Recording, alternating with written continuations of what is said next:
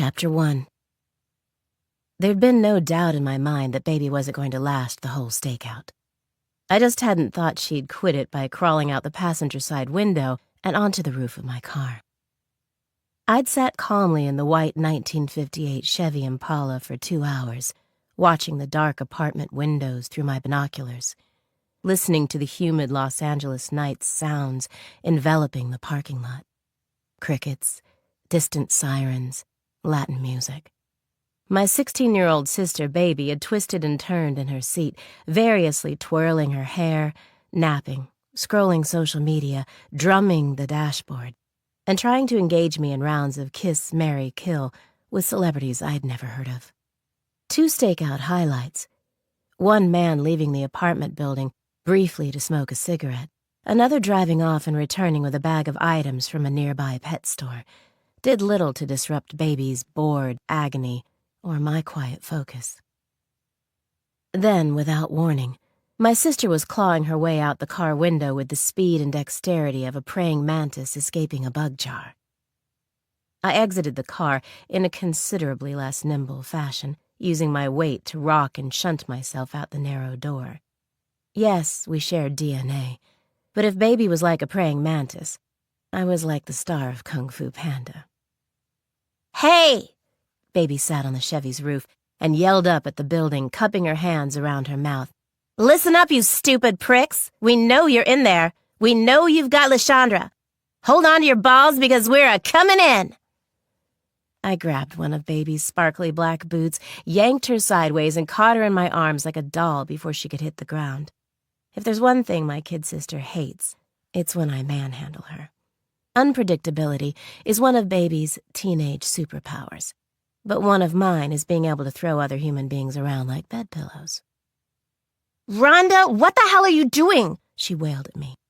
"What am I doing? What are you doing? You just blew our cover." "So what? We've been sitting here doing nothing." "We're gathering intel." "We know the guys in that apartment have our girl. How much more intel do you need?" A couple in the street beyond the edge of the parking lot had overheard Baby and were now pressed together, trying to figure us out. I caught the word police. Baby wriggled out of my arms. "I'm tired of sitting on my ass watching these guys and doing squat to save Lashandra. You gave me lead on this case," she said. "I've decided we're going to charge the doors, grab our girl, and go get tacos to celebrate. We'll be home by midnight and done with this sickeningly dull case." She popped open the trunk and went rummaging around behind the seats. "Giving you lead on this was a big mistake," I sighed. "This was your first chance to show me you have the patience and maturity to make major decisions at the agency. You failed, Baby." "I failed?" She straightened, laughing. "Rhonda, I've never failed at anything in my life." "Could have fooled me." "Why do I need to show you anything? I don't have to prove myself to you. You know, there's a whole bunch of decisions that seem to automatically fall to you," she said. "We decided to start this detective agency together. We've both been private detectives for the same amount of time. Now suddenly you're in charge and you're picking the cases. You're grading me. You're giving me lead?" "Baby, I am in charge," I said. "Dad's dead. I'm your legal guardian. I'm more than twice your age, and I'm a lawyer, okay? I know criminals. I know investigations. I know cops. I know the kind of cases we can and should take so we can establish our street cred. Legally speaking, you're still a child." "Oh, give me a break." "You give me a break." A man stepped up to us. He seemed to materialize from behind our vehicle, where the trunk abutted the wet palms. The hammer of his huge revolver clanked down heavily as he pointed it at Baby's face. "Don't move," he said. "Either of you." Chapter 2. A bolt of adrenaline hit my chest, freezing all thought. For a second there was nothing but the gun and my kid sister in the line of fire, the purest manifestation of all my worst nightmares. It didn't matter who the guy was. What mattered was his finger on the trigger, the ability of that single digit to destroy my entire world. "Phones," he said, slowly. We extracted our phones from our pockets and handed them to him. I glanced around, sweat already beading on my brow. The curious couple was gone. The gunman tossed our phones into the palms. "Move," he said, gesturing toward the apartment building with the gun. We walked. I gave Baby a "don't do anything stupid" glare. She shook her head, disgusted. "Listen," I said, glancing back at our captor. I clocked the tired expression on his stubbled face. "We don't even know where you want us to go." "Third floor," the guy said. "It's the apartment you've been out here watching. The one you were just shouting at." "We weren't—" "Don't play dumb with me, all right? I don't get a lot of sleep in my line of work. My patience is at an all-time low." The man grabbed a handful of my shirt and shoved me onward. We started up dimly lit stairs, and my stomach sank. There were good signs about the situation, but not many. The guy hadn't patted either of us down, which meant he was probably unaccustomed to, maybe unprepared for actual violence. The gun he carried was big and chunky and awkward in his hand. It looked unused, something meant only to scare us. But my fluttering confidence took a nosedive when we reached the third floor. There was another, much shorter man at the door to the apartment. He also had a gun and looked tired, but he seemed meaner than his partner. I heard dogs barking inside. One had the wet, hysterical, savage bark of a big animal losing its mind. Baby and I were shoved into the apartment. It was dark, lit only by colored LED lights and dozens of reptile and fish tanks lining one wall. I saw lizards and spiders and snakes in there. Huge, coiled pythons sagging over branches and hairy tarantulas scaling rocks. Beneath the aggravated, panic-driven barking of the dogs was a different rumble of noise. Parrots squawking in another room, fish tank pumps humming and bubbling, cats whining. A dozen dogs of different breeds rushed over and swirled around us, some snuffling and pawing at our legs, others standing back and yapping, muzzles up in challenge. Among them, I spotted our girl, Lashandra, a sleek and googly-eyed Italian greyhound who stood trembling at the back of the pack. The dog that was on the border of insanity was a hellish hound who looked like it could have swallowed Lashandra whole. The dog was chained to a U-bolt mounted to the wall. Its scarred, boxy black head was held low, and its clipped ears shone pink in the weird light. All the other dogs stayed well outside the range of its chain. The dog's yellow eyes were fixed on Baby. I felt her cold hand slip into mine. Not for the first time since I'd met my sister less than a year ago. I was overcome by the intense, soul-squeezing maternal instinct to protect her, and I knew someone was about to get hurt. I just didn't realize how bad. Chapter 3. The two armed men huddled near us. "What were you thinking?" the small one asked the tall one. "Are you a goddamn idiot?" "I wasn't thinking anything. I can't concentrate with all this noise." "What are we supposed to do now? They've seen everything. They've seen our faces." "They'd already seen our faces, man. I think they've been out there for hours. Probably saw me leave for cigarettes. Saw you bringing up the birdseed." I forced a long, slow breath. Tried not to think about the guns and the surprise and desperation that these two men were clearly feeling, or about how guns and surprise and desperation made terrible bedfellows. It was time to argue. I told myself this room was no different than the hundreds of courtrooms I had commanded in my life. "Hey!" I called and pointed to Lashandra. "We're here about that one dog. Just give her back and we'll clear out. There's no need to make things worse than they already are, okay? You've already committed California Penal Code 245A and 207 PC here tonight, guys. Assault with a deadly weapon and kidnapping. That's 20 years. Don't do anything that's going to make it life for the sake of a few $1,000. The gunman stared at me. I felt like I was getting through to the big guy, at least. He looked calm, ready to listen, his gun almost forgotten by his side. A tiny wave of relief rose in me. It crashed when the smaller man raised his weapon and shot his partner in the head. Chapter 4. Wetness on my face. The sound of the gunshot blasted through every living being in the room, even the tiniest ones. The dogs around us sank down in unison, cowering. The birds in the other room began to scream and thrash in their cages. My kid sister clung to me. The taller gunman slumped on the hardwood floor. His partner, frighteningly calm, stared down at his lifeless friend. "It's not just a few $1,000, he said. "There's $500,000 in this room alone." I stifled a furious growl of regret. In my haste to focus on positive signs about the big man who'd abducted us, signs that pointed to our chances of surviving, I hadn't paid much attention to the signs that his little partner was a cold-blooded psychopath. The icy, empty eyes. The scratched and beat-up gun. The expert way he handled it, like an artist with a brush. "Listen," I said. "Please, just listen." "No, you listen," the gunman said. He pointed to his dead partner. "You see that? That's the kind of mood I'm in. Eric and I have been working on this gig for 3 months. What happened to him just now is what happens when people push me and push me and push me." "Okay," I said. "We get it. Nobody's trying to push you." "Bringing you up here?" He shook his head. "He's been doing dangerous stuff like that for days. It's like he wanted us to get caught." A moment of opportunity. The gunman glanced around the apartment, trying to decide, I supposed, how he was going to hold us. Whether he would even bother. Baby used the precious seconds to shrink away from me. I wanted to grab at her and tuck her behind me, but I knew she was being smart. We shouldn't stick together. Make ourselves one target.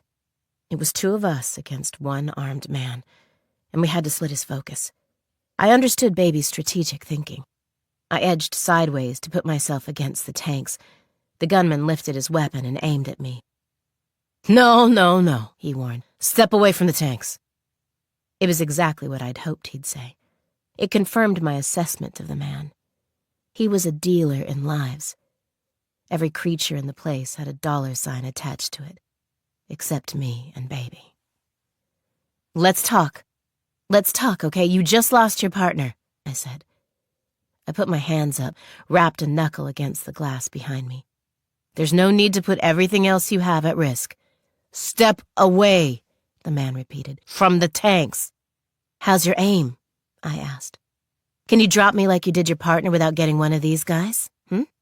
He's pretty." I pointed to a big green lizard in a tank beside my head. "What's he worth?" Movement caught my eye. Baby was running with my idea. She picked up a woolly black puppy that had been cowering at her feet. The gunman swung around, pointed the gun at her, then immediately lowered it so the barrel pointed at her legs, away from the dog. "Oh!" Baby's eyes widened. She was smiling, but her cheeks were hard and tight. "Did you see that, Rhonda? I think I might have one of the big-ticket items here." "Okay, don't be stupid," the man said. "That's a $20,000 dog you're holding. Put it down or I'll shoot you in the foot." "You do that and I'll throw the puppy to Cerberus over there," Baby said. She edged closer to the big dog on the chain. "You hungry, boy? Yeah? You want an expensive snack?" I let my eyes drift down to the tanks beside me. I saw a coiled-up snake. It was acid yellow and black, striped. Too pretty to be harmless. The monster dog was almost choking itself, trying to get at Baby and the puppy, its growls becoming strangled snorts, claws ripping at the carpet. The gunman was inching closer to them, corralling Baby into the beast's bite range. "Put it down!" The man tightened his grip on the gun. "Put the dog down!" "You put the gun down!" Baby yelled. "Hey!" I called. The gunman pivoted toward me. I pushed off the top of the tank next to me, grabbed the striped snake, and hurled it at him. The man dropped his gun, and in the microseconds during which he twisted, his instincts warring between catching the snake and cowering from it, Baby seized the chain connecting the dog to the wall and unhooked it. They say you should never run from an attacking dog. When you act like prey, it sets off its killer instincts, the wolf inside. The man chose to flee from the snake. He turned, and in that single vulnerable motion, he lit a fire in the big dog's brain. Baby dropped the puppy and grabbed the fallen weapon as the beast rushed at the gunman. The air was filled with human screams. I saw my sister aiming the gun and struggling to decide if she should take the animal's life to save the life of the man who was trying to kill us. The girl full of bravado was gone, and a scared kid with a deadly weapon and an impossible choice was standing in her place. I took the gun from her hands and shoved her out of the apartment. Chapter 5. Baby paced the parking lot, her head down, swiping furiously at her phone, which she'd rescued from behind the palm trees. Nervous energy and excess adrenaline. I leaned against my Chevy, thinking back over the statements I'd just given to a pair of detectives. The LAPD and Animal Control were swarming the apartment. It was after midnight. Now and then Baby returned to me and shoved her phone in my face. The puppy was a Tibetan Mastiff. Look, the guy was right. 20 grand apiece. Uh-huh, I sighed. The snake was a banded kite. Okay. It's the 6th deadliest snake in the world. Baby, its venom causes paralysis, liquefies your lungs, makes your eyeballs bleed. Baby, you're not helping, I said. A patrol officer in an immaculately pressed dark blue uniform approached me for another exhaustive run-through of the murder in the animal apartment. She noted everything down on a small pad while I marveled at how shiny her badge was. Her name tag said Ramirez. In the distance, the gunman who had been mauled by the monster dog was being wheeled out on a gurney, his body swathed in bandages. Ramirez told me that after mauling the gunman, the dog had gone and sat quietly in a bedroom without harming any of the animals in the apartment. I admired the dog's restraint. The big dog seemed to innately know who was good and who was bad in the world, which was something I wasn't sure I'd mastered myself. When can we get back in that apartment? I asked Ramirez when she began to wrap up. Oh, you two are done here, she replied. She looked us up and down. Animal Control's in there trying to find the snake you let loose. We'll call you if there are any further questions. That's bullshit. Baby pointed at the apartment building. All those animals up there are stolen. We found them. They're ours to reunite with their owners. No, they're not. It's our bust, Baby exploded. There'll be tens of thousands of dollars in reward money. Well, boo-hoo, Ace Ventura. Ramirez sneered at Baby. I'm not in the business of handing over evidence so that wannabe bounty hunters can make some cash. Look, I said, you're a newbie, right? I mean, you must be real new. That badge is so bright, I'm getting a headache from the glare.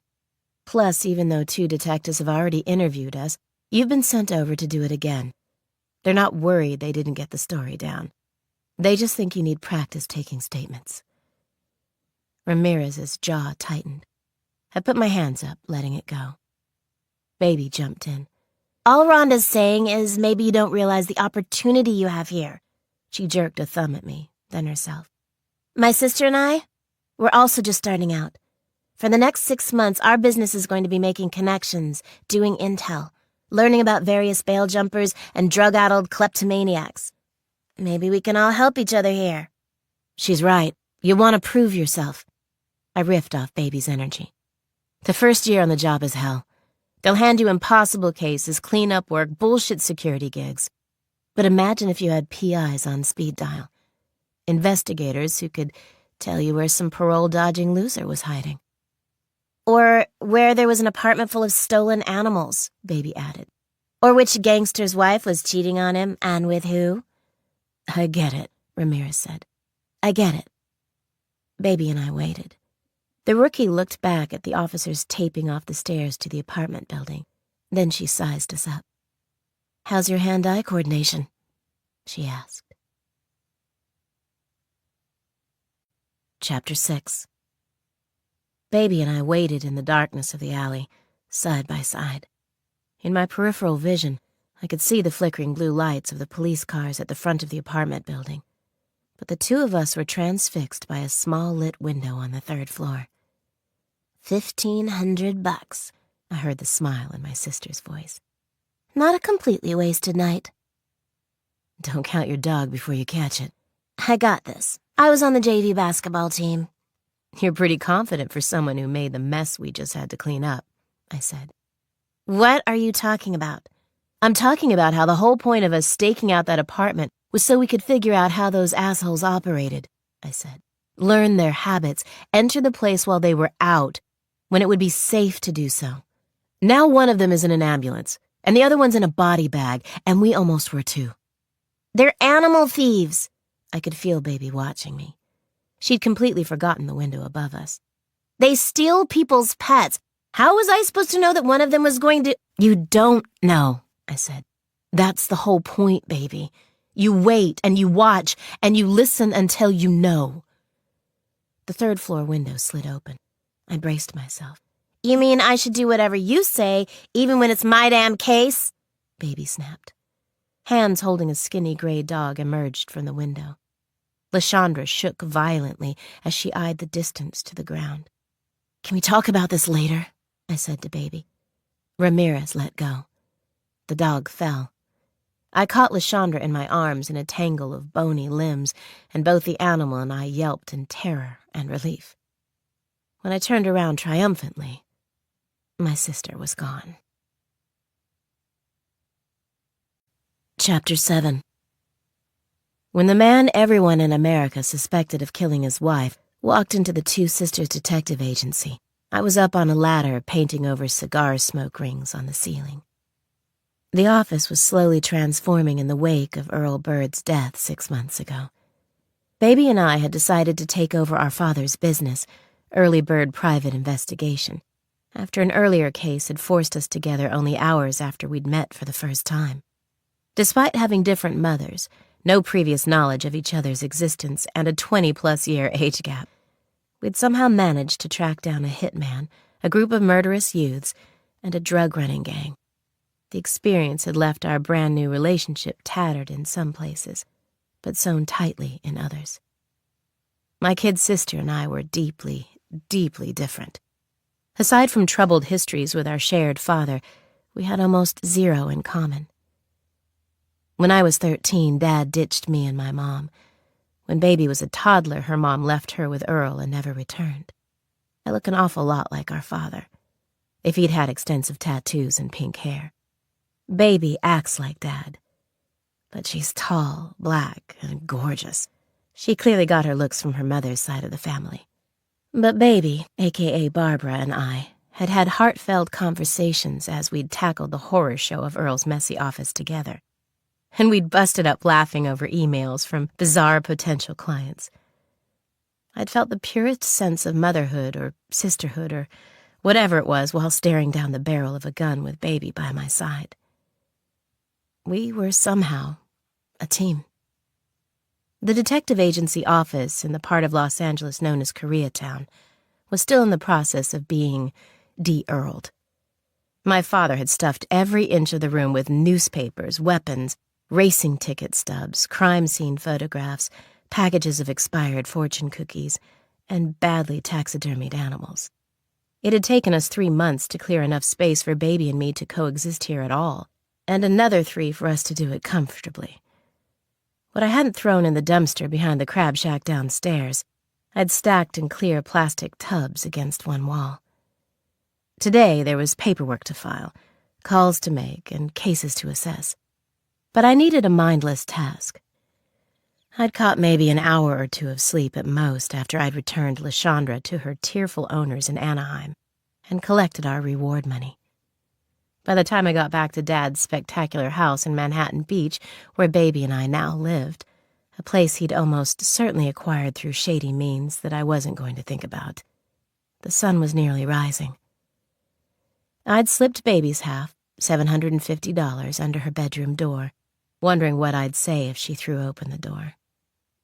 But she didn't, and there'd been not a peep from the angry teen this morning either. Guilt and anger were warring in my brain. I decided to focus on our long to-do list instead of waiting around for Baby to wake up. So I'd driven over to the office early. An hour or so later, from atop the ladder, I'd seen the figure of a man hovering in front of the frosted glass of the agency door. I'd looked through the big bay windows behind my desk and spotted 2 LAPD squad cars in the parking lot. Curious. But when my visitor walked in and I saw who it was, the police presence made more sense. The man came into the office clutching a cardboard box to his chest and glanced up at me in the same vulnerable, evasive way I'd seen him do on TV. Hi, he said. Hi yourself, I said. I put my paintbrush down. You're Troy Hansen. People keep saying that, Troy said, looking everywhere but at me. You're Troy Hansen, like I'm a famous actor. Well, you're famous for something, he said, frowning. I'd recognized Troy Hansen immediately. News channels had been running hourly updates on Troy, or more specifically, on Troy's missing wife, Daisy, who hadn't been seen for almost a week. Daisy was the type of missing person who usually captured the nation's attention. White, middle-class, blonde, tanned, athletic, perfect teeth. The internet was aflame with analyses of her husband's awkward body language, the lack of warmth in his tone, the timeline of his movements on the night Daisy had disappeared. Even though I'd actively tried to avoid the tawdry trial by media, I'd still managed to absorb most of the details of the case. I'd seen the same video of Troy, floppy-haired, pale, scratching the back of his neck while avoiding eye contact with a reporter on his porch, so many times. I was sure I would remember it in my nursing home days. I knew that Troy had not reported that his wife was missing until almost 2 days after she'd disappeared. I knew there'd been evidence of a struggle in the family home. Broken glass had been found. Blood, too. I knew that Daisy hadn't used her phone, her social media accounts, or her credit cards since she'd disappeared. I'm looking for Earl Bird, Troy told me, putting his box on one of the chairs in front of my desk. I got down from the ladder, and he handed me a small, faded business card. I recognized it from the thousands I had tossed out while cleaning the office. I handed Troy back the card. Look, I'm Rhonda Bird. Earl was my father. He passed away last year. Oh, damn. So are you closing this place down? No. My sister and I run the business now. But we don't go about things the same way Earl did.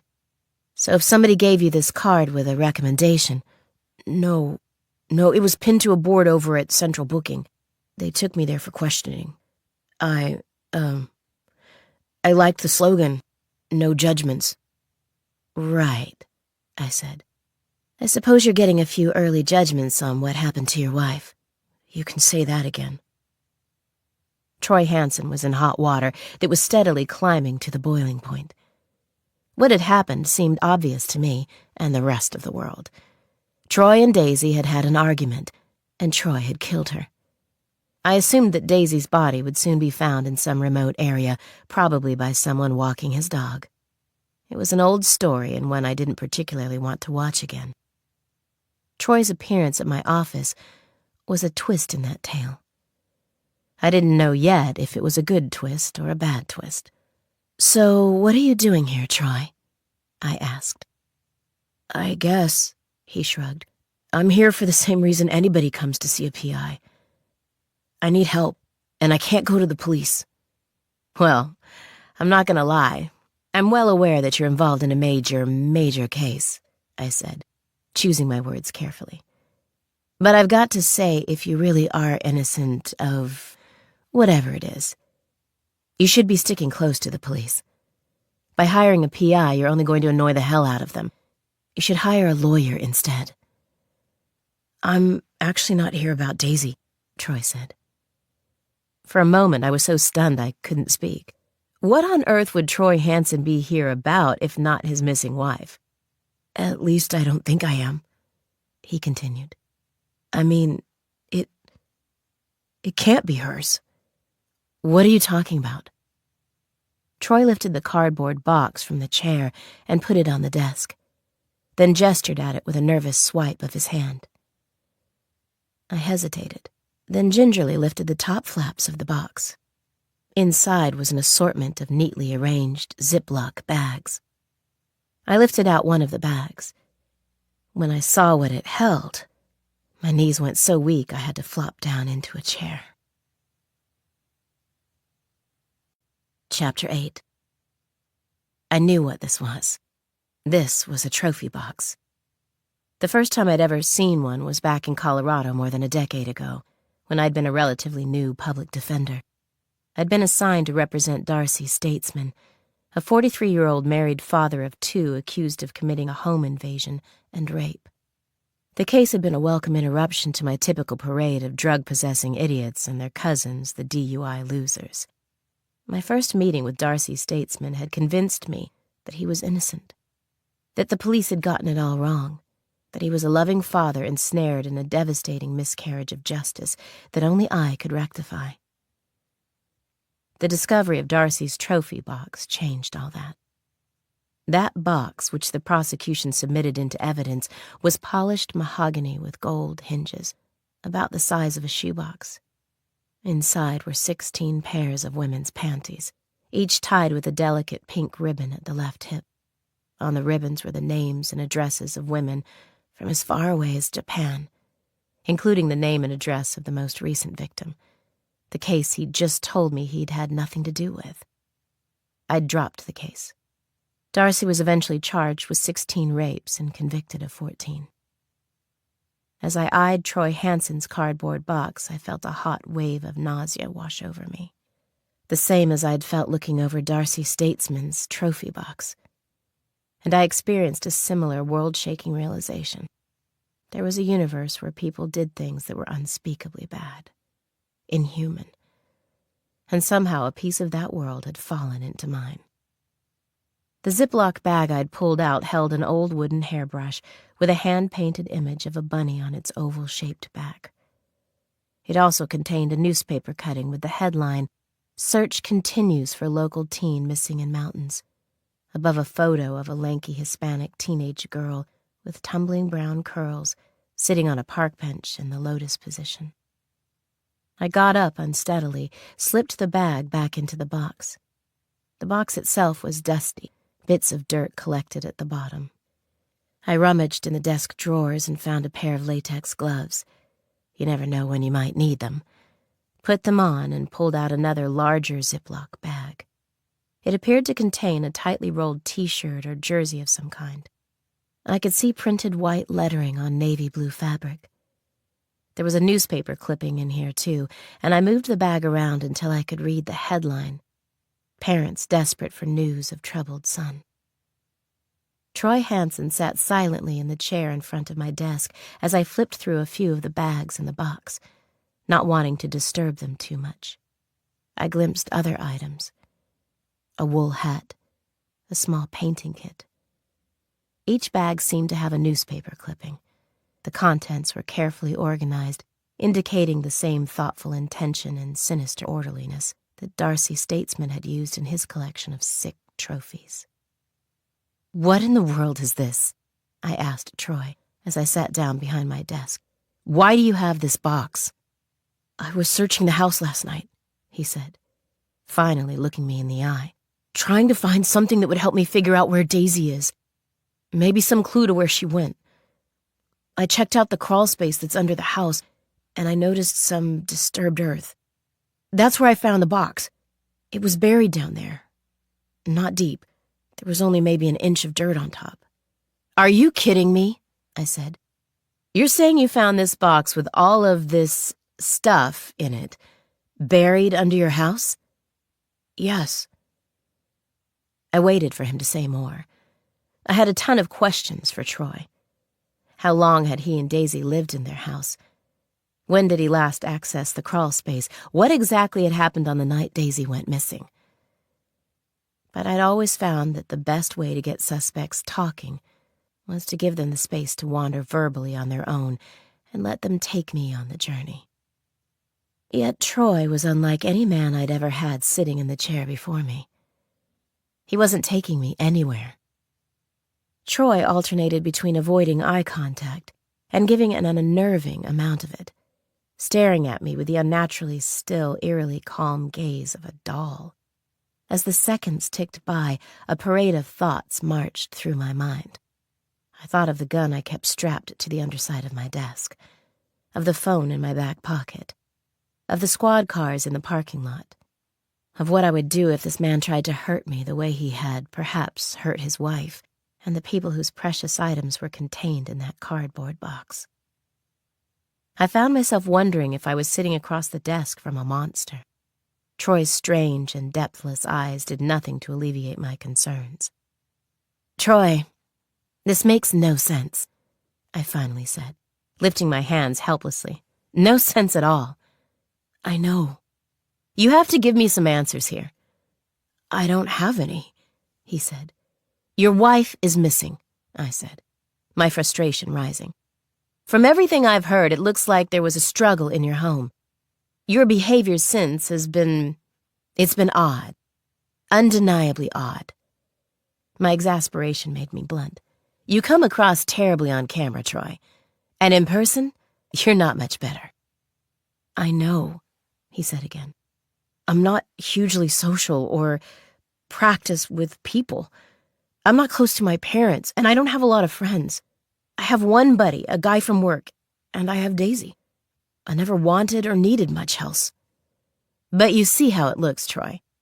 Like you're an unsocialized loner with a missing wife who pops up in my office carting what seems to be a creepy collection of artifacts from other missing people." Troy sighed and put a hand up. "I know how it looks. It looks like I killed Daisy.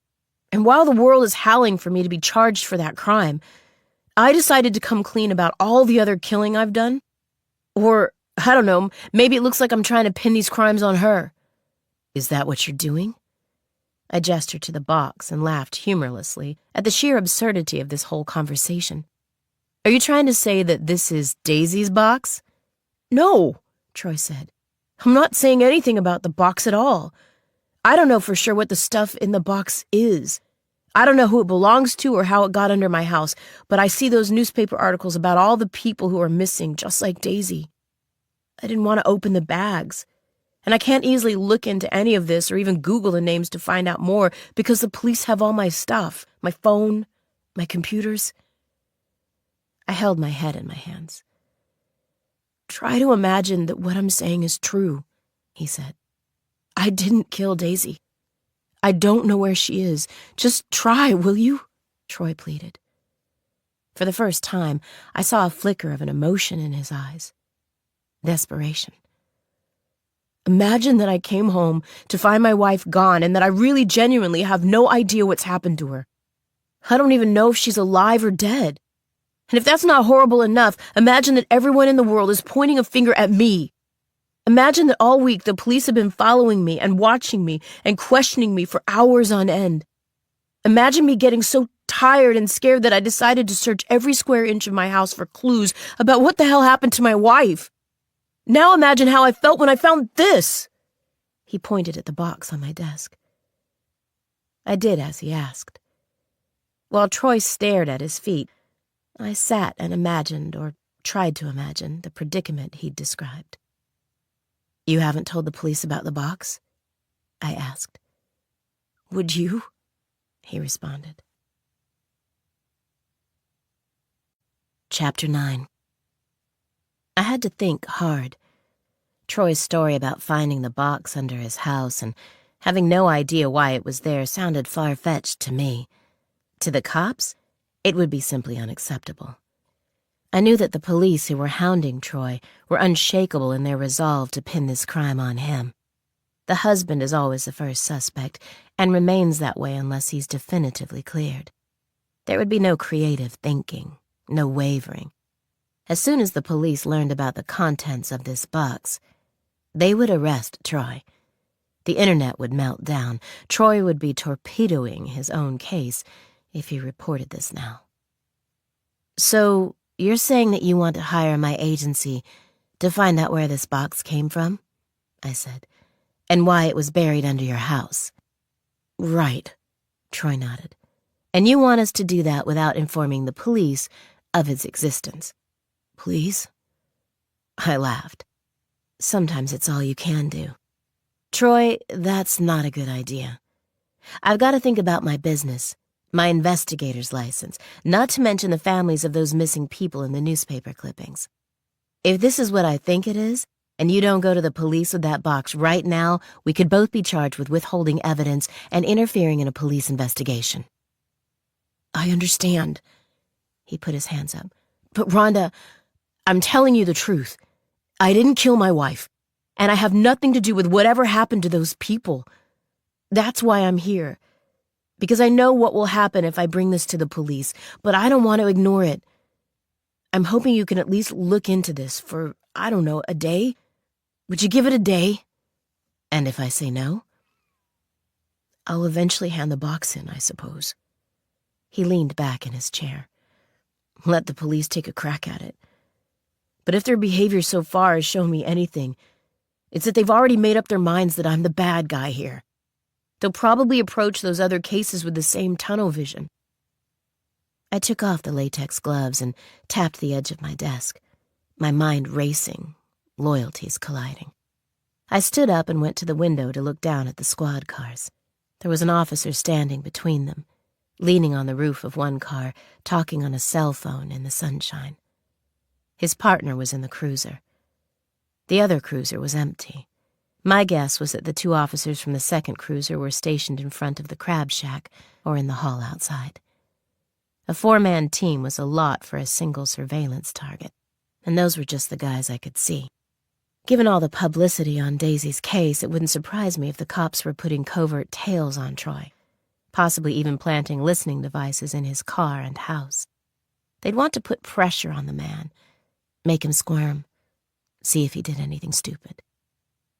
Every cop in the state is on me, Troy said, as though he could hear my thoughts. But if I'm a killer, nobody's in any danger from me right now. I said. So will you do it? He asked. Will you help me? I don't know, I said. I need more time to make a decision. Okay, he said. Troy stood and waited uncertainly in front of the door, his hands clasped. I told the cops at my house when they saw me leaving with the box that it was full of paperwork and that I was coming here about a private matter. I suppose they'll want to question you as soon as I'm gone. I'll fend them off until I've made a decision, I said. I opened a desk drawer and pulled out a spare burner phone I kept there. Take this. I'll call you in an hour and tell you what I'm going to do. Chapter 10. Baby fumbled for her phone on the nightstand in the pure blackness of her bedroom, knocking a bottle of water, a packet of gummy bears, and a box of tissues to the floor. Hello? You'll never believe who just showed up here, Rhonda said, her voice tight with excitement. By the time her sister was finished recapping her encounter with Troy Hansen, Baby was fully awake. She stood squinting at the beach view outside her window, the blazing sunlight reflecting off the ocean, and the bizarreness of the tale had rocketed her into consciousness. Baby inhaled deeply. This was big. Stories about Daisy Hansen, Troy's missing wife, were all over her socials and FYP, and the hashtag #TroyKilledDaisy was everywhere. No freaking way, Baby said. Yes, freaking way. Rhonda sounded like she was getting in her car. Baby heard the thunk of the Impala's door closing, the whiz of the seatbelt, and the grunt of the engine coming to life. I was just interrogated outside the crab shack by some of the cops who'd been tailing Troy. They wanted to know what he was doing at our office, of course, and they wanted to see what was in the box he brought over. What did you do? I played my lawyer card. They have no legal right to know what Troy or I discussed or what's in the box. You cited penal codes? It works, baby. So, are we going to take this case? Are you crazy? Of course we are, Rhonda said. Baby felt a flame of exhilaration ignite in her chest. It was quickly snuffed out when Rhonda continued. But baby, I'm lead on this. If last night showed us anything, it's that even the most benign cases can turn malignant in an instant. This could be a murder we're dealing with. Or if it turns out that the contents of the box and Daisy's disappearance are linked, a series of murders. So if I tell you to... Come on, Rhonda! Baby slumped to the carpet, leaned her head on the windowsill. Can you press pause on the lecturing for like half a minute? Do you know why I lecture you all the time, baby? Rhonda said, getting heated. It's because I actually care about you. Don't go all lovey-dovey on me. Listen, If we slip up, or if we get too confident, or if we— You mean if I slip up, Baby said. If I get too confident. If I blow our cover and I get us made into a serial killer's skin suits. That's what you're thinking, isn't it? After a moment, Rhonda said, I don't think that. You sure? Baby, Rhonda sighed. Fine, you're right. I'm sorry. What was that? I think my phone cut out. I said I was sorry. Uh-huh. Yeah. Listen. Have you left the parking lot yet? Because maybe 2 crab rolls would make up for this. Maybe. It's worth a shot. Don't get too smart with me, Rhonda said. But Baby heard the engine cut off. I just need to know that you know that I'm lead on the Troy Hansen case. That's all. Say less, boss. Baby yawned. Once her sister hung up, Baby scrolled through her notifications. She had a message waiting for her on Craigslist. She opened it, read through it, and smiled. Rhonda might be lead on the cases at the agency, but she wasn't lead in Baby's life. Never had been, never would be. Chapter 11. I stopped by the house with the crab rolls for Baby. I was hungry too, so I'd gone ahead and bought us 6. After we ate, I hustled her into the Impala for the hour-plus drive from our house in Manhattan Beach to Glendale, where Troy Hansen lived. I figured we should visit our new client at the scene of the crime, so to speak. Baby was applying lip gloss and admiring herself in the passenger seat sun visor's mirror as we approached the Hansen residence on Bonita Drive.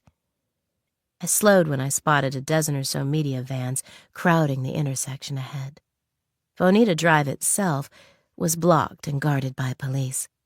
Troy had mentioned that they would allow only residents and known guests through. This is insane. Baby flipped the mirror back up and looked at the huddles of press standing in the sunshine, comparing notes.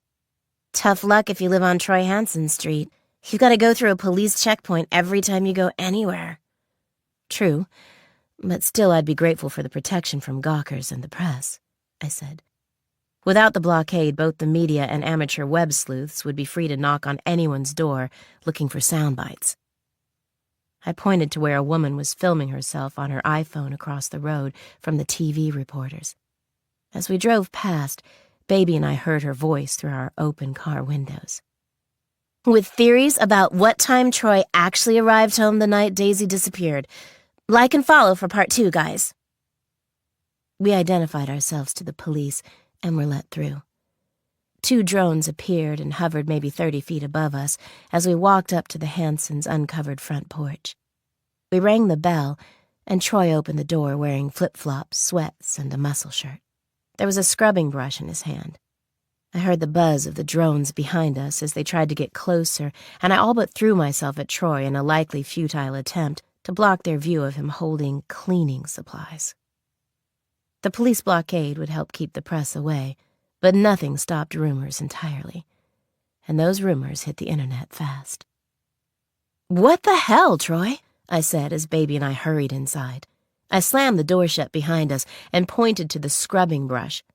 The air smelled of bleach. "What are you doing?"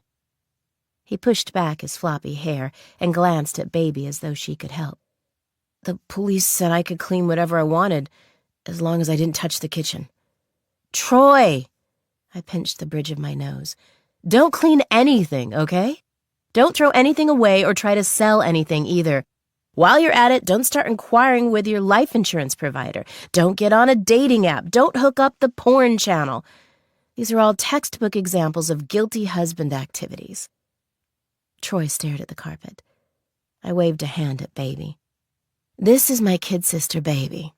She's my partner at the agency." "Don't start doing any gardening either." Baby took up where I'd left off. "Those drones film you in the yard with a shovel and the whole internet will fry. Satellites will burst into flames in the stratosphere and tumble to the earth." "I have to do something." Troy went to the couch in an immaculate living room. "I'm going nuts. If I go out there, people start filming me or yelling at me. If I stay in here, all I have is the television, and it's either murder documentaries, murder dramas, or coverage of Daisy and me." So let's give you something to do, I said. You're going to walk me through what happened the night Daisy went missing. Troy's pale, hairy toes twitched on the rubber surface of his flip-flops. The drones buzzed outside, a tap dripped somewhere, and the house stood otherwise still and empty, and smelling of cleaning products. I noticed a bowl of decorative wicker balls sitting on the huge coffee table. Magazines were fanned out near them. They looked pristine and unread. Eventually, Troy spoke. I came home. Daisy's car wasn't here, he said. He gestured over his shoulder toward the kitchen without looking at it. I saw the blood right away. Chapter 12. As Troy and Rhonda spoke in the living room, Baby wandered into the kitchen, unable to stay away any longer. The infamous Hanson kitchen, center of social media speculation, was there before her, marked with the telltale signs of an exhaustive forensic effort. Baby had seen a couple of crime scenes in her time, had been dragged along by her father when she was a little kid. She recognized the photographic exhibit tags, the lines made with erasable markers, the strips of painter's tape. There was the acidy smell of luminol and the smudge of a pencil on the otherwise spotless white marble counters. The shiny appliances were in a weird group at one end of the counter.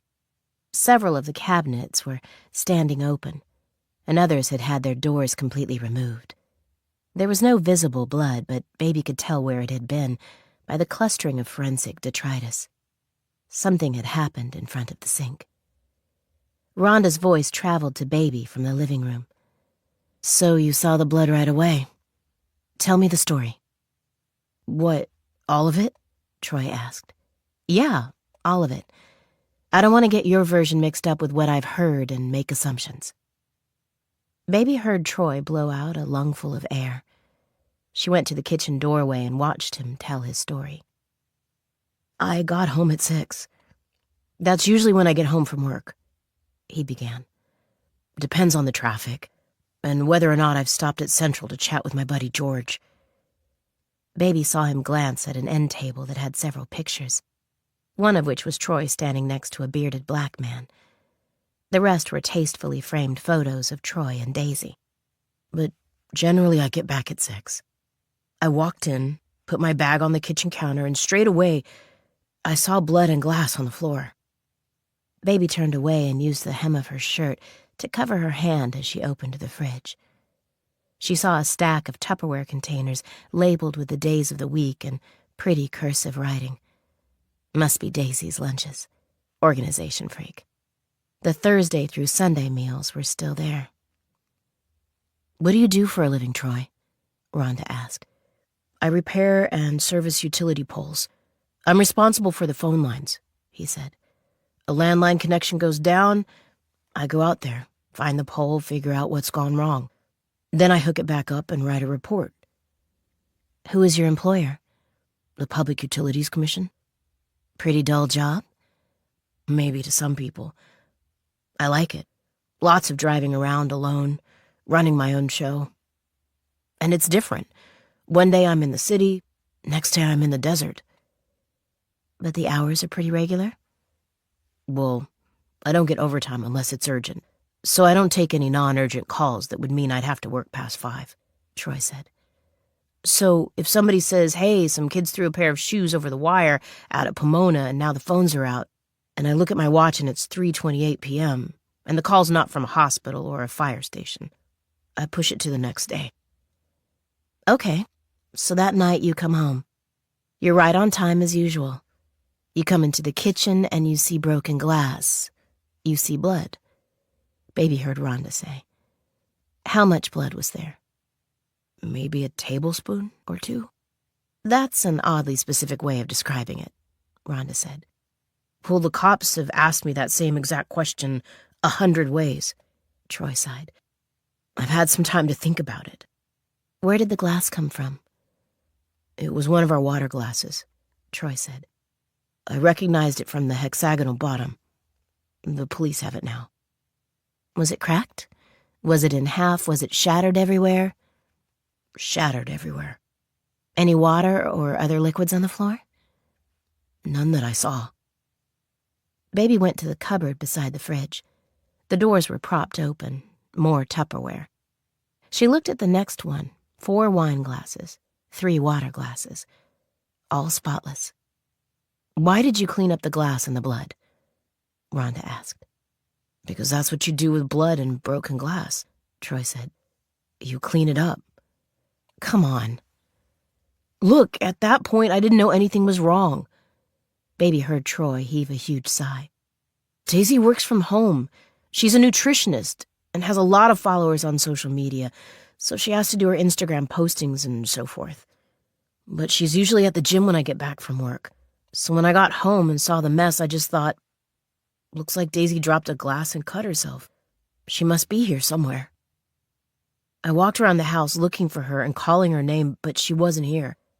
And her car wasn't here either. What kind of car did she drive? A Honda Civic, a little red one. Okay. So then what did you think? Nothing. Nothing? There wasn't anything to think, Troy said. Daisy somehow broke a glass and cut herself, and then apparently she went out without cleaning it up. That's all I knew. You weren't concerned, even though she was obviously hurt. You didn't wonder why she hadn't cleaned the mess up herself? Well, sure, it seemed a little inconsiderate to leave it like that, but it didn't seem serious, as far as I could tell. You never hear about people dying from water glass injuries. I just figured she'd gotten distracted, and she was probably at the gym like usual. A pause in the conversation in the other room. Baby kept listening while staring out at the Hansons' beautiful backyard. She wanted to rush back into the living room and blast Troy for all his weirdness and nonsensical answers. But Rhonda's warnings lay over her like a blanket. Rhonda was lead. Baby needed to take a back seat, let her sister do the talking. So after you came home at 6, Rhonda said, you stayed in. You didn't go out looking for Daisy. You didn't try to contact her. No. What did you do? I watched TV and then went to bed. It didn't concern you when Daisy didn't come home that night? Another awkward pause. I get it, Troy said. People keep asking me, why didn't you text Daisy? Why didn't you search the neighborhood? Why didn't you call the police? Why didn't you preserve the crime scene? I didn't know it was a crime scene. I just came home and saw something weird. That's all. It's not like I opened the fridge and found her severed head in there. Baby stopped a surprised laugh just as it hit her throat, swallowed it. She leaned against the kitchen doorway and looked across the hall to the living room where Rhonda was sitting on the couch. Baby caught her sister's eye and raised her eyebrows, but Rhonda didn't respond. Troy, Rhonda said, you shouldn't be saying things like that, not to me, not to anybody. I sure hope you haven't been talking so casually about your wife's possible death with the police. I can barely remember what I've said, Troy said. The first interrogation was 8 hours straight. No food, no water. Baby left the kitchen and checked out the bathroom. The mirror was spotless, and a bucket of hot, soapy water stood steaming in the middle of the floor in front of the toilet. There was soap in the grout in the shower. She spotted more signs of police activity. The drain covers in the sink, shower, and floor were all missing. She opened the mirrored cabinet and found empty spaces where she assumed there had once been bottles of pills that had been taken into evidence. When did you first try to make contact with Daisy after you came home and found the blood? Rhonda was asking as Baby returned to the living room. The next morning. Troy watched Baby, only his eyes moving. I texted her that I was going to work and to have a nice day. I expected her to call me at lunch. Troy, Rhonda was sitting on the edge of her seat, her hands tightly clasped. Baby could sense the frustration coming off her in waves. You must understand how strange this all is. Your behavior. I'm a strange guy, I guess. Troy fiddled with his fingernails. I've been told that before. The police, keep telling me a normal person would have assumed Daisy was in some kind of danger when he saw the blood and she didn't come home. Exactly. Rhonda opened her hands. I just didn't assume that, Troy shrugged. Why not? Daisy is a smart, capable, independent woman. I didn't immediately assume she needed rescuing from some kind of perilous situation. And the odds that somebody came in here, into our house, hurt her, kidnapped her, and brought her to some unknown location? He threw his hands up. They're infinitesimal. Daisy and I were not drug dealers. We're not international spies. What possible reason could anybody have for doing that? Rhonda didn't answer. I assumed that something much more likely had happened, Troy said. I figured she'd gone to a friend's house after the gym, or maybe went to a doctor to get stitches for the glass injury or whatever. And you weren't curious as to which one of those had happened? Rhonda asked. No. Baby caught Rhonda's eye again and beckoned her over. Rhonda left Troy sitting on the couch, staring at his hands, and the two sisters walked down the hall toward the guest bedroom. We've hit the big time, Baby said in a low voice. What makes you say that? Rhonda asked. Because this guy murdered his damn wife, Baby said. It's as plain as the nose on my face. Chapter 13. Rhonda waited, her arms folded over her Opeth t-shirt. The sunlight from the windows overlooking the manicured yard made her round cheeks glow. We're going to take down Troy Hansen, Baby said, trying to put her thoughts in order. Excitement was fluttering in her chest. We're going to be the ones to get him. Not just for killing Daisy, who is clearly lying around here somewhere decomposing, but for killing all those other victims too. The movie rights are going to sell for millions. Baby grinned at Rhonda. Her older sister looked unimpressed, verging on disgusted. Where's your smoking gun? We're standing in it. Look around you, Baby said. This place screams sleeping with the enemy. The labeled Tupperware, the soulless knickknacks, the hotel art. The whole house looks like a Zoom background. Baby, Rhonda said, you need to play your own devil's advocate here, okay? Yes, the house looks like an IKEA showroom. So what? Maybe Daisy likes it that way. You want to analyze the decor and use it to accuse Troy of murder? You can go right outside with all the other wannabe TikTok sleuths.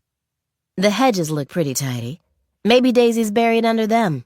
You want to go check? Rhonda, look, baby, I want a partner on this case. What I want from you is criminal investigation, baby. Not 30-year-old movie references, not cliches and prejudices. He didn't even try to call or text her, Rhonda. I know this may be hard for you to believe, Rhonda said slowly. But once upon a time, people didn't call and text each other every 6 seconds. You could be dating someone and go a whole week without speaking to them. Husbands and wives didn't know each other's exact geographical location down to the square foot all the time. Okay. Baby backed away. Now you're talking to me like I'm an idiot. I'm trying to get you to think laterally, Rhonda said. We've got to exhaust all possibilities to determine that Troy didn't do this. Why? Because no one else is going to, Rhonda said. Oh, don't give me that innocent until proven guilty bullshit, Rhonda. It's not bullshit, baby. It's the basis for our entire justice system. Will you go ahead and exhaust yourself? Report back to me when you've finished wasting your time, Baby snapped. Before Baby could turn away, Rhonda grabbed her arm. If you're going to storm off, can you at least do me a favor? She slipped a small, cold metal disc into Baby's hand, a GPS tracker. Tag Troy's car, and don't let the cops see you do it. Baby stepped out onto the Hansons' porch and watched the shadows of the drones cross over her without looking up at them. She kept her head bowed, went to Troy Hanson's blue truck and leaned against it, then took out her phone and pretended to read a text. Rhonda's dismissal of her excitement over the Troy Hanson case had made the muscles of her neck tighten with fury. For months, she and her sister had been chasing insurance fraudsters, cheating boyfriends, and missing pets. Now they were deep inside a real mystery, and all Rhonda wanted to do was plod around searching for alternatives to the plain reality that Troy had killed his wife, and probably several other people. Baby sighed, then opened and scrolled through TikTok. The third video that came up on her For You page was of a young man with a buzz cut, and Baby felt a pang of surprise when she realized that he was standing in front of footage of herself and Rhonda arriving at the Hansen house less than an hour ago. She unmuted it. "All right, guys, this just in. My man at the DMV ran the plates of the car that just pulled into the Hansen driveway, and it seems a Miss Rhonda Bird is at the house today. She runs a private detective agency in Koreatown. Seems to unofficially employ her younger half-sister Barbara, who we can see on the left there. Barbara is also known as popular fashion and travel influencer Baby Bird, but she's gone quiet. Probably training to become full partner in the agency once she's old enough to get her license. But look, this is a crazy, crazy development in the case, everyone. Have these women been hired by Daisy's parents or by Troy himself? What do the cops think? Comment your theories and I'll be back when I have more." The video ended. Baby scrolled through a few more videos, duets, and blind reactions to the one she'd just watched. Then she went over to Craigslist and checked her messages again. There was a new one waiting. "I'll be here. Come any time." Baby squeezed the GPS tag Rhonda had given her, looked at the Hansen house. She could see Rhonda and Troy through the windows. Baby was literally on the outside of the investigation looking in. "Fuck it," Baby said. She bent slightly like she was scratching her hip, tucked the tag under the wheel hub of Troy's car, and listened for the click as the magnet locked on. Then she walked down the driveway and into the street toward the police checkpoint as she called an Uber. She put her home address in as a quick stop on her 2-part journey. Where she was going, she'd need to bring a gun. Chapter 14. After Baby left, I stayed and talked to Troy a little longer, but he didn't reveal much more. Baby's sudden absence felt like the elephant in the room. When I passed the police checkpoint, I felt dozens of eyes watching. I wasn't terribly surprised when I was pulled over barely 2 streets away from Bonita Drive. Squad car with flashing lights, sirens. I recognized the officer in the vehicle and put my forehead on the steering wheel. He took his time striding over to my car and leaned his huge forearm on the window frame when he got there. "Dave?" I gave him a smile that was so fake it actually hurt my cheeks. I hadn't seen David Summerlee since I'd stopped answering his calls after our last date. "Rhonda."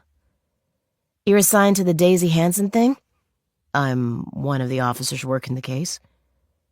The tall, sandy, blonde, square-jawed police officer glanced around the inside of my car.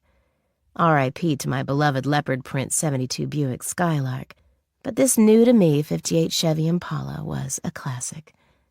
It had been 3 months or so since Summerlee was in it. I'd driven us to a movie, then dropped him off at his apartment after midnight. "I'd just love to know what you were doing over there," he said. Troy Hansen may or may not have engaged me in a private matter. I took my sunglasses from the holder and slipped them on, driven by the instinct to hide. "I really don't want to get into it right now, okay? It's complicated." "It's complicated." Summerlee raised his eyebrows. "Now, that sounds familiar. Isn't that one of the tired, vague old lines you fed me after you ghosted me?" "I didn't ghost you. I drifted away." "That's what ghosts do. They drift. They're kind of known for it." I swallowed. "I'd really hate for you to make my work with Troy Hansen difficult just because our relationship didn't turn out the way you wanted it to." "So you admit that you are working with him? What has he hired you to do?" No comment. Summerlee smiled and looked away. I remembered the dimples. I glanced out the front window. Sunny Glendale sprawled around us. Gardeners tending manicured lawns. Bored dogs barking in yards. I thought about the cardboard box sitting in the trunk of my car. Though I hadn't technically agreed to take Troy's case, I was willing to hold on to the box for a day or so until I worked out the right thing to do. Before I left, Troy had led me to the crawl space under the floorboards, which was accessed through the linen cupboard, and I'd looked at the bare dirt under the house and seen nothing out of the ordinary beyond the disturbed earth. But now, with Summerlee standing only feet away from my car, the box in my trunk seemed to be humming with evil energy. "I know you like to root for the underdog, Rhonda," Summerlee said. "From what you've told me about your cases back in Colorado, Troy Hansen is exactly the type of person you like to defend. Misunderstood, victimized, vulnerable, alone." I nodded, conceding that was true. "Let me de-romanticize this for you," Summerlee said. "That seems to be your theme lately, right?" I sighed. "Troy Hansen is none of those things," Summerlee said. "He's a killer, and in a day or two we'll have enough cause to arrest him. We know he's lying about when he arrived home from work the night Daisy went missing." "How do you know that?" "We have footage." "What footage?" "He's lying about the state of their marriage, too." Summerlee went on, ignoring my question. "The dynamic had changed recently. Big time. If you heard more lies from Troy just now, you have a responsibility to pass them on to me." I bit my tongue, pictured the box in the trunk. "Think about your detective agency's reputation. If you throw your lot in with Troy, the internet whack jobs already crawling all over this are going to come for you too. That can't be good for business." "Thanks so much for your concern." I gave him an icy smile. "I'm so lucky to have you looking out for me." "Uh-huh. Maybe if you gave me access to Troy's and Daisy's data, I'd see reason a lot faster," I ventured. "No comment," he said, enjoying it. "At least tell me you've found her car." Summerlee laughed humorlessly. "You're kidding me, right?" "Hey, you're telling me I'm hanging out with a wolf in sheep's clothing. So prove it. You guys are the ones with all the Hansen household phones and computers. Maybe you know where her car is, too. Don't just tell me that I'm wrong here, Dave. Show me. Help me see it for myself." "I don't have to help you, Rhonda." Summerlee stepped back from the car. "In fact, I don't have to talk to you at all." He went. I forced myself not to check out his ass as he walked away. "My number's the same if you change your mind," I called after him. Chapter 15. Baby saw nothing reassuring at 101 Waterway Street in Culver City. It had taken her almost 2 hours to get here, since she'd had to go from Glendale back home to Manhattan Beach before coming up here. She sat frozen in the Uber, looking at the weathered Federation-style house with its peeling shutters and overgrown yard, the only house on the block not surrounded by cyclone fencing. There were no other cars on this street. A thin, raggedy cat lay in the gutter, sleeping or dead. When the driver nudged her, Baby got out and walked to the house with her hand on the pistol in her purse. It was Rhonda's gun, which she'd secretly removed from the safe in her sister's bedroom. Not for the first time. Her face burning with defiance, Baby knocked on the door and told herself that sometimes good things came in crummy packages. An ancient white man answered. Her mouth dropped open when she saw the gray-haired white dude holding the doorframe, peering at her with the same incredulity. "Arthur?" she said. "Steve?" the guy asked. "Whoa, okay, wait up." Baby took her hand off her gun to hold her head. "You're not who you said you were. At all. This is not cool. You said you were 28. You said you were 25. The old guy looked her up and down. "And a man." "Well, that's just the oldest rule in the book. Don't let strangers on the internet know you're a young woman. How dumb do you think I am?" Baby dropped a hip, challenged him with her eyes. He didn't flinch. "I wanted a man's help," the old guy said, "not a little girl's. How old are you really, 12? 16. Well, call your mama to come pick you up. Right now." Too bad. You got me. So let's do this. Baby flicked her hands at him. shooing him out of her way. He didn't budge. She stepped around him. The house was old, huge, the foyer dusty and bare. She turned and saw Arthur was holding a sawed-off shotgun down by his thigh. What the hell? Are you this friendly to everyone who comes to your door? You're one to talk. I saw you from across the way. Arthur jerked a shriveled, crooked thumb toward the street. Either you got some $100 lipstick in there, or you're packing heat, too. Packing heat? Baby had to laugh. I like that. That's gangster. Her assessment of the old guy in his house was shifting, softening as the seconds ticked by. Arthur shut the door, marched past her into a spacious but cluttered kitchen, and dumped his shotgun on the counter. The floorboards creaked and popped for the entire journey. You said you wanted a man's help. Baby put her hands up. I get it. I can see this isn't the nicest neighborhood. Looks like the apocalypse just hit outside. But let me try to sell you on my capabilities. I'm handy, okay? I can fix things. I can garden, I can cook. I can keep an eye on things around here. Arthur wrinkled his nose, sucked air through his dentures. Baby's phone pinged in her handbag. She reached in and silenced it, annoyed. Rhonda chasing her again. Give me 24 hours, Baby said to Arthur. How about it? If you think I'm cramping your style after a one-day probationary period, you can tell me to beat it. But this place looks like it could use a woman's touch. Something flickered in the old man's eyes. He didn't answer. Great, Baby grinned. She dumped her bag on the floor, went to the kitchen sink, and picked up a glass. Let me get some water, and we'll get started right now.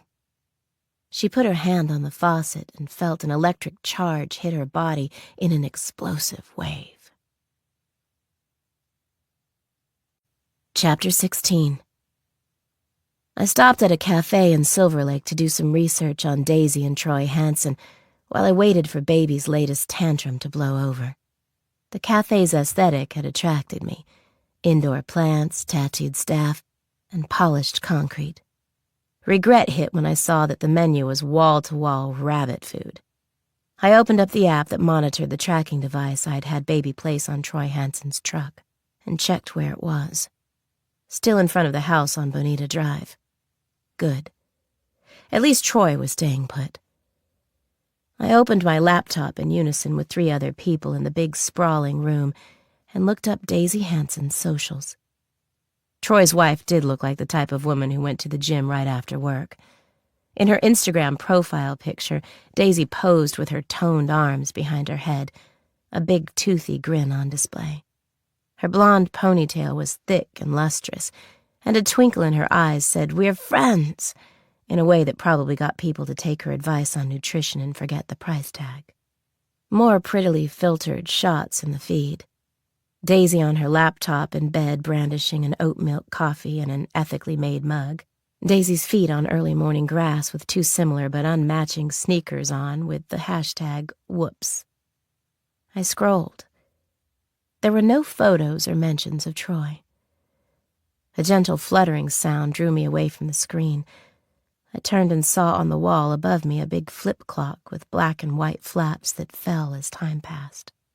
I watched the 2 and 5:42 fold itself into a 3 and wondered where Baby was. Dave Summerly had suggested that the Hansens' marriage had changed recently. I endured my depressing bowl of grains and grass and tried to catalog the number of ways a relationship dynamic could change so badly that it resulted in a disappearance. Had someone else come into the equation?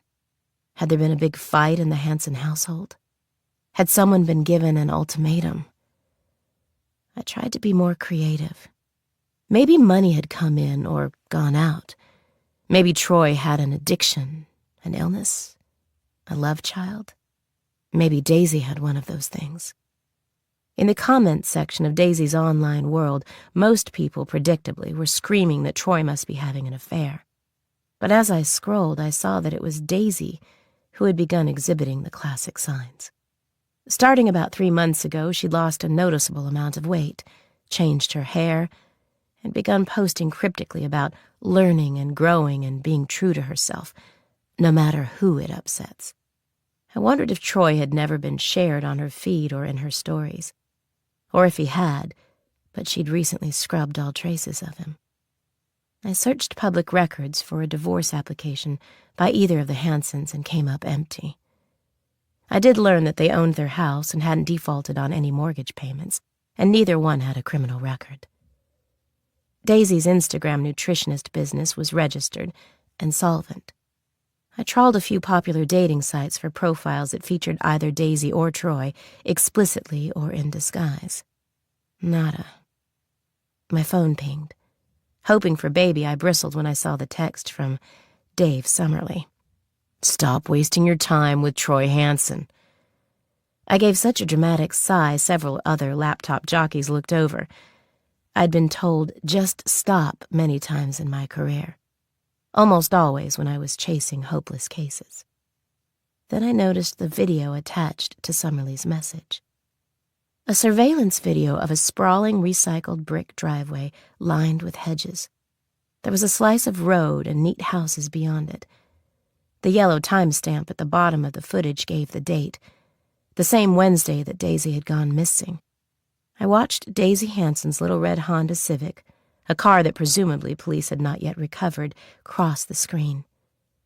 The time was 5:37 p.m. The video jumped to 7:40 p.m. I watched Troy Hanson's work truck cross the screen in the same direction as the Honda. The video jumped again. Now the truck was heading in the other direction, presumably away from the Hanson house, at 10:39 p.m. I put the phone down and held my head. The footage made two things painfully clear. Troy Hanson had lied to me about what time he'd returned home on the night of Daisy's disappearance, and he'd lied to me about not going out again that night. Flap, flap, flap. I held my head for 3 minutes, counting them off against the flip clock's gentle automated sounds. Why would Troy lie about something so easily proven false? I opened my eyes. I looked at the clock. Then I looked back at my phone at the yellow numbers at the bottom of the video screen. I texted Summerly back and asked him what brand of camera had captured the footage he'd sent. I waited. No answer. I texted again, asked him where the camera was located, told him I wanted to speak to the owner about the device. Still no answer. I took a screenshot of the footage and opened a blank message to my security guy, Jamie. The kid was a local in Koreatown who had been sourcing spy gear for me and baby ever since we'd started the agency. He had sold me the tracker that was on Troy Hanson's truck. "Maybe I'm deliriously optimistic," I texted Jamie. "But you can't tell the brand of a security camera just by looking at the footage, can you?" Jamie wrote back right away. "Tech people. They're always online." "Sure can," he said, "but not for free." I rolled my eyes. Jamie was a student putting himself through school to earn some kind of technology degree. He was always hustling. The one time I'd asked Baby to pay him for his services, she'd been 3 days late with the check. Jamie hadn't forgotten that, and never would. "Sending funds and footage now," I said. Jamie got back to me in 2 minutes. "That's a Jetno," he wrote. "Numbers are always yellow. Not the best res, but they have a good battery life. If you're looking to buy, don't. I can get you better, cheaper cams." "I'm not looking to buy," I texted. "I want to know how those cameras know what the time and date are. Do they just do it automatically, like your iPhone? Or could those numbers at the bottom of the screen be inaccurate?" Jamie sent me a link to Google. I groaned. Tech humor. 21 minutes later, I finally found an online user manual for a Jetno home security camera. It took another 3 minutes of Googling to discover that the camera's time and date settings were set by the user and were not automatic. I sent a text to Dave Summerly explaining what I'd learned, and then asked, "Are you absolutely certain the date and time attached to this footage are correct?" After 7 minutes, I watched them go by on the clock. He finally replied. "I'll check," Summerly wrote. I could feel his frustration and embarrassment in those words. That made me give a mean little chuckle, which disturbed the people around me. Now who's wasting time, I thought. Chapter 17. "What in the holy goddamn hell?" said Arthur. Baby woke up on the kitchen floor several feet from where she'd been standing. Some inexplicable instinct told her she'd been out for only a second or two, but it was still an effort to claw her way back to reality and figure out where she was and what had happened. Baby sat up and looked at her left palm, which felt like it was burning. A red streak was seared across the flesh. Her head throbbed. What? Arthur went to her and hovered uncertainly at her side. "What the hell happened?" "The sink." Baby shook her tingling hand and got to her feet. "Don't touch it. Don't touch anything." "I don't understand." Arthur followed Baby to the sink. She examined the faucet without touching it, then bent down and opened the wooden doors under the sink. She noted the copper pipe that disappeared behind the cleaning products into the cabinet base. She shut the cabinet, straightened up, turned, grabbed her phone from her purse, and walked out the front door. Arthur stayed at her heels as Baby walked through the waist-high weeds at the side of the house. She located the kitchen window, then looked down and spied the weather-worn lattice covering the crawl space beneath the house. She slid her phone in her back pocket, gripped the lattice, and tried to yank it back. The rusted nails groaned. "Tell me what's going on," Arthur pleaded. "Your kitchen sink is electrified," Baby said. "It's what?"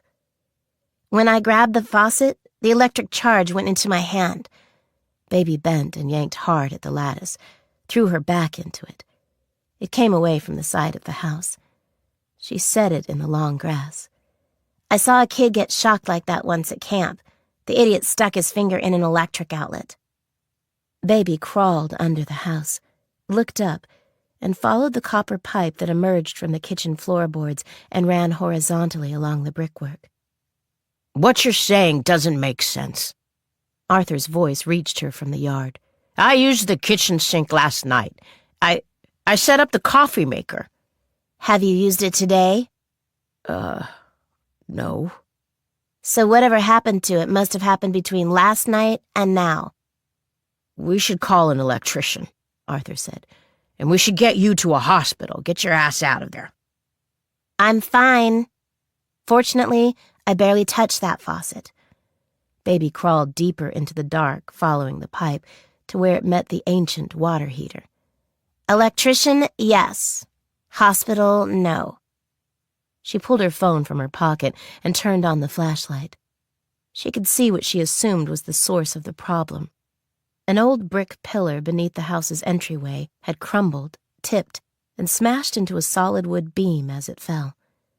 The wooden beam played host to both the copper water pipe from the kitchen sink and a black electrical cable. Baby shuffled in the dirt until she was right up on the pipe and the cable, and examined the meeting point. The corner of a brick, it seemed, had squashed the pipe and the cable together, denting but not bursting the pipe and cutting into the plastic casing of the cable, exposing the live wires. Baby was no electrician, but she knew that electrical wires and metal pipes weren't friends. The collapse of the pillar had caused the two parties to meet.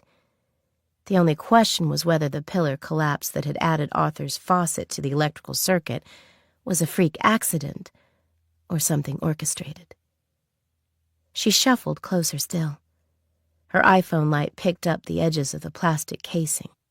They looked sharp, like they had been cut, not smashed. She froze, and a tingle passed through her that had nothing to do with electricity. She swept the flashlight over the dirt beneath her. She could see the imprints her boots and hands and knees had left. She also saw other marks coming from a different direction. Baby followed the other tracks to the back of the house. By a piece of lattice at the back stairs, she saw a handprint in the dirt. The hand was much bigger than hers, probably much larger than Arthur's, too. Arthur had tracked her. The old man crouched with difficulty outside the wooden lattice and peered in at her. Arthur, Baby said, don't go back inside the house, okay? Why? Because someone is trying to kill you. Chapter 18. I was in the kitchen of our mansion on Manhattan Beach when Baby came home. I had the trophy box sitting on the table. I'd slipped on a pair of latex gloves and carefully pulled out all its bagged contents, and now I had 10 Ziplocs lined up in front of me. Each bag contained an item and a newspaper clipping about a missing person, and each article featured a photograph. Jared, Maria, Dennis, Dorothy, Luis, Brooke, Luke, Charlie, Francis, Tia. I looked over the collection and wrote down a few things in a spiral notebook. I glanced at some of the names.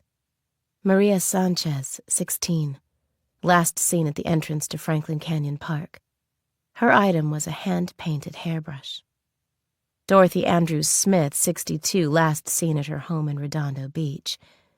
Her item was a tiny oil painting kit. Dennis Maynor, 47, last seen at his workplace in Bell Park. His item was a silver watch with a broken clasp. Jared Malouf, 17, last seen at the Santa Monica Pier. His item was a high school sports jersey, slightly frayed at the hem but clean, smelling of laundry detergent. He was the most recent victim.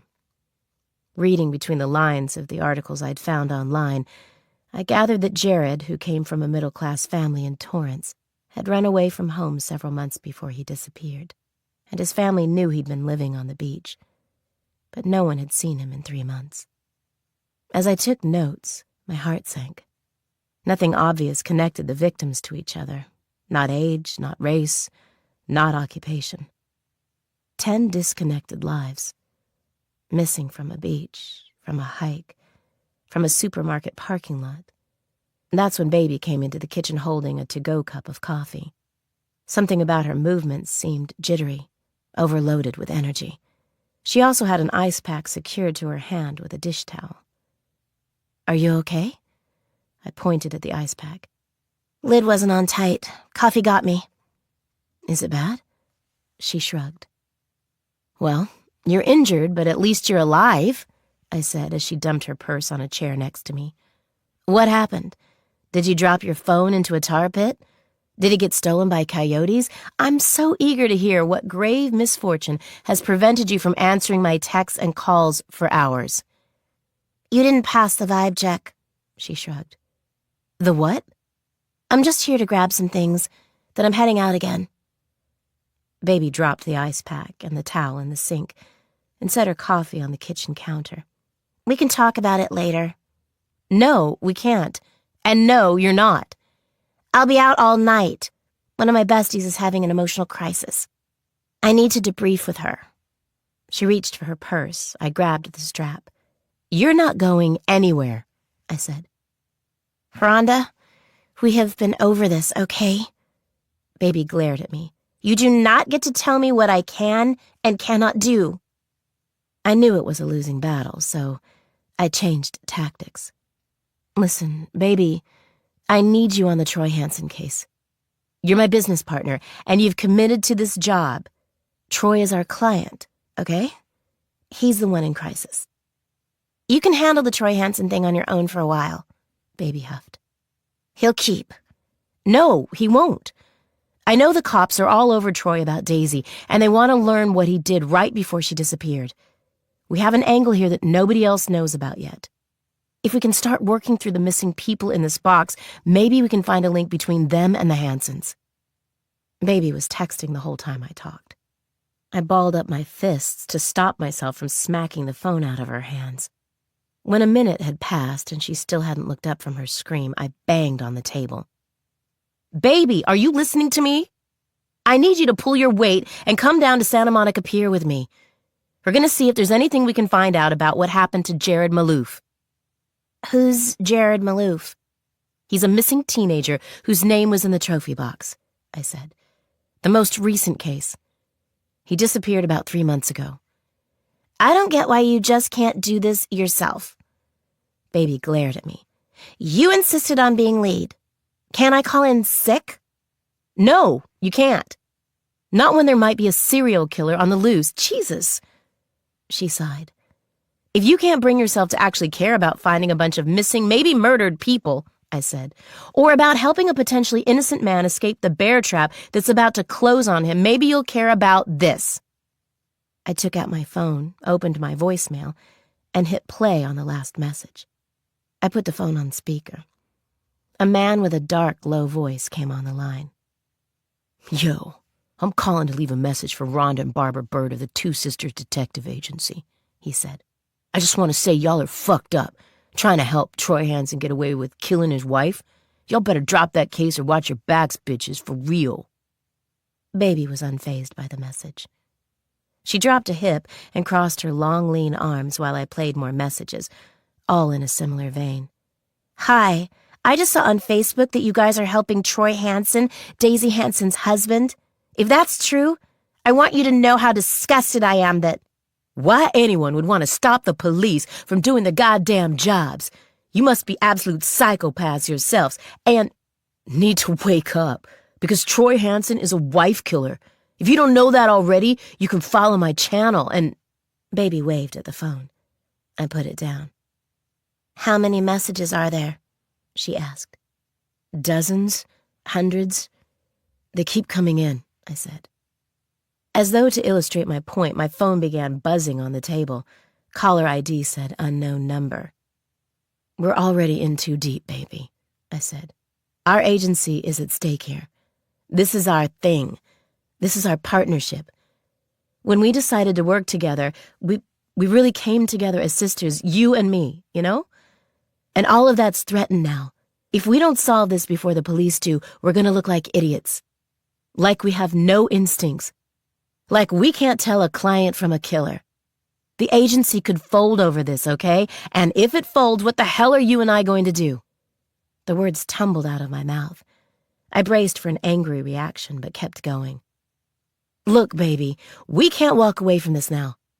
Backing out would make us look like we're the kind of investigators who bow to public pressure. We're not. We're truth finders. Baby sighed. The world is angry at us because we're on Team Troy, I said. Let's show them that we made the right decision. I never agreed to be on Team Troy, Baby grumbled.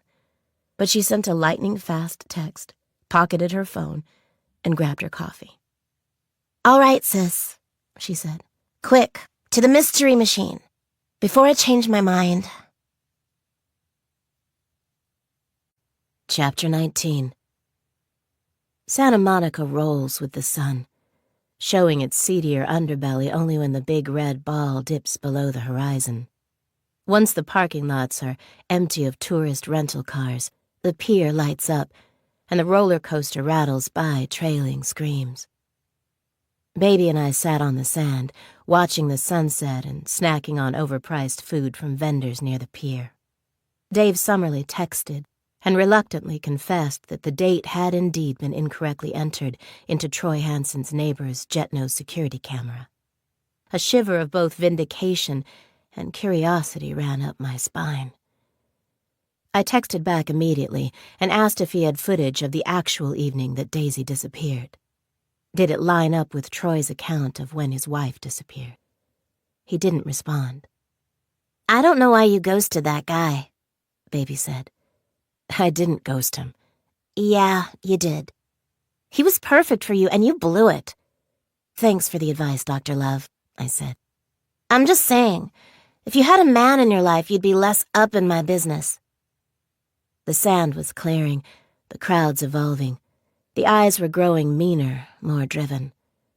We watched our first group of homeless youths pass by, cardboard signs in hand, unrestrained mongrel dogs trotting at their feet.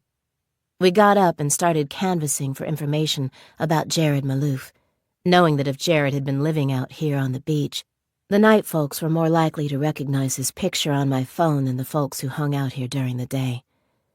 Baby and I stopped drifters, grifters, beggars, peddlers, and the occasional surfer who seemed comfortable enough with the terrain to be a local. A theme emerged as we got closer to Venice Beach. Several people did recognize Jared and remembered the teenager as hopped up, paranoid, spouting conspiracy theories and accusations that some camp dwellers had been spying and colluding with the police. Jared might have been part of the Muscle Beach crew, we were told. But watch yourself, people said. They're all crazies down there. The Muscle Beach camp was a slab of concrete behind a row of souvenir shops. It was strung with tarps and makeshift lean-tos, overcrowded, overrun with scrappy dogs. As we neared it, I saw a tall man with a mop of curly black hair step back from the raggedy-looking youth he'd been talking to and start yelling. Other camp dwellers, windswept and emaciated, watched from the fringes. "You got two choices, okay?" the curly-haired man barked. "You give it to me, or I get the cops down here to arrest your ass." Curly was obviously not part of the camp. His clean clothes and clear eyes told me that. The teenager being yelled at was wearing a backpack and scratching at the sweat-stained collar of his hoodie, a defiant grin on his face. "Man, you don't want to play it like that," the teen said. "Fastest way you get us all to scatter is by bringing the law down on us. You'll be back to square one." "What's going on here?" I asked as Baby and I approached. "I'm looking for my nephew, Jared." Curly didn't look at me. He was locked on the teen with the backpack, his jaw tight. "He was part of this camp, and he's missing." I glanced at Baby. Her eyes were electric. "We're trying to find Jared, too," I said. "I'm Rhonda Bird." I offered my hand to Curly. "Oliver Maloof."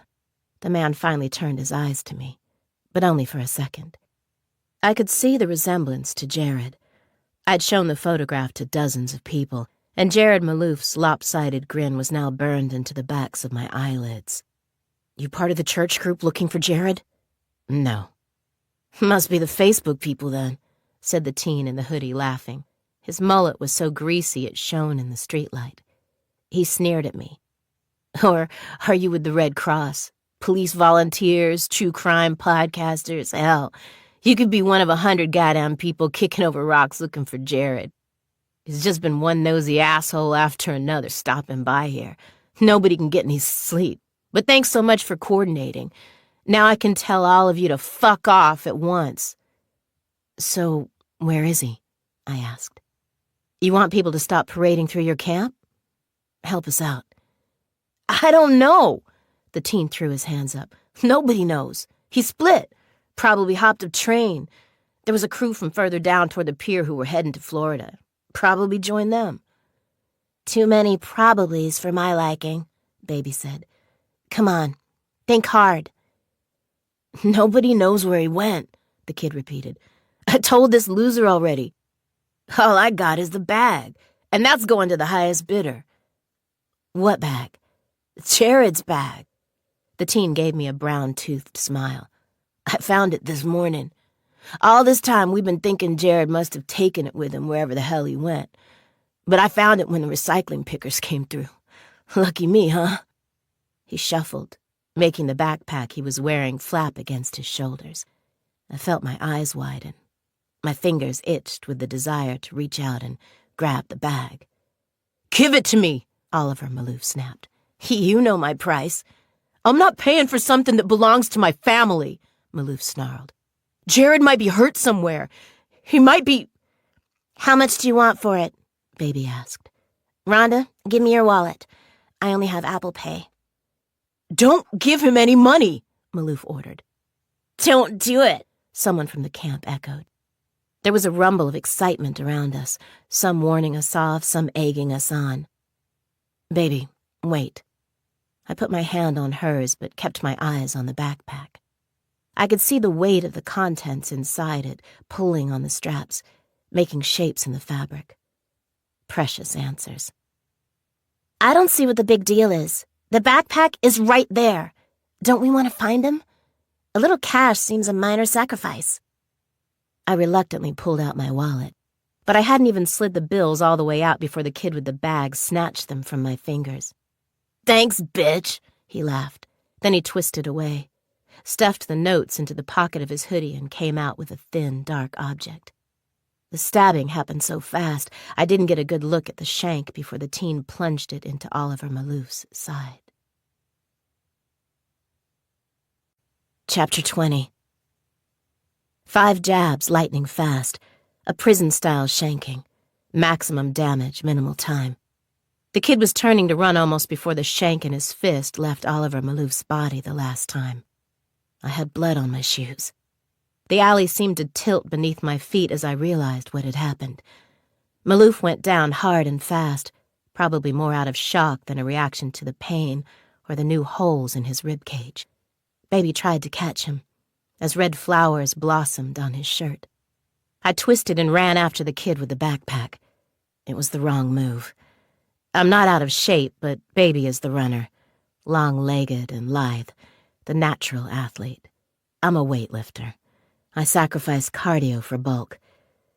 Still, something in my brain had decided that between the two of us, she should be the one to care for the victim while I pursued the attacker. I would face the danger while she picked up the pieces. My heart, my lungs, my joints were all immediately on fire. I felt disastrously shaky, a machine performing a task it wasn't designed for. A big, low Cadillac plowing uphill through rocky bush terrain, engine roaring. I tried to convince myself that legs that could squat press 450 pounds were good for something. I kept after the kid, slowly gaining on him. I didn't have speed, but I had power. Heads turned as I chased him down the alley and into the street. As he rounded a corner, he maintained his pace, hands flat and arms pumping, head down and leaning into the turn. I smashed into a parked car and bounced off it, making the whole vehicle rock and the alarm go off as I changed direction like a carnival bumper car. The kid ran along a strip of restaurants, dragged a valet cart into my path. 50 sets of keys jangled and fanned out on the concrete. I charged through the whole mess, the keys, the papers, the cart, everything, battering it all out of the way, my calves screaming, sweat pouring down my back. The row of restaurants became a bridge, then a palm-lined street, then a cramped path back down to the beach. We both hit the sand, my breath shunting out of me like hot exhaust, the backpack bouncing on the kid's back, mere yards beyond my grasp. When I realized where he was heading, my heart lurched into my throat. The surfers gathered around a bonfire at the edge of the dunes looked like they were participating in some ancient ceremony. Flames danced on the pockmarked sand amid haunting silhouettes. The kid glanced back at me, a smug grin on his face. I knew what he was thinking. There were 2 ways to get me off his tail: give me the bag or destroy it. He unhooked a strap as he ran, heading right for the big fire. I gave it all I had, seeing the photo of Jared Malouf in my mind, that fresh-faced teen in the football jersey, imagining his backpack, maybe the key to finding him, consumed by the flames up ahead. 100 feet, 50, 20. I put on a final burst of speed. I crashed into the teen 3 feet short of the fire. Surfers scattered and shouted all around us as I rolled and pinned him to the sand. I raked the backpack off him, feeling like the bonfire heat was boiling the sweat on my face. I gripped Jared's backpack so tightly in my fist that my knuckles cracked. With my other hand, I knocked the shank away, then held on to the kid as if my life depended on it. "Somebody call the police," I said, gasping to the surfers. Catching my breath seemed impossible. My lungs were squashed against the inside of my ribs, spasming with pain.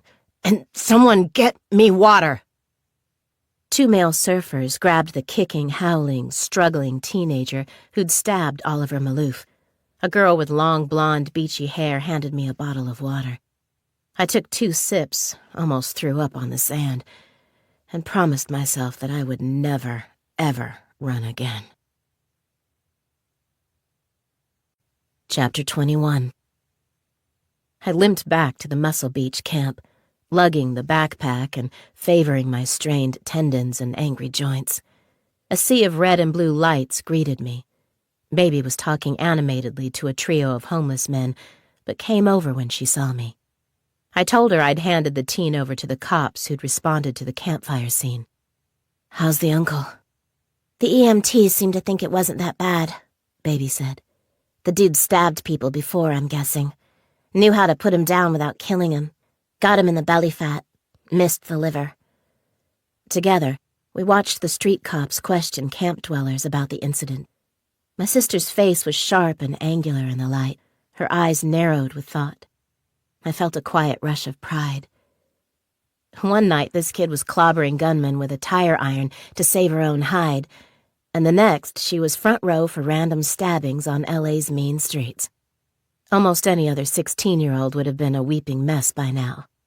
But not Baby, which was undeniably cool. Then I questioned the pride I felt, turned it over. It was our father who had hardened Baby like this, made her strong, resilient, streetwise. But Earl had done that by completely obliterating healthy boundaries. He'd taken her along on stakeouts even when she was a little girl, brought criminals into their house, paid for her school lunches with shakedown money. Was my making Baby a partner in the PI agency just a continuation of all that? Shouldn't my job as her big sister and legal guardian be to stop the danger at our doorstep, not chase after it? I didn't have time to pursue those thoughts. Baby broke out of her own reverie and grabbed the backpack from my shoulder. "Let's do this thing," she said. We walked away from the camp, sat on a low wall, and opened the backpack. I was braced for disappointment, figuring the weasel who had stabbed Oliver Maloof might have sold us a bag of bricks or trash. But the first thing my hand fell on was a torn wallet, inside of which was a driver's license belonging to Jared Maloof. A thump of adrenaline hit my system.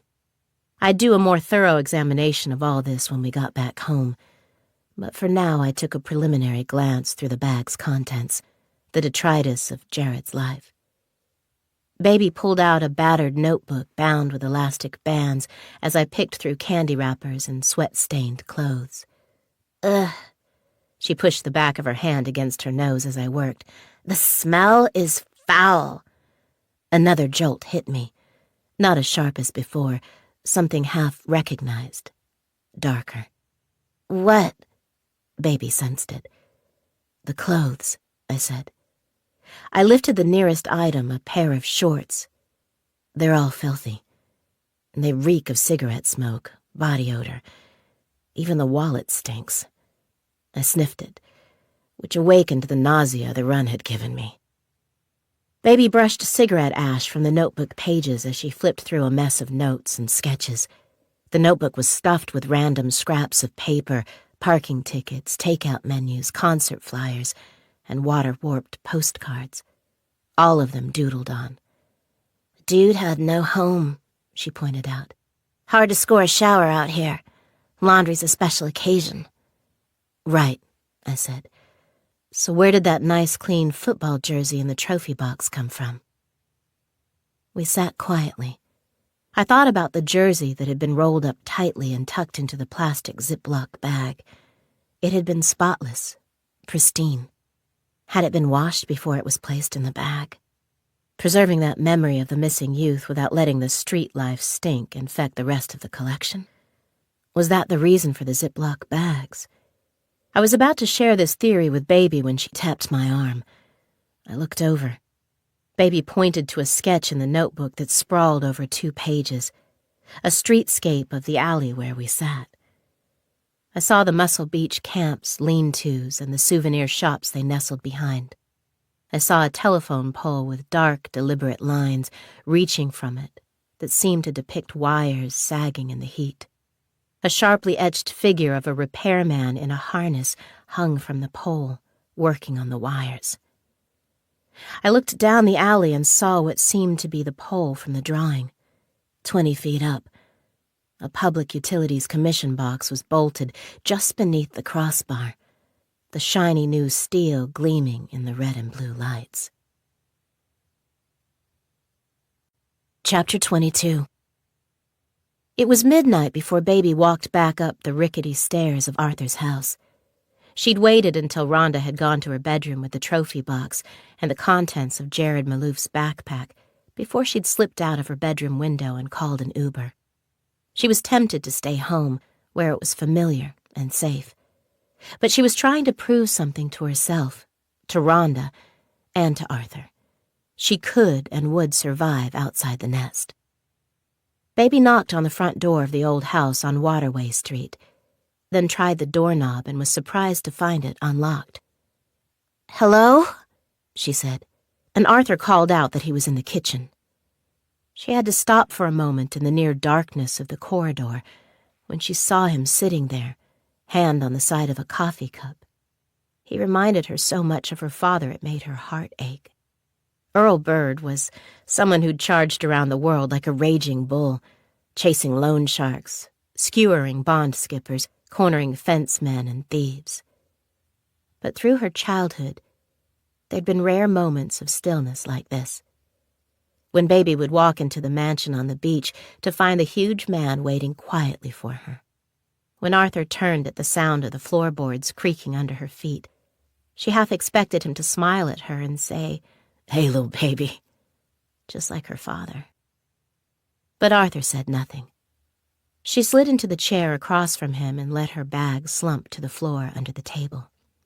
"Hell of an hour to be walking in," the old man said. "Better get used to it." "Uh-huh." "All right, spill," Baby said. "Who's got it in for you, old man?" Arthur tapped the cup. His wedding ring clinked on the porcelain. "It can't be as bad as that," he said finally. "You know it is," Baby said. "That's why you wanted a big scary man to help you out. Because you know it's that bad." "But they wouldn't kill me. That's ridiculous. That kind of stuff only happens in movies." "Who are we talking about?" Arthur glanced out the window at his side yard and the fenced houses beyond. "Almost every house around here has been bought by a company called Enorm," he said. "Enorm?" Baby said. "Who are they?" "Some mega corporation," he shrugged. "You know the type. All the executives have their own yachts." "But what do they do?" Arthur shrugged again. Baby took out her phone and Googled, saw all that she needed to see. Sprawling tech communities, cinematic aerial shots of factories the size of football fields, glossy investor videos with beautiful, happy people in suits. "They own pretty much the whole block," Arthur said. "That's why those other houses are fenced off and boarded up. They're prepped for demolition. Enorm's gonna put one of their factories here. Or a skyscraper, or I don't know. I didn't read the paperwork." "But they don't own your place?" "Nope." "You're the last holdout." Baby sat back in her chair, felt a flower of dread blossom in her chest. "They're heavying you to sell." "They're heavying me." Arthur nodded and put his hands on the table with his withered palms up. "But it's like I told my wife, Carol. When you got a bully after you, you just hunker down and carry on, and wait for them to get bored." "Or," Baby said, "you fight back." "I'm too old to fight back." "These Enorm people, did they throw money at you?" "Sure." "Why didn't you take it?" "What am I going to do with the money?" Arthur looked around. "Everything I want is right here, except Carol. And money can't bring her back." "How did Carol die?" "Heart attack," Arthur said. "Start of the year. It happened in the kitchen." Baby stiffened. The old man flapped an impatient hand. "I know what you're thinking," he sighed. "But you're wrong. She didn't get shocked by anything. She was sitting right where you're sitting now at the table. I saw it. She grabbed her arm suddenly and fell on the floor. Didn't say a word. She had diabetes and heart problems." "She did?" "Yeah," he said. "She must have forgotten to take her heart medicine, or—" He trailed off. Baby raised an eyebrow. "Did she tend to forget things like that? Was she a forgetful person?" Arthur didn't answer. "So you called 911, right?" Baby said. "Yeah, of course. Immediately. And what happened? Carol was 80, okay? Arthur's hands were shaking. He tried to disguise it, but Baby could see the tremors. They didn't do an autopsy. And the EMTs, they took all her medications with them. So if there's something hinky about all this, like you're trying to suggest... He paused, held on. Baby gave him a moment. I can't face that. Arthur stared at his hands. If they did something that killed her, I don't know if I could face something like that. They sat in silence together, the night outside absurdly quiet. I could, Baby said. I could do it for you. Again, the silence. Baby was used to that, to loaded male silence. It didn't dissuade her. Arthur, she said, I want to help you. If these enorm fuckers have been messing with you, then I want to catch them and wipe the floor with them. But you're not safe here. Well, I ain't leaving. I knew you'd say that. So, what do we do? You got any ideas, whiz kid? Arthur asked. Baby grabbed her bag and plopped it on the table, making the coffee in Arthur's cup ripple. She unzipped it, and some of the equipment she'd brought from home tumbled out. Of course I do, she said. Chapter 23. After we'd gotten home from Santa Monica, Baby had retreated to her room, and I went to mine. I strapped an ice pack to my knee and looked over the bizarre trophy collection again. I had Jared Malouf's jersey and the newspaper cutting about the missing troubled youth on the bed. As I was lifting the grimy backpack, I heard 3 muffled pops come from the front of the house. I turned. 3 more. I hesitated, then went downstairs, noting the light in Baby's room was off. It was well after midnight, and I was glad that she was getting some sleep. I had a feeling the next few days were going to wear us down in a way that hunting for missing pets and photographing adulterers in motel parking lots had not. I opened the front door, stepped out, and narrowly missed being hit with an egg that smashed on the wall beside me. By the time I realized what had happened, I saw the egg hurlers already legging it up the hill away from the beach toward the Pacific Coast Highway. Jesus, I sighed. I might have chalked this up to random kids pranking random homeowners if I hadn't spotted a drone hovering above the adjacent house. That gave the game away. Our home was being targeted by web sleuths who were angry at me for being on Team Troy. I slumped with exhaustion and cynicism. These kids were incensed by true crime, but reacted to it by filming themselves vandalizing someone's house like they were trick-or-treaters. I drew myself up. I refused to let the case and the weight of everything resting on my shoulders get me down. I changed into my workout gear, went to the roof, and stepped out into the dim blue light coming off the enormous pool. Whatever else I could say about my dad, his house was a winner. The glittering city of Manhattan Beach sprawled around me, the moonlit sea in front. Leg day could wait. I loaded the barbell for a gentle chest press set, 100 pounds. I sat on my weight bench, drew another huge breath, tried to clear my mind. I lay down and wrapped my gloved hands around the barbell, resting in its hooks, 2 feet above my face. I told myself I would finish my night with a win of some sort if it killed me. Then I felt the hard nudge of a gun barrel against the top of my skull. Chapter 24. Panic walloped into me, raw and wild and electric, an explosion of pain in my sternum. There was a man standing over me in the dark, in my own home, aiming a gun at my head. I had no time to wonder whether he'd been waiting for me there on the roof, or if he'd snuck in when I responded to the eggers at the front door. I gripped the barbell and looked at the figure upside down to me, his extended hand gripping the pistol butt. I could tell it was a man in a dark hoodie, but all I could see of his face were his eyes. I must have jerked involuntarily. "Freeze!" he barked. Every muscle in my body clenched. My brain was screaming with worry about Baby, asleep in her bedroom below. Terrifying possibilities coursed through my mind, that this man had already murdered my younger sister, or that she would come through the rooftop door any minute and he'd kill her before my eyes. I gripped the barbell as the man held the gun against my head.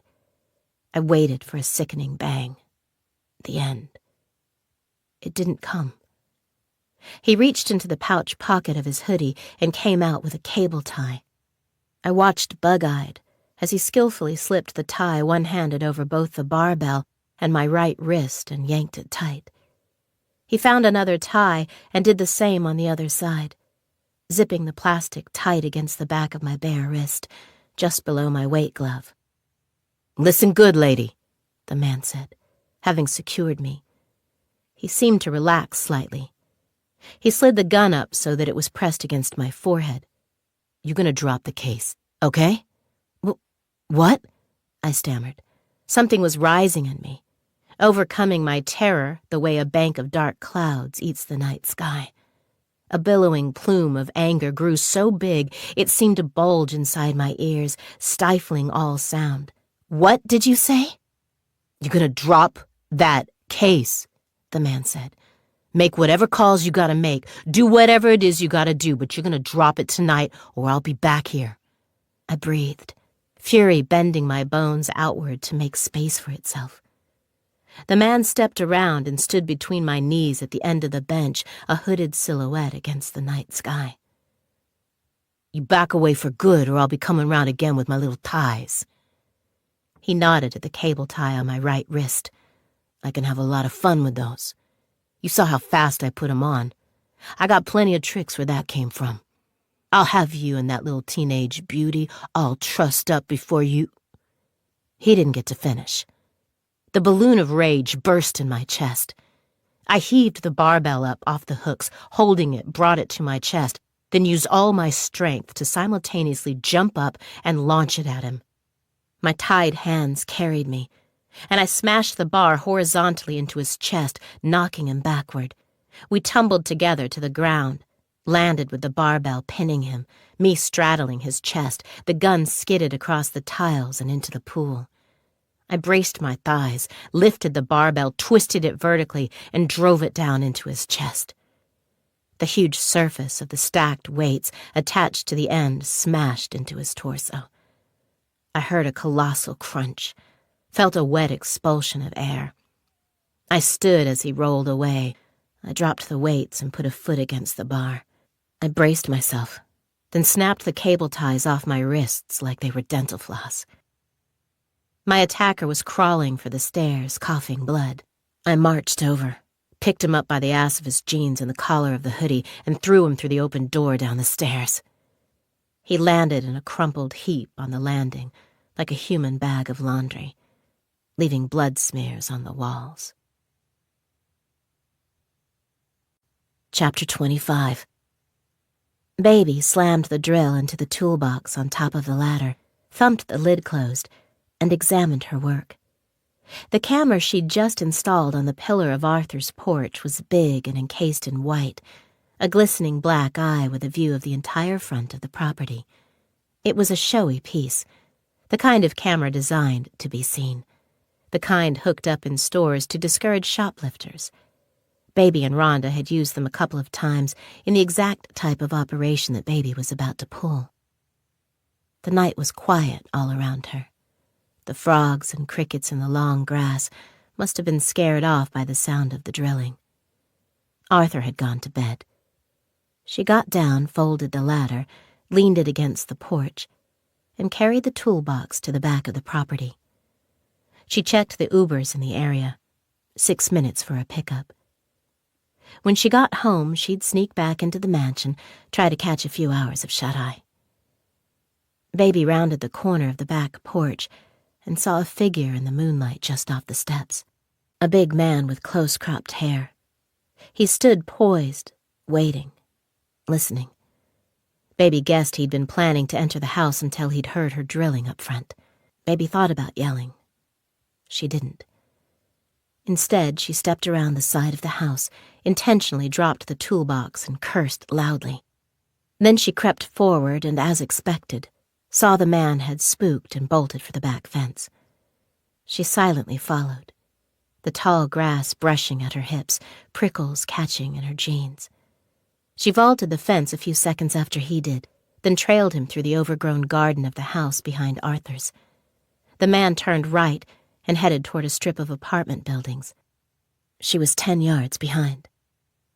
As the man climbed into a small gray Honda, Baby stopped by a tree, slipped her phone from her pocket and prepared to take a picture of the license plate. She growled in frustration as a call from Rhonda flashed onto the screen, making the camera vanish. By the time she'd declined the call and tried to snap a picture of the trespasser's license plate, it was almost too late, and the photo was blurry. "Where are you?" Rhonda demanded when Baby answered her second call. In my bedroom? "That's funny." Her older sister's voice was strained. "'Cause I just killed a guy right outside your door. You didn't hear anything? You didn't think to come out and help?" Baby's mouth opened and shut. The words caught in her throat. The hairs on the back of her neck stood up when she heard sirens wail on the other end of the line. You... what? "Get your ass home, Baby," Rhonda snarled. "Right now!" Chapter 26. A plainclothes cop leaned against the ambulance beside me and peeled the lid off his coffee, which was still steaming. He was maybe pushing 40, fit, with a short-cut beard. I hadn't even let him introduce himself before I launched into my statement from where I sat on the tailgate of the ambulance. The police officers, stomping in and out through my front door, eyed the eggshells on the steps suspiciously as they passed. I feared for my life, and I acted with the force I believed was required to defend myself. I concluded my third run-through of the story. I was trying not to look at my hands, at the cuts the cable ties had left on my wrists. The come-down from the adrenaline and rage was giving me the twitches.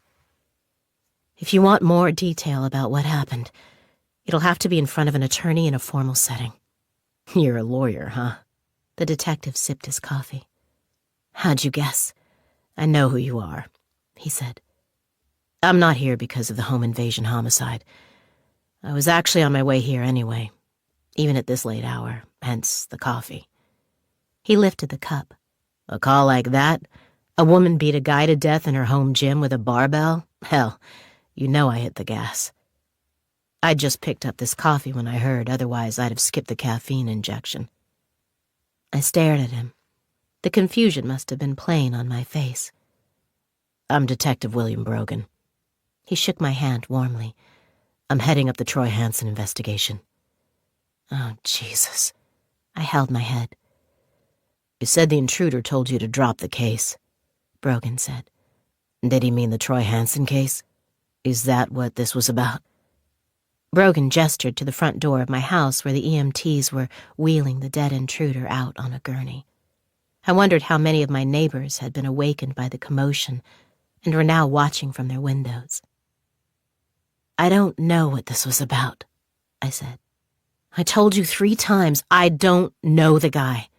Never seen him before." "What's your best guess?" I tried to organize my thoughts. Brogan gave me time, waiting, leaning, watching. "The Troy Hansen case has captured everybody's attention," I shrugged. "You must know better than anyone that the internet crazies are out in force." "They are," he conceded. "But it's a big leap from throwing eggs at your door to sticking a gun in your face." "My sister and I were still a pretty new outfit," I said. "We haven't dealt with a case like this yet. The rest of our cases have been pretty mild." I fell into my own thoughts, pondering my hesitation to tell Brogan the truth. In fact, there were a few active, albeit slow-burner, cases on our books at the Two Sisters Detective Agency that, at a stretch, might have inspired someone to threaten me and Baby. Cheaters, frauds, bail jumpers with violent pasts. But I couldn't ignore the sense that whoever the man I'd killed was, he was likely to be connected to Troy, to Daisy, to the 10 missing people and the box with their things that Troy had found under his home. I hesitated to reveal any of my thoughts to Brogan. I didn't know him, didn't trust him. "Were you able to ID the guy?" I asked as the second ambulance, the one carrying my victim to the morgue, headed out. "His name is Martin Roscoe," Brogan said, his eyes wandering over my face. "I've seen his work before. Career crook, thug for hire. Got a couple of priors for sexual assaults. The cable ties. Guy loves them. Or did love them." He shrugged, seemed to see something in my expression. "Don't break your heart over him, Ms. Bird. You said it yourself. You were acting in self-defense." "I thought my kid sister was in the other room." I swallowed. If I'd known that she wasn't here, that it was just me, maybe I... "But you didn't know," Brogan said. I gathered myself. It wasn't easy. "Where is she?" he asked. "Your sister?" "She snuck out," I said. I tried not to let my fury infect my words. I'd save it for when Baby arrived back home. "I called. She'll be here any minute." "Maybe you should get out of town for a while," Brogan said. "The two of you. We'll be laying charges on Troy in the next couple of days for his wife's murder. After that, this will die down." "So you were on your way here to try to convince me to drop Troy as a client?" I asked. "Did you see what happened to the last guy who tried to get me to drop a case?" He gave a quarter of a smile. "It's a free country," I said.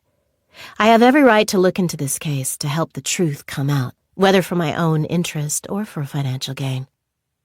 "And it's not that I don't appreciate it, Ms. Bird." Brogan put a palm up. Reasonable. "Dave Summerly told me about the security camera mix-up. That was a good save." I smirked. "Never underestimate people's ability to mishandle technology." "Well, it changes our timeline," Brogan said. "But you probably worked out already that it's not a silver bullet. Troy still could have come home right after Daisy, got into an argument with her, and killed her. He could have put her body in the back of his truck and driven her to a dumping site that night. He might have just driven the other way out of his driveway and down the street, missed the camera. So, you can stop helping now." "What if it's not that simple?" I asked, trying to match the patronizing tone of his last few words. "What if, for once, it's not the goddamn husband?" "Tell me why it's not." I looked up at the 3rd floor, my bedroom. I thought about the box of trophies still spread out on my bed, about Jared Maloof and 9 other missing persons. I hoped the crime scene techs were leaving my room alone. "I just think there's more to this case than meets the eye." Brogan looked smug. "Sure is." "What?" "Did Troy Hansen tell you about his big win?" I almost said what big win, but stopped myself, not wanting Brogan to know my client wasn't being wholly forthcoming with me. But it was too late. My face gave me away. Brogan smiled and drained his coffee. "You know what, Miss Bird? You've been so helpful with all this so far, and after a night like tonight," he nodded at the ambulance, "you seem like you could use a break. So, I'm just going to cut out the middleman." He took a folded sheet of paper out of his jacket pocket and handed it to me. Then he saluted me with his empty coffee cup and wandered off. I unfolded the paper, saw it was part of a bank statement from Troy and Daisy Hansen's joint account. There had been a direct deposit from an unidentified account about 2 months before Daisy went missing. A deposit of $250,000. Chapter 27. It was 3 a.m. when I finally heard Baby's footsteps on the stairs. I was on my knees outside her bedroom with a cloth and a bucket of soapy water, washing blood off the wall. She hovered uncertainly behind me for a few seconds, then put a 7-Eleven iced coffee with a huge whipped cream topper down by my side. I smelled caramel sauce through the metallic stink of blood. I didn't look at her, or the coffee-flavored olive branch. "Thanks for rushing home," I said sourly. "Traffic must have been awful. Culver City's usually only a half-hour trip in the middle of the night. Culver City? I stopped scrubbing, tossed the cloth into the bucket. Baby was looking at the cuts the cable ties had left on my wrists. Waterway Street in Culver City, I said. I stood and met my sister's gaze, trying to contain my anger. Looks like your bestie has really slipped down in the world, judging from the Google Maps street view. Are you even going to ask me what the hell happened here? Whether I'm okay? You're tracking me? Baby said. The tendons in her neck stood out, her anger rising too. Just like we tagged Troy Hansen? You've been tracking me like I'm some mark? In case you haven't noticed, baby, we are eyeballs deep in a case involving a potential serial killer. I was teetering on the edge. 11 people might be dead. It could have been either one of us instead of Oliver Maloof stabbed earlier, and someone just broke into our home and threatened to murder me. And you're lying about where you are and what you're doing in the middle of the night? Of course I'm fucking tracking you. Her mouth quivered, bewilderment fighting outrage. You almost got a shot by pet nappers, I continued. So yeah, when I saw how big and how dangerous the Troy Hansen case was going to be, I put a tracker in your purse.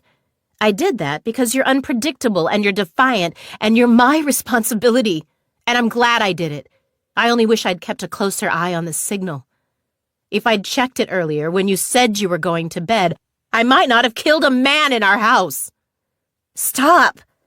She put a hand up. Just stop. This is not my fault. I thought he was going to murder you. He knew who you were, what you looked like. He'd been watching us. He got in here and... And you took care of it, Baby said. Look, the dude came in here trying to fuck around and found out what happens when you mess with us. You showed him. I couldn't speak. Baby seemed to have gotten hold of her emotions, and I was surprised and envious of her for it. I was standing in front of a woman who had collected herself completely, and it made me feel like the disheveled, tired, unpredictable one in the relationship. What happened tonight was not your fault, Baby said, in a calm and convincing voice. And it wasn't mine either. She picked up the coffee and held it out. I took it. So here's what's going to happen, she said. I'm going to get Jared Maloof's diary and look through it for any solid ties to Troy Hansen or anyone else. And I'm also going to check out Maria Sanchez's online world. She's the one who went missing just before Jared, right? Right, I said stiffly. You're going to get some sleep, she said. And when you wake up, you're going to figure out what to do. I stared at my coffee. The cream was melting into a foamy soup between the ice cubes. I want to know why you were in Culver City, I pushed. That's nice. She patted my shoulder. But you're not getting that information. You're not even getting an apology. Me sneaking around isn't any worse than you being a purse-bugging super creep. You're not my mama, Rhonda. Baby put a hand up again. I got all the way to the day I met you without needing a mother. I sure as hell don't need one now. But I'm your legal guardian. You're only 16, baby. You need someone, I pleaded. And I'm all you've got. And I'm all you've got, she said. She poked me in the chest. It hurt, not only because I was bruised and exhausted from what had happened, but because she was right. I'd cut ties with everyone from my life in Colorado to be with her. And the closest I'd gotten to expanding my social circle since I'd moved to LA was a collection of contacts in the private investigation world. And Dave Summerly. I had a sudden, strong impulse to text him. Lay off me, Baby warned, or I'll be gone faster than you can snap your fingers. Got it? She snapped her fingers in front of my nose. I nodded reluctantly. It was all I could do. She turned me by the shoulder and pushed me toward my bedroom. Get some sleep, she said, and try not to bludgeon anyone to death on your way to bed. Chapter 28. After a few hours of sleep, I awoke with a plan to meet with Troy Hansen and find out about the money in his bank account before he had a chance to cook up some bullshit story about it. He didn't yet know that I knew. I had the element of surprise in my pocket. Speaking of surprises, when I arrived at the cafe in Burbank where Troy Hansen had told me to meet him, I saw Dave Summerly outside. It was as if thoughts about my ex had summoned him. He was leaning against the cafe wall, his phone pressed to his ear, a notebook in his hand. Presumably, Troy Hansen was already inside the cafe, tucked in among the prettily dressed diners. Burbank on a weekday morning. TV meetings and tourists. I parked the Impala and tried to decide if courtesy called for a person to stop and chit-chat with her ex-boyfriend, or if it was acceptable to go right in to consult with the suspect said ex was shadowing.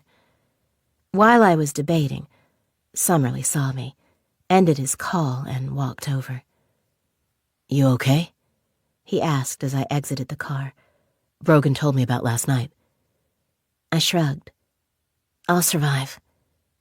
"What about baby?" "She wasn't there." "Brogan also said he gave you the tip about Troy and Daisy's windfall," Dave said. "He seems like an okay guy, Brogan," I said, not willing to admit that I hadn't known about Troy's money. "He is," Summerly nodded. "It's good to have a boss who lets you run your own program. He's a country boy from up north." He seemed like he was considering something. Then he came closer to me, looking conspiratorial, and I smelled his aftershave. Familiar, stirring. I kept my eyes on my feet. "I'm going to throw you a bone, Rhonda. I've got back-end data from Daisy's socials. You said you wanted it. I'll email you the files so you can take a look." "Why?" "Oh, I don't know. Because you had a hard night last night?" He shrugged. "Because you're going to have a worse time today?"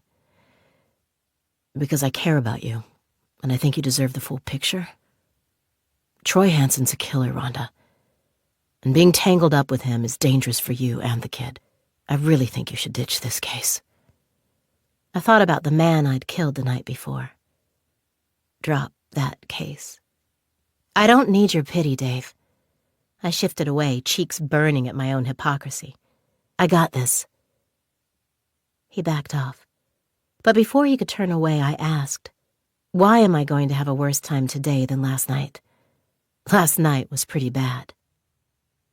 Something twisted on his face. "You haven't seen the video?" "What video?" I asked. Summerly thought for a moment, then looked in the cafe window. "Like you said." He shrugged and opened the door for me. "You got this." I found Troy Hansen hunched over at a corner table, a dark hoodie pulled up, sweating over the menu. When I sat in front of him, I realized he wasn't reading the menu at all, just staring at it fixedly, his eyes blank. "You know, don't you?" he muttered. "Yeah." I gave a humorless laugh. "I know. I know about the deposit, at least. $250,000, Troy? 2 months ago? When were you going to drop that little bombshell on me? That's motive right there. Once that information gets out, the internet is going to have a field day with it. Wherever Nancy Grace is, she'll be doing backflips." Troy looked startled. He lifted his head, the corners of his mouth turned down hard. I felt all the air leave my lungs. "There's more, isn't there?" I said. "What's this I hear about a video?" "You're gonna need to try and stay calm," Troy said. "Take out your phone and Google me." I did as I was told, my finger beading sweat on my phone screen. Chapter 29. In the video, Troy Hansen stands in a drugstore. He's wearing the same hoodie pulled up, but it's easy to know it's him from his stooped posture. He's in the beauty products section, a basket on his arm staring at bottles. From somewhere else, I hear the soft clatter of cardboard on the linoleum. The camera dips, comes back up. Troy is suddenly holding a box of condoms. He hands it to the person behind the camera. "Whoops, thanks," a woman's voice. "No problem," Troy gives an awkward smile. He tries to go back to his shopping. She doesn't let him. Gotta stock up. She shakes the box. He looks. You never know when there's gonna be another pandemic. Troy laughs his weird, tittering laugh. Essential items only. Right. She shows the camera the box of condoms. You go through a lot of these? Me? Troy's smile twitches. No, I don't tend to. Oh, so you don't use them at all? Troy grins down at his basket, eyes mischievous. Well, not that size, anyway. I fished around on the internet on my phone at the cafe table while Troy squirmed in his seat. It didn't take me long to find out that the condom video was in the process of going viral. The original poster's follower list on TikTok was spinning like the reels on a slot machine. Stills of Troy standing in the grocery store aisle smiling and holding a box of condoms were trending on every news chart in the country. The video had been uploaded barely 30 minutes ago. When was this video taken? About an hour ago. Jesus, Troy, I said. I was just buying shampoo. He gave a dark growl. It was the first genuine complex emotion I'd seen him exhibit. It was morning. I thought the stores would be empty. So you thought you'd go out and get some scalp cleanser and flirt with some random woman? I asked. Are you nuts? I wasn't flirting. It looks like you were flirting, I said. She made it look like you were flirting. How did you not see it? I slapped the table. A woman recording a video saunters up to you in public and accidentally drops a box of rubbers at your feet, and you don't clock that as a setup? I wasn't thinking, Troy pleaded. She wasn't holding the phone like a camera. She had it tucked in front of her pocket, and it wasn't flirting. It was question and response. She said, "Do you use these?" I said, "No," and then it was like, the punchline was right there, I said. You couldn't help yourself. Yes, exactly. You're either an idiot or a sociopath, Troy, I said. I'm trying to figure out which. Your wife has been missing for a week. Maybe I'm both. Troy clawed his scalp. But I'm not a killer. We sat in silence. Rhonda, I said something stupid. Really stupid, but this video, this isn't me. I don't go around bragging about my penis size to random women. Something came over me. It doesn't matter, Troy, I said. It doesn't matter if you really were flirting, or if you went on autopilot, or you panicked, or you were tired, or whatever, Troy. It doesn't matter what you were actually doing. I'll repeat what I just said. It looks like you were flirting. Oh, Jesus. Troy hung his head. Let's get on to the other thing. I stared at the top of Troy's head. $250,000 was deposited in your and Daisy's bank account 2 months ago. Where did it come from, and why didn't you tell me about it? The waitress came over, asked if I wanted coffee, returned with a mug. Once she left, Troy lifted his head and looked at me. We won the lottery, he said. Daisy buys a lottery ticket every week. She's done it since college. You know what Daisy's like, right? You've been looking into her life. You know Daisy's an eternal optimist. Why didn't you tell me about it? I repeated. Because it's motive. Like you said. He squirmed in his seat. I wanted you to help me. When people find out about this, I said, they're going to see a sociopath who won the lottery and began dreaming of a new life. A life without his spouse. They're going to find out about the box, too. He wrung his hands, looking at the windows at the front of the cafe. I followed his gaze and saw Dave Summerly and 2 plainclothes cops out there. The police are gonna have to arrest me soon or people will riot. Troy. I took a deep breath, then put my lawyer voice on, prepared for a hard sell. Maybe you getting put away just for a little while is not a completely bad thing. He turned to me, his pupils huge. Out here, you're damaging your reputation minute by minute, day by day, I said. Even when you're not bragging about your dick size on camera. I didn't. Any and all footage of you looks terrible. You stand awkwardly. You walk awkwardly. It's not fair. But people interpret that stuff and see what they want to see. They see guilt. None of this is going to help you if you end up going to trial. At least if you're in the county jail, you'll be away from the public eye. I can't go to prison, Troy said. I won't. Listen, county is not... He shot up from his seat, knocking the table with his thighs and making my coffee slosh over the rim of my cup. I feel sick, he said. He certainly looked it. His lips were white as paper, and his left eye was twitching. I'll be right back. Troy headed to the cafe's restroom. I watched Summerlee's wide back leaning against the front of the cafe and thought about county jail, about how someone as weird as Troy Hansen would fare there. A weird vibe could be useful in prison. If Troy kept his mouth shut, he might be avoided, an unknown quantity in the midst of more obvious prey. Because there would always be prey. The prison system was jammed full of the vulnerable, the young, and the naive.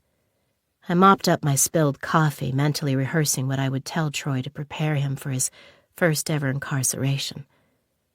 When his words suddenly echoed in my ears as clearly as if they were bouncing off a canyon wall, I can't go to prison. I won't. I hurried to the restroom at the rear of the cafe and found what I'd thought I'd find. A locked door and a horrific silence in response to my frantic knocking. I turned and saw the back door of the cafe just past the restroom. I went out the door, glanced back up at the bathroom window, saw it pushed all the way up on its rusty hinges. I eased back into the cafe as calmly as I could and called Baby. We have a problem, I said. Troy just did the worst possible thing an innocent man can do. What? What did he do? He ran. Chapter 30. Baby met me in the parking lot of a strip mall in Toluca Lake. I pulled in just long enough for her to jump out of her Uber and into my car. I'd been circling the blocks, spiraling wider and wider, looking for Troy. He ditched his truck, and with it our tracker and the police bugs on the vehicle. Did Troy get himself another burner phone? Baby asked by way of greeting. He must have, I said. I was sweating, my heart was hammering. I forced myself not to drive erratically, but my foot was heavy on the accelerator. The burner I gave him wasn't a smartphone, but Troy knew about the footage of himself in the supermarket going viral. He must have gotten a new phone. If that's true, Baby said, why didn't he tell you? Maybe he's been thinking of running since day one. Stupid. Baby's jaw clenched. You never run. Everybody knows that. This is going to look terrible. It won't look like anything. We're going to find Troy before anyone realizes he's gone. Baby was texting like crazy. You're supposed to be looking out the windows. I'm texting Jamie, she said. If Troy bought a burner, maybe we can track it somehow. Hell of a long shot. You got a better idea? I didn't. We drove and drove, our heads swiveling. We hit traffic, and it was all I could do not to scream and beat on the steering wheel. At one point, I pulled over so Baby could run across the street to check out someone who looked like Troy at a bus stop crowded with people. An incoming call from Dave Summerlee flashed on my phone. He slipped us? Summerlee barked. Look, he didn't slip you, I lied. The stress is getting to my client. You and your team hanging around like vultures waiting for an injured rabbit to die isn't helping his mental state. I'm not trying to help Troy, Rhonda, Summerlee said slowly. I'm trying to breathe down his neck so Troy will do something that leads us to his wife's body. He needs a few hours to himself. That's all. Rhonda, Sorry, Dave. I hung up as Baby got back in the car. She shook her head. The bus stop had been a bust. Tell me what you found in Jared Malouf's diary, I said, my tires screeching as I pulled out. I need something to get my mind off this wild goose chase we're on. I didn't have a lot of time. Baby was scrolling through her phone. And I didn't find anything helpful. Jared apparently thinks Uncle Oliver is working for the CIA, and that he's recruited his parents for some kind of seditious scheme. There's a lot of stuff about the president. It's all completely cuckoo. No mention of Troy specifically? Nope. The only thing that might be related is an updated entry about someone coming and fixing the phone wires near the Muscle Beach camp, and the sketch of the man up the pole. She sat back and sighed. It could be Troy. I mean, that's what Troy does, right? But who knows? Jared Maloof is such a conspiracy nut, he probably thought it was government spies or the Illuminati or whoever the fuck trying to listen in to the camp's business. What about Maria Sanchez? You said you'd look at her too. Totally different. Maria's online life was dedicated to her makeup and hair tutorials, Baby said. She was trying to grow a following online. She sniffed. I had like 100 times more followers when I was doing fashion influencing full-time, but she's not bad. Baby showed me a screenshot of Maria Sanchez. The girl was posed in a gold-filtered shot, caught in the process of dividing her long, luscious hair into sections, presumably so that she could style it. Spread out before her on a white table were the tools of her trade. There's the hairbrush from the box. I pointed at the screen. The one with the rabbit. Right, Baby said. You can see her using it in a couple of her videos. Traffic began rolling again. Here's what I don't get, Rhonda. The only thing Maria Sanchez and Jared Maloof have in common is that they're both teenagers. She's not crazy.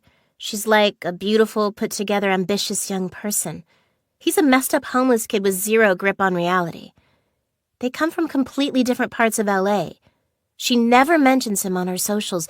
He never mentions her in the diary. Where's the link? Maria was last seen entering Franklin Canyon Park. Was she a big hiker? Sort of, Baby said. Her attention caught by a guy in a black hoodie waiting at a taxi stand. She took a good hard look, then turned away. She went hiking, but she didn't like it. She wasn't fit. She complained on her channel about how hard it was, grueling. I feel like it was something she did just for the likes and follows. This conversation wasn't bringing down my stress levels. Okay, I said, changing tacks. You're Troy Hansen, accused murderer. You've decided to run. Where do you go? Mexico?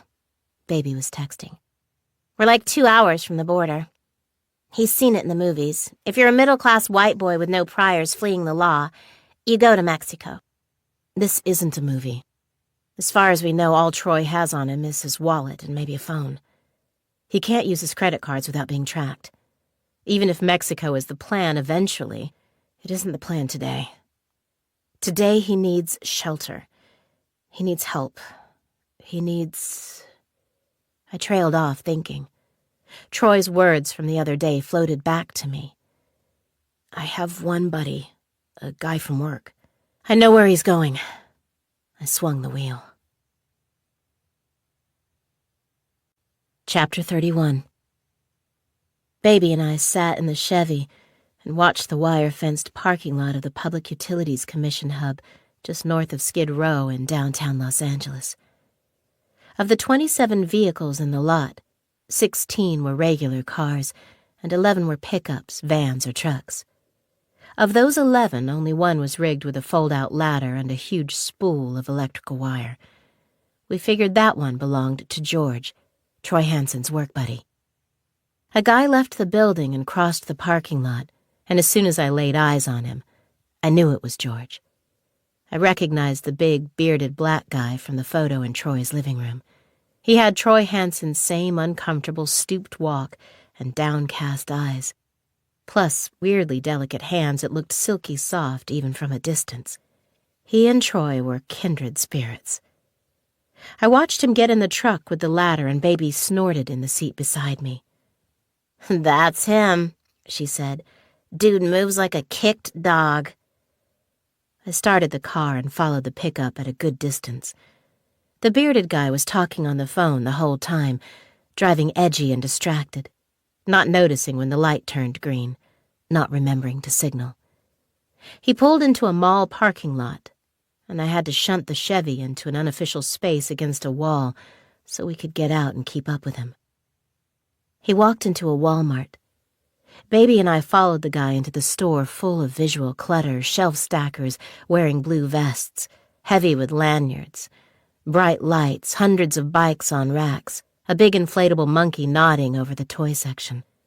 We stood near the women's clothing section and watched George rake T-shirts and pants off the stands in the men's section. "Clothes for Troy," Baby said. We followed George to the sporting goods section. The big man snatched a backpack off a shelf without even stopping. He headed for the gun counter, and I noticed a movement behind him.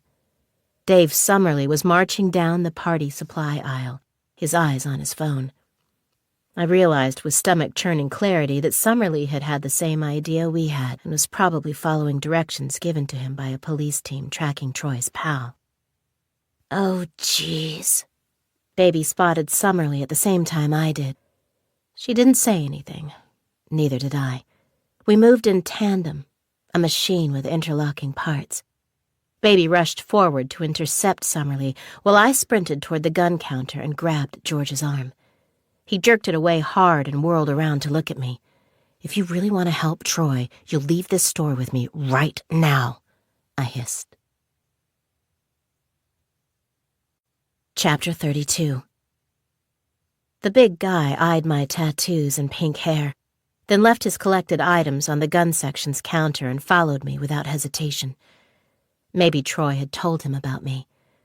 Or maybe George had decided I was a trustworthy member of the Weirdo Club. I've always dressed and styled myself for me exclusively. But in my previous time as a defense lawyer, I'd found that my visible tattoos opened as many doors as they closed, particularly in my work with young criminals. As we traversed the sea of checkouts, I told George to switch off his phone, and he did. I looked back across the store and glimpsed Baby and Dave talking animatedly, him trying to push forward, her trying to convince him to stay put. I walked Troy's friend to a far corner of the store. "Where is he?" I said to the big guy. Despite his size, he backed away, and I suddenly realized how young he was. Mid-20s at most. "I don't know where Troy is." George shook his head, his eyes on the ground. "I haven't seen him since—" "Nope," I snapped. "Don't play dumb. We don't have a lot of time. I need to get my hands on Troy and convince the police assigned to watch him that he hasn't run off. Otherwise, they'll order a bolo, and the world will hear about it, and it won't be pretty." "You were buying clothes for him just now," I said. "Supplies. He called you at work and told you what to buy for him, where to meet him." The big bearded guy just kept shaking his head. Then, without warning, he burst into tears. I was stunned. His exterior, the heavy brow, dark beard, shoulders as wide as a refrigerator, had spoken of an inner stoicism that wasn't actually there. I was in the presence of a big kid pushed right to the edge. "Listen." I put my hand on his arm and watched him wipe tears away with the back of his hairy hand. "I'm Team Troy, okay? I'm here because I want to help him too." He looked at me, his eyes huge and wet. "I'm his private investigator." I put my hand out. "Rhonda Bird." "George Crawley. Troy and I work the call-outs together." "You're okay, George." I rubbed his arm. The urge to console the upset, overgrown boy was hitting all my newly formed mother triggers, raw and ragged since Baby came into my life. "You're all right, buddy." "Troy didn't do this," he whispered. Nearby shoppers were trying, though not very hard, to avoid staring at us. "He didn't kill Daisy. I'm his best friend. I know the guy. He's innocent." George drew a huge breath.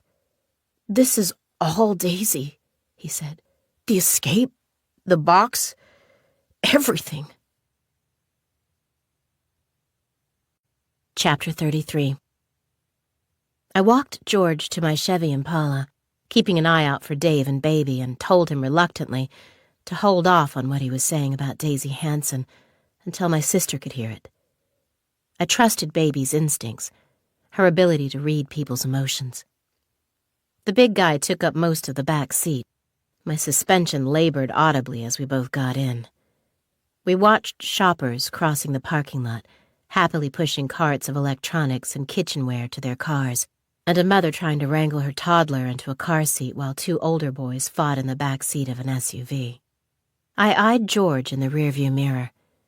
He was biting his already savaged fingernails. Suddenly, Baby slipped into the passenger seat, drummed the dash, and told me to go. "How did you lose Dave?"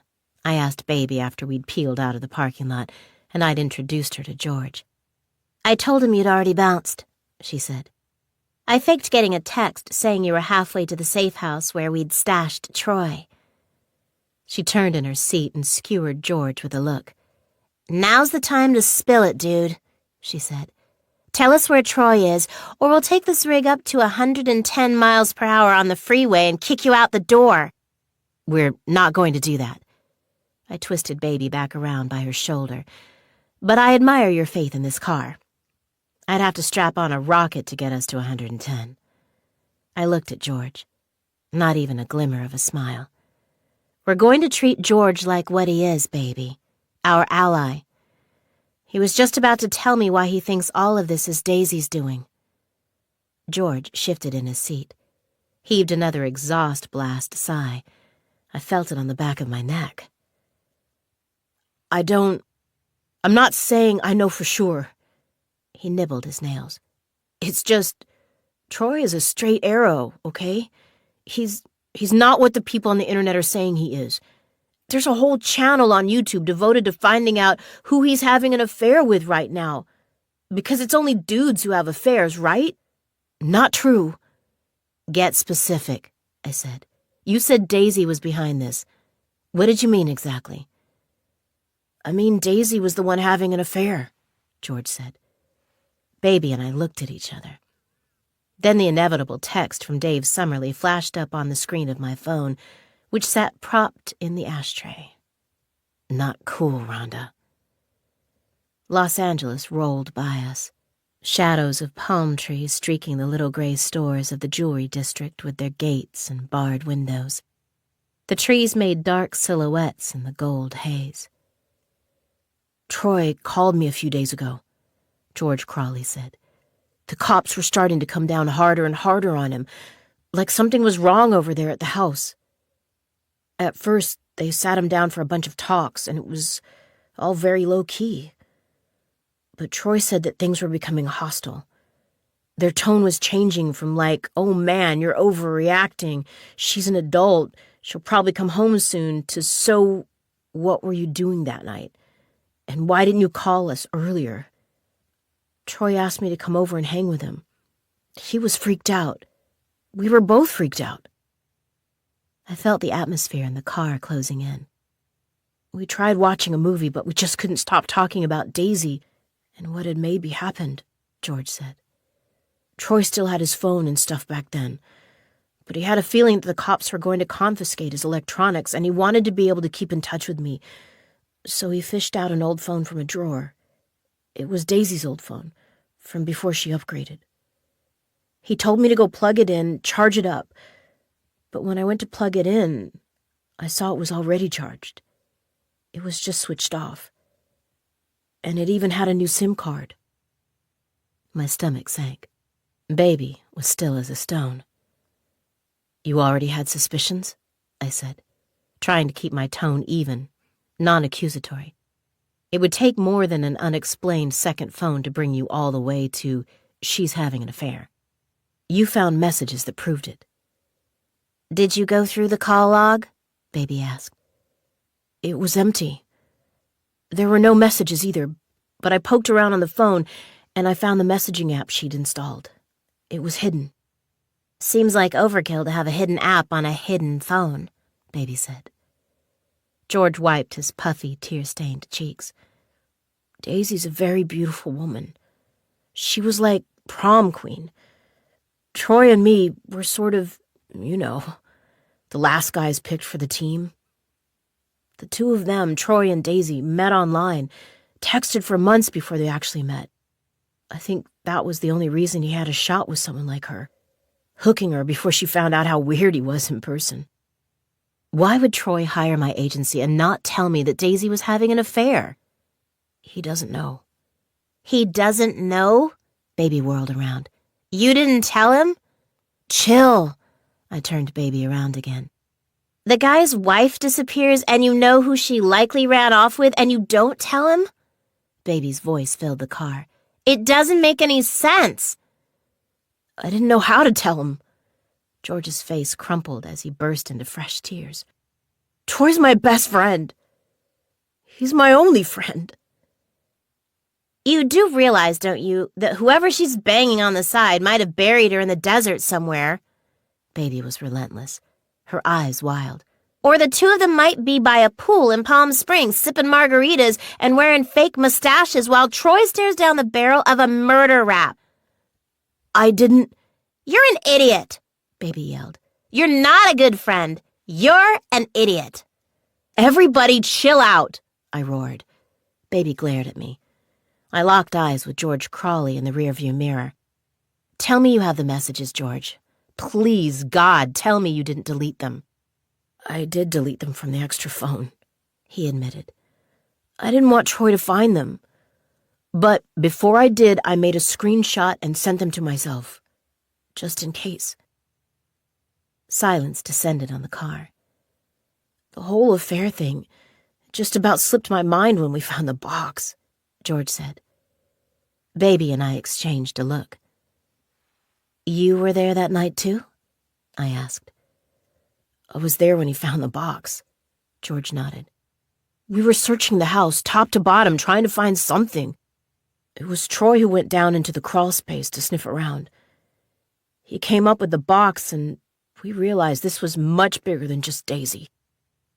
Is there anything about the box and the messages between Daisy and her lover? Baby asked. Jesus, dude. Whoever this person is, he might be the killer of all those missing people. Maybe Daisy was holding the trophy box for him. Maybe Daisy was in on it. Just slow down. I put a hand on Baby's leg. I had to be the rational head in the car. Let's figure all this out when we get to Troy. George? I looked back at him. You have to tell us where he is. George rubbed his bleeding nails. He wiped his cheeks and met my eyes in the mirror. Turn left here, he said. Chapter 34.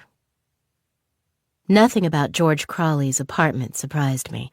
Just inside his front door was a huge glass-fronted cabinet stuffed with Star Wars memorabilia and Sasquatch collectibles. Manuals on how to locate the mythical beast were shoulder to shoulder with hand-painted 2M hover tanks. We walked down the hall and past a tidy room with a neatly made bed and a dressmaker's mannequin by the window, with some kind of velvet cloak hanging from its shoulders. There was an elaborate map spread out over a card table, with tiny painted figurines and symbol cards strategically placed on the fictional landscape. Maybe you guys should wait here. George hovered uncertainly in his kitchen, which was full of fancy cocktail-making equipment. The hiding spot's not far away, but we might need to use it again if... Forget it, Baby snapped. We're slapping an ankle monitor on Troy after this. 2 ankle monitors. Now hand them over, Nerdburger, before I start playing rough with your toys. George glanced worriedly at his cabinet, then led us back out into the apartment building's hallway. We followed him 3 apartments down, then turned a corner. You have a second apartment? I asked. No, George sighed. But I know this one is empty. The real estate agents have been showing it for weeks, and I noticed that they never locked the sliding door to the balcony. I told Troy that if he went out on my balcony and climbed from balcony to balcony, he could get into that apartment. Even if the cops came looking for him at my place, they'd never check an apartment down the hall. Jesus! Baby glanced out a window to the street. We're 15 floors up. George shrugged. He stopped outside apartment 72 and knocked. It's me, he said. Troy opened the door. His eyes widened when he saw me and Baby, and he looked over at George, who seemed to be on the verge of tears again. I'm sorry, man. Troy swallowed an angry grunt and let us in. We stood in the bare living room surrounded by the stink of carpet cleaner. I gestured at George, who pulled his phone from his pocket. He tapped and swiped a few times, then handed the phone to Troy. "There's more bad news," George said. Chapter 35. Troy sat in the passenger seat of the Chevy Impala, a silent, lean specter, sometimes napping with his head against the window. I held the wheel and turned over the consequences of Daisy's affair in my mind. The lottery win and her infidelity opened up whole new realms of possibilities. Daisy might have decided to take her half of the lottery winnings and run off with her lover. Or Troy might have learned about the infidelity and struck out in a rage. Or the mysterious lover might have been the one to lash out in jealousy. I'd sent Baby to take George back to his workplace before the guy faced a penalty for walking out. I had to accept the fact that Dave Summerlee would also catch up to George in time. But for now, I was a step ahead. Troy huffed a small, dark laugh in the quiet of the car as we entered the outskirts of Glendale. "What?" "Oh, I'm just reading about Daisy's apparent love of film noir and these messages to her boyfriend." Troy was slowly swiping through the message thread he'd sent himself from George's phone. "Daisy hates those movies. Film noir is my thing." "You shouldn't read those," I told him. "We'll get them to the police. They'll tell you if there's anything relevant in there." "Do we really have to share these with the cops?" he asked. "Yes, we do." "These will just strengthen the case against me," he said. "It'll look like I found out and I killed her." "Holding back the trophy box is enough of a risk," I said. I took a deep breath. "And I need to talk to you about that." "Oh?" "It's not right for me to hang on to it any longer," I said. "The families of those missing people should know anything that relates to finding their loved ones." I told Troy what had happened with Oliver Maloof, that the man was in the hospital recovering from stab wounds. The Maloof family deserves to know what's going on. I've had the box for long enough. "I'll be arrested as soon as the police get hold of it." "Yes." "And the internet will know. There's clearly a leak in the cop camp. The stuff about the lottery win went up about half an hour ago." "Cops and journalists," I nodded. "Sometimes enemies, sometimes friends." "Well, Rhonda, I guess that's it," he said. I looked over and saw him staring at me. "I thought when I hired you that I would be partnering with an ally, getting help. But you haven't helped me at all. I won't be requiring your services any longer." We stopped at the roadblock at the end of Troy Street.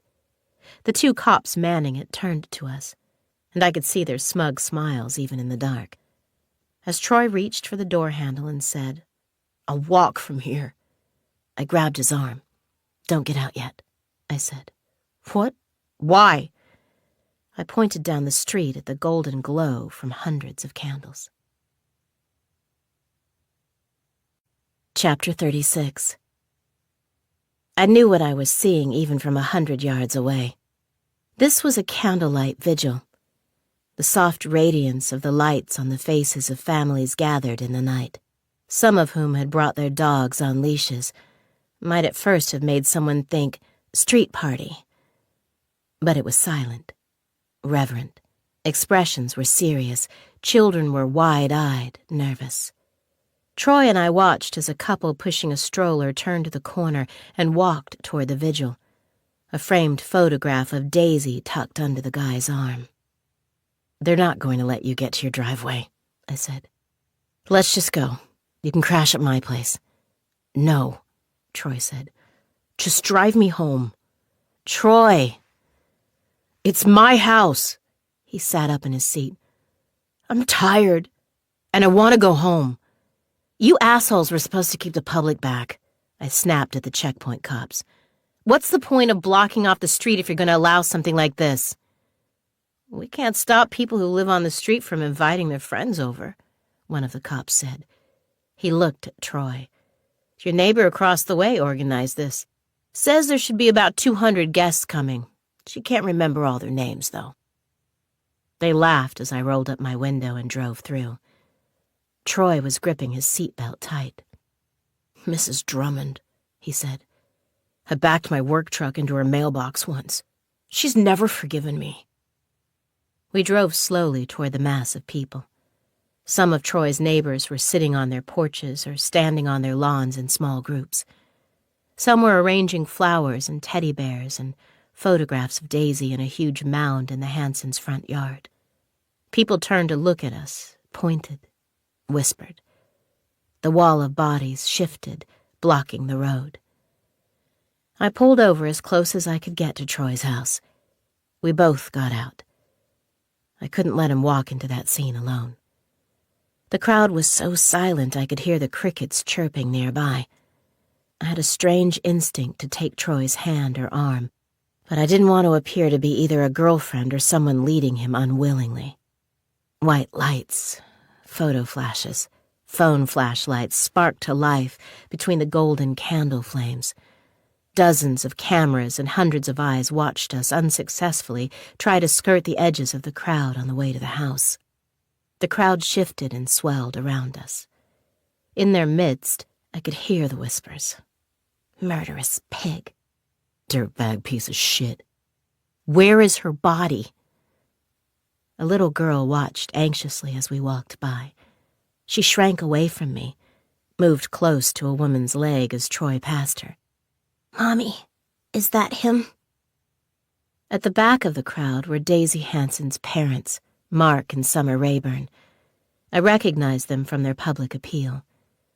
Her mother, Summer, lean and bronzed and fine-featured, was kneeling by the flower pile reading a letter pinned to a teddy. Daisy's father, Mark, broad-chested and silver-haired, watched Troy and me work our way to the house. Suddenly, a woman stepped into Troy's path. She was small with frizzy hair and dark-rimmed glasses. She held out the candle clutched in her fist like it was a microphone. "Hey, Troy!" she snarled. "This is for Daisy!" She jabbed the candle at him. Troy stumbled back as the hot wax hit his face. "Oh, shit!" he cried. The crowd was immediately divided, half the people trying to maintain calm and dignity, the other half hurling abuse and flicking their candles at us. Hot wax scorched my arm, neck, and face. The crowd became black silhouettes in the near dark. I shoved Troy through the press of bodies and up the driveway to his home. The shouts of the crowd had grown too loud for me to hear Troy's parting words before he shut the door, but he'd looked tired and afraid. I went back down the driveway, thankful that only a handful of people were still spitting abuse at me. The rest of the crowd had turned inward, probably to dissect Troy's appearance, his body language, the fact that he hadn't addressed them. As I reached my car, two figures emerged from the crowd. Mark and Summer Rayburn. Their approach zapped electric fear through the relief I'd felt when I gripped the door handle. "You're Rhonda Bird, right?" I turned. Mark was blank-faced. Summer was clutching his arm like it was the only thing holding her up. "That's me," I told the man, sounding less steady than I would have liked. "We want to talk to you," Mark said. "Hopefully you've got the decency to grant us 5 minutes." I respectfully decline. I put my hands up. "I'm sorry. I'm extremely tired. And I'm guessing you don't want to sit me down and tell me all the reasons why you're on Team Troy." Daisy's parents looked at each other. "You guessed wrong," her father said. Chapter 37. When Arthur opened the door to Baby, he was wearing a chocolate-brown suit with a navy blue tie, a huge Windsor knot riding below his Adam's apple. It was clear to Baby that he'd lost a lot of weight since the last time he'd worn the suit. He looked like a shriveled tortoise in its shell, but his eyes held the kind of veiled vulnerability Baby had seen on Earl 100 times, as he went out to meet a lady dressed in his ill-fitting best. So she told Arthur the same thing she'd always told her dad. "You look like George Clooney." Arthur straightened slightly, popped his cuffs. "Thanks, Sugar Plum," he said. He sucked air down the sides of his dentures. "I feel like an idiot without a hat, though." It's 8 o'clock at night. Baby took his arm. What do you need a hat for?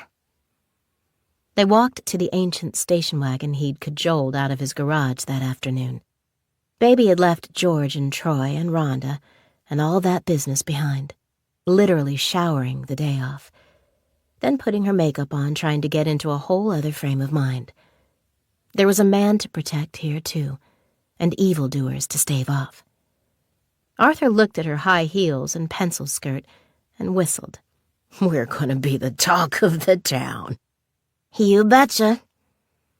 When they arrived at the restaurant, Baby wondered how long it had been since Arthur had gone out for dinner.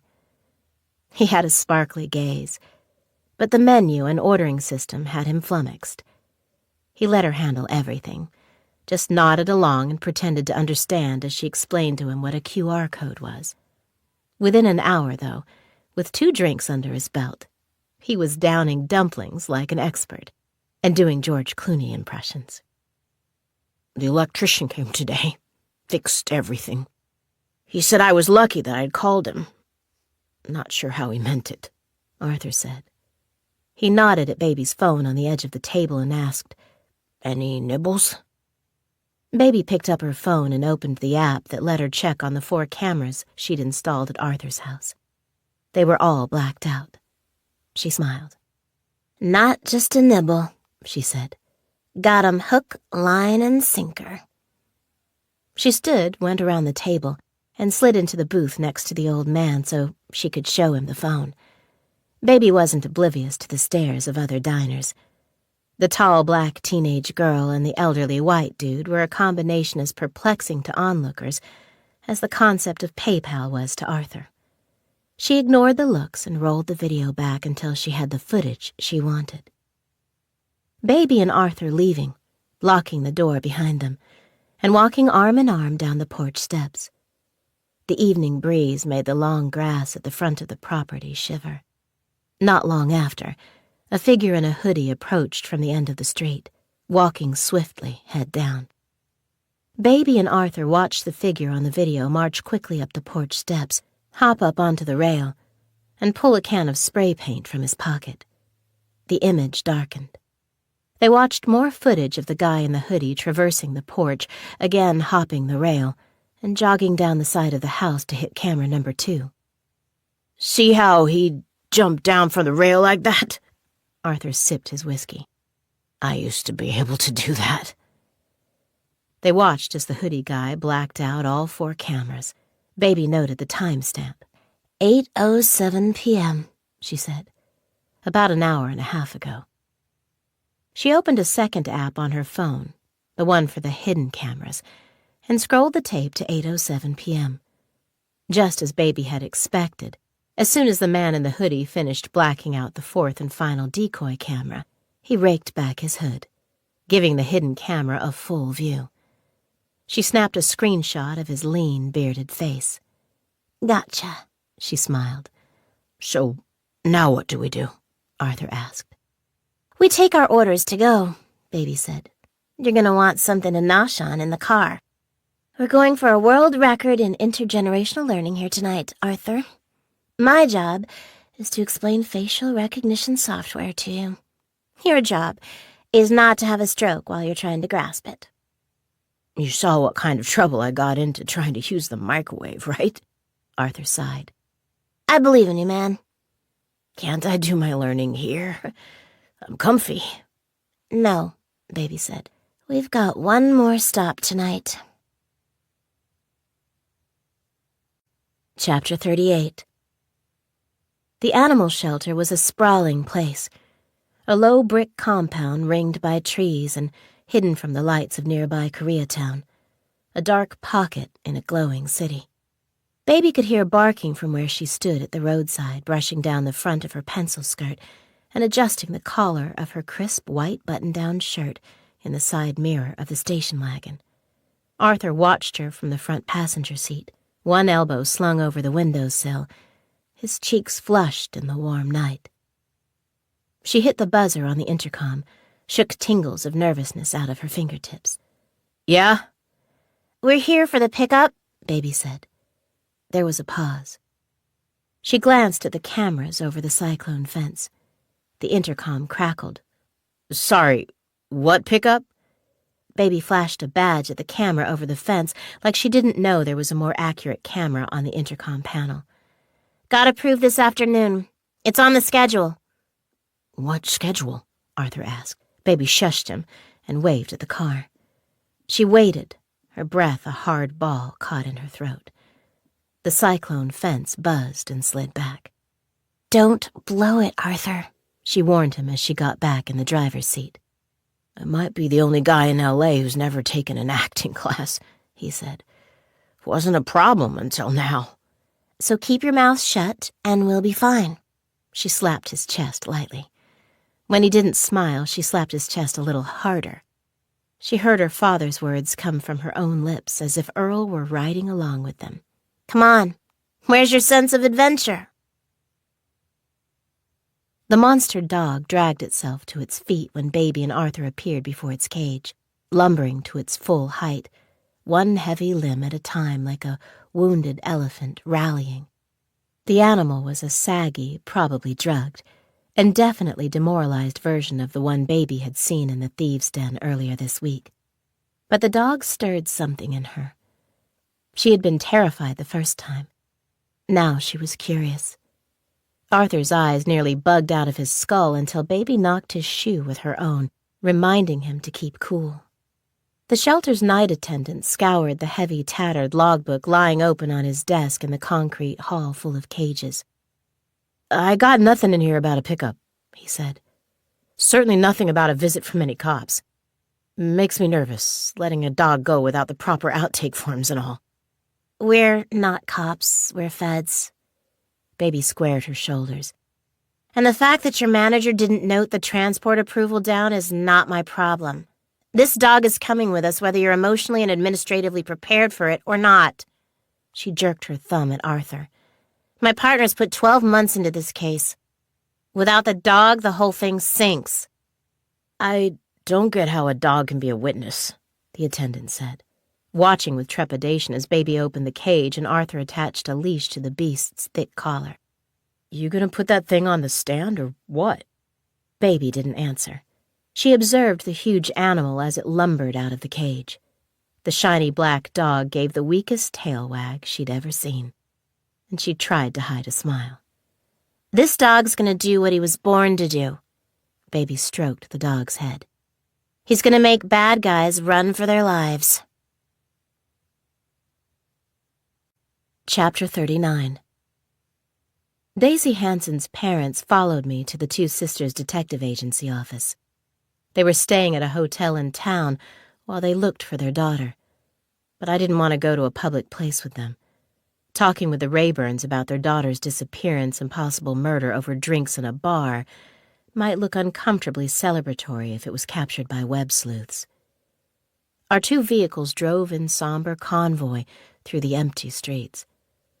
I unlocked the glass door through which their son-in-law had shuffled uncertainly not so long ago, and settled them in the chairs in front of my desk. The Rayburns had the drawn, bloodless pallor of parents with a child in peril, a look I'd seen 1,000 times when I'd represented wayward kids. First of all, Mark Rayburn said, while we consider ourselves, on Troy's team, as you put it. He glanced at his wife. It's not because we think he's a great guy. Troy has an anger problem, Summer said bluntly. She tucked a strand of silver-streaked blonde hair behind her ear. What kind of anger problem? I asked. I was honestly curious. It didn't match what I'd observed about him so far. Have you seen signs? Yes. He snapped in front of us once. Mark's lips tightened. It was a few years back. We live out in Vegas, and Daisy and Troy were at our place for Christmas. Some neighbors were over too. A kid who lives 2 houses down sprayed Troy in the back of the head with a water pistol, and the guy just lost it. It was embarrassing. Summer shifted in her seat. Okay, so it was Christmas, and emotions were high. We know that Troy's family, the Hansons, are not a tight-knit group. They're from some small town in the middle of nowhere in the north of the state. There's always been conflict in his family, so for Troy, Christmas and Thanksgiving and that sort of thing are, stressful. And that Sanderson kid is an asshole. Everyone thinks so. But you keep it together. Mark stabbed a finger on my desk. Especially at the in-laws' place. Especially at the in-laws' place, Summer echoed. We recognize that Troy was triggered somehow, but we don't sympathize with how he reacted. What did Troy do? I asked, when the kid sprayed him with the water pistol. He threw a lawn chair. Mark brushed invisible lint from his knee. Yelled at the kid a little. It really soured the afternoon. Nobody felt very comfortable or festive after that. But that's Troy. He dampens the mood. Gets sullen or brooding. Everyone will be having a good time, and then Troy will say something or do something strange, and suddenly it's crickets. He's the kind of guy who cracks a joke at a funeral, Summer winced, and falls asleep at a wedding. He just makes the wrong choices. I sat there quietly thinking. Summer was more concerned about the Christmas incident than I was, to be honest, Mark said. I don't know any man who hasn't yelled at a kid at least once in his life. You seem to be apologizing for your son-in-law, I said to Mark. For his anger, yeah. But Troy's just kind of odd. Daisy's father sighed.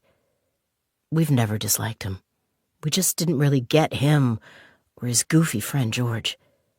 And we couldn't ever understand what our daughters saw in Troy. They just didn't seem a match, you know? Troy wasn't Daisy's usual type, Summer said. In high school, in college, she always dated high achievers, teen captains, class presidents, popular kids. She made an upward ramp with her hand. Or at least she dated boys who seemed more like her. So when she brought Troy home just after she graduated and moved out to L.A., we met him and we thought, oh. Oh, Mark echoed, nodding, his eyes wide. I tried to keep my tone even. Well, there are worse things to be than slightly offbeat. Mark Rayburn's eyes flicked over my pink hair and tattoos, and he kept nodding. We weren't happy when we discovered that Troy had waited more than a day before reporting Daisy missing, Summer said. But we weren't surprised. You weren't? It was in keeping with the kind of person we've known him to be. He's not alarmist. He's logical to the point of ridiculousness. But Troy doesn't deserve this circus that's following him around, Mark said. The things people are saying, including the police. You believe the police are wasting their time by looking at Troy? I asked. Yes. Summer gripped the edge of my desk. I saw the hard mask she was wearing to hide her terror of losing her child start to slip. The last time we spoke to Daisy, she was in love. But it wasn't Troy she was in love with. Chapter 40. It started with a snicker. A snorting, mischievous snicker. The same kind of noise Daisy had made as a teenager in her bedroom, holed up with a bunch of other beautiful blonde girls, plotting heartbreak for high school jocks. Summer Rayburn hadn't heard that snicker in years. But she heard it again 6 months ago when Daisy stood in the corner of the kitchen tapping away on her phone and snickering with delight. Troy had been out helping Mark in the yard. Summer asked her daughter what all the secrecy was about, but Daisy came back with some vague stuff about a joke a friend had made. Summer didn't buy it, and she noticed the phone her daughter was holding wasn't the same one she'd had when she arrived at the house. The snickering turned to wistful sighs, and then one afternoon Daisy drove out to Vegas for a visit and wrapped her mother in a big, juicy hug. It was unexpected, unexplained. But Daisy was happy, like she was in love. Do you know for certain whether Daisy was having an affair? Mark asked me. He skewered me with a look. The police won't tell us anything, and we've been advised not to speak to Troy. I can't confirm anything right now about Daisy's personal life. I held my hands up. I got some new information only a couple of hours ago before I dropped Troy off at the house. I haven't had a chance to look at it yet. I think she was. Summer's voice was thin, breathless. The lottery win confirmed it for me. Daisy had been talking about putting a deck on the back of the Glendale house ever since she and Troy bought it. She'd painted vivid pictures of the two of them sitting out there on Adirondack chairs, watching the sunset. She'd do her morning yoga out there, film her Instagram reels, plant fragrant jasmine to run around the handrail. I was sick of hearing about this damn deck, Mark said. I would have built it for her myself if my back weren't so bad. Then they get that cash. And suddenly I'm listening to Troy trying to convince Daisy to put the deck in. She blew off every suggestion, Summer said. She didn't want to spend a dime of that money. Just use a little and come to Vegas, I told her. Have a big weekend. Don't go crazy, but celebrate. You won the goddamn lottery. Do you think she was thinking about leaving Troy? I asked. And holding on to the money until she had a plan? Maybe, Summer nodded. Her lip trembled, and she swiped carefully at her eyes. Or maybe whoever she was with, on the side. Maybe Daisy told him about the money, and he wanted some of it, or all of it, and got threatening. A sharp rap on the office's glass door behind the Rayburns made us all jump. I stood and opened it to find Dave Summerly standing in the hall. He slapped a sheet of paper into my palm. "Hello, Rhonda." He smiled tightly. "Mind if I come in?" "What is this?" I unfolded the paper. The word warrant screamed off the page. "This is a raid," Summerly said. Chapter 41. Dave Summerly leaned against the wall in the hall with his arms folded in that smug and superior and undeniably sexy way, while I made my excuses to Mark and Summer Rayburn and promised we'd talk again tomorrow. They left, and I let Summerly in, but only as far as the guest chairs, which I blocked so he couldn't sit down. "What the actual hell, Dave?" He lifted his hands in mock helplessness. "You tell me, Rhonda. You tell me why I have to play dirty like this. Because I don't want to. I want us to help each other out here. But you want to play cat and mouse games. So I've had to cook up some bullshit to come over here and turn your life upside down." "What reason could you possibly have to enter these premises?" "I got a dead guy on my hands," Summerly said. "Martin Roscoe, the cable tie king. Remember him? You killed him in your house. Now I've got to put that case to bed. I got to decide whether I'm going to file it under self-defense or homicide." "You're not going to charge me with homicide." I leveled a fierce gaze at him. "You might be trying to piss me off, but you're not that big of a time waster. I told the judge I'd feel better about calling it self-defense if I could just get a look at your files. I need to find out which case Martin Roscoe was trying to dissuade you from working on." Summerly smiled. "Clever, right? What baloney. That judge must have owed you a huge favor to sign such a garbage warrant." "He did." I looked the other way on his nephew's possession charge a few years back. "Dave, you're not going to touch a single sheet of paper inside this office," I said. I lifted a finger in warning. "You're not going to unstick a single Post-it note or open a single manila folder. I've been clearing my dad's stuff out of this place for months. Everything is exactly where it's supposed to be, and it's staying there." "Rhonda," Summerly growled. His eyes locked on mine. He took a step toward me. "I am going to absolutely trash this office. I'm going to make it look like a hurricane swept through here. And I'd just love for you to try and stop me." He took another step forward. I refused to be backed into my desk.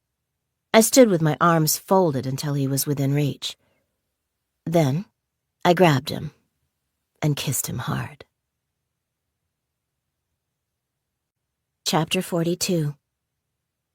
Baby sat in the driver's seat of the station wagon, the big dog beside her.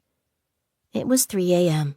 She'd dropped Arthur off at home hours ago, and changed out of her nice outfit into a dark t-shirt and jeans. Baby and the dog, whom she'd named Mouse for the same reason bouncers are called Tiny, were watching a neat little house on Truslow Avenue, behind the museum in Fullerton. Nothing moved in the quiet neighborhood. Baby opened her phone again and looked through the criminal record belonging to Chris Tuddy, the man who had blacked out the cameras she'd hung at Arthur's house. A list of burglaries the length of her arm, a couple of extortion beefs. If Chris Tuddy had ever killed a person, he'd gotten away with it. The place was cuter than Baby would have expected a guy like Tuddy to have. Blue weatherboard with white trim. Potted plants. She recognized the small gray Honda in the driveway. She unzipped the pouch on her belt and took out a dog treat, something she'd been doing every few minutes for the past half hour or so. The huge black monster dog stared at her with yellow eyes the size of golf balls. "Let's do a bit more of our homework, Mouse," she said. She twisted sideways and locked eyes with him. The treat clutched in her fingers. "Shake," she said. The dog put a paw the size of an oven mitt in her hand. She gave him a treat. "Danger," she said. The dog's lips twitched. "Danger, Mouse," she said. "It's danger." The dog gave a low growl. "Good," Baby said. She gave the dog another treat, then wiped the slobber off her jeans. She repeated the training a couple more times. Danger, growl, treat. Danger, growl, treat. Baby was impressed with how well the animal was responding after a scant few hours of training. She stealthily exited the car, then went around and quietly popped open the passenger side door. She clipped on the dog's leash and walked the huge animal to the pretty blue house. The back door was unlocked. She went in, moving fast so that Mouse's big toenails clacking on the kitchen tiles wouldn't wake Tuddy before she was ready, full of fear and exhilaration. She noted, but didn't really think about the cross-stitched tapestry hanging on the wall in the corner of the living room, the Afghan over the couch, the floral slippers by the back room. She followed the odeur de douchebag drifting from the front bedroom, a mixture of cigarettes, dollar store deodorant, and wet towels.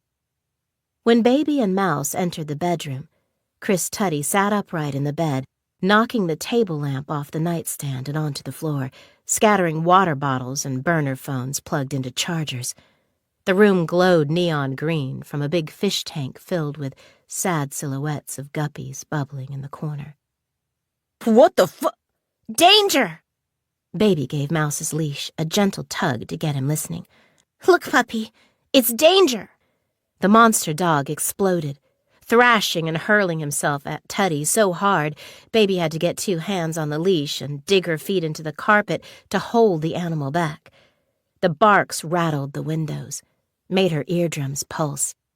"Chris Tuddy," Baby yelled over the barking. "I'm here about you harassing the owner of the house on Waterway Street." There was a scream from the back of the house. Baby ignored it.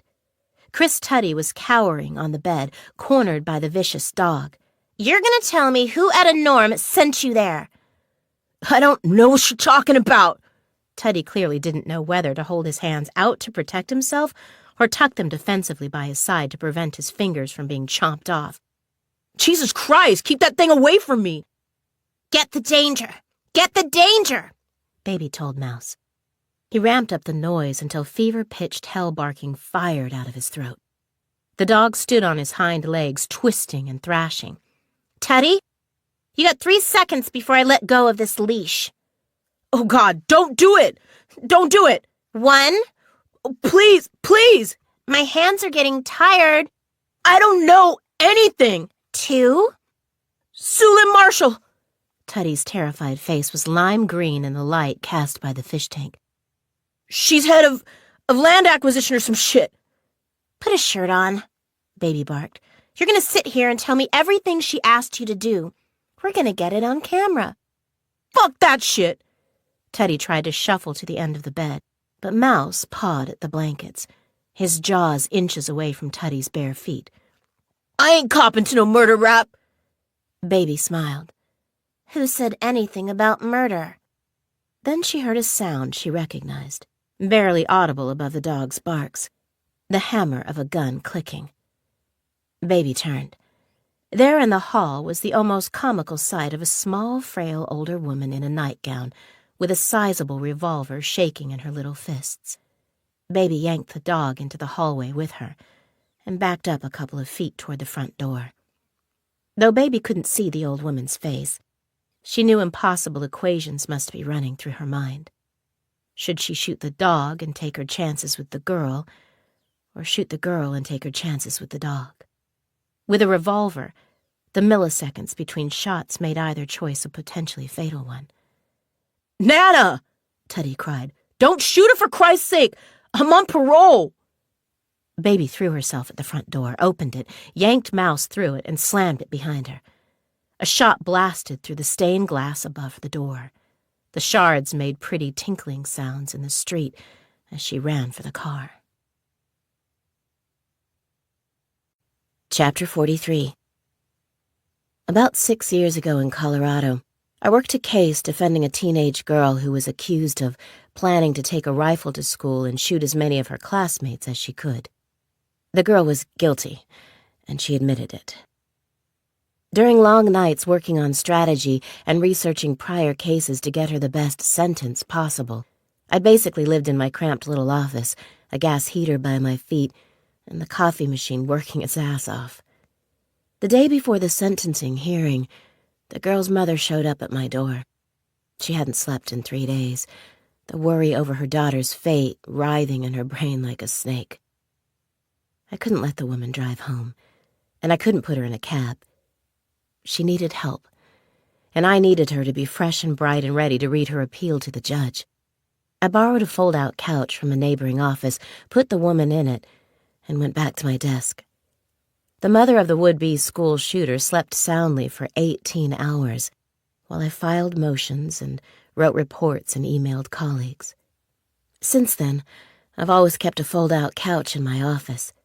When I moved to Los Angeles and took over my father's business, I found he had one too, but his was tattered and coffee-stained and full of mouse holes. So when I woke at 6 a.m. to the sound of Dave Summerlee stirring, we were in the clean, fresh, and barely used fold-out in my office that I'd bought to replace my father's.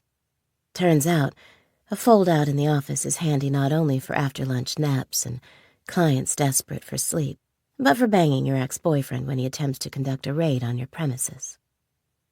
Summerlee and I got dressed in opposite corners, sneaking looks at each other.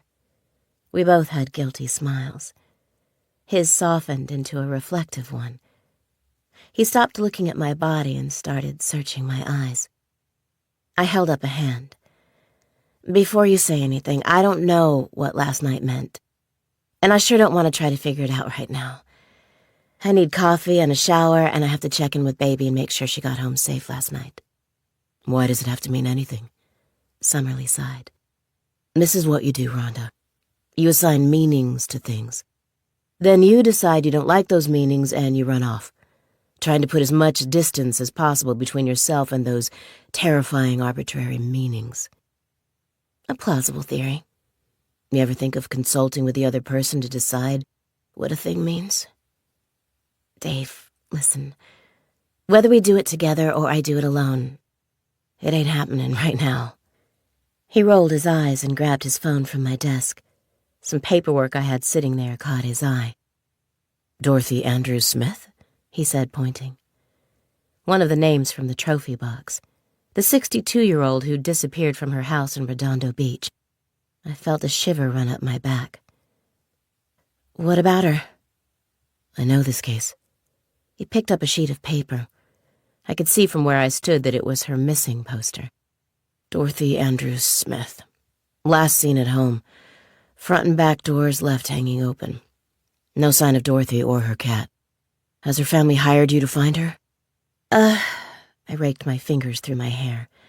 "I'm making some inquiries." It was the vaguest thing I could think of to say. "I've got confidential papers on that desk, Dave. Would you mind not sniffing around my cases?" "I have a warrant to sniff around your cases." He put the poster back down. So you're trying to prove Troy Hansen's not a wife killer, and you're rubbing shoulders with gangs? You've got a real bucket load of thankless jobs here, Rhonda. Gangs? I asked. Dorothy was mixed up with a gang. Summerlee's phone pinged. Something shifted in his face when he read the message. Without a word, he turned toward the door.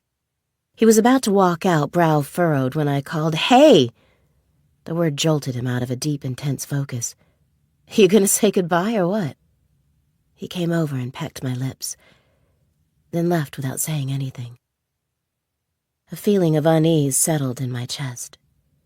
I hadn't shaken it when I got to my car, or when I arrived home, or when I jumped in the shower.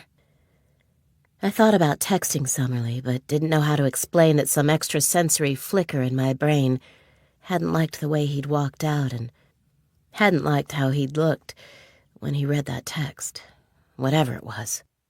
I checked social media and all the news sites, but there was nothing new about Troy or Daisy. I called Troy on his burner, but he didn't answer. The GPS tag I'd placed on his truck said it was still in his driveway, but I knew that didn't mean much. I looked into Baby's room and saw her bed hadn't been slept in. I swore out loud and checked to see if she'd replied to the text I'd sent as I left the office. She hadn't. The neatly turned down sheets and the blankness of my phone screen deepened my sense that something bad was about to happen. When the doorbell rang, the sound was like the whump of a bullet taking me in the chest. I went to the front door, knowing even before I put my hand on the knob that whatever terrible thing I had sensed was waiting for me on my stoop. Chapter 44. Detective Will Brogan was holding a cell phone down by his side, and his eyes were set and hard. His jacket was dusty, and the lines in his face seemed deeper than they had 2 days before.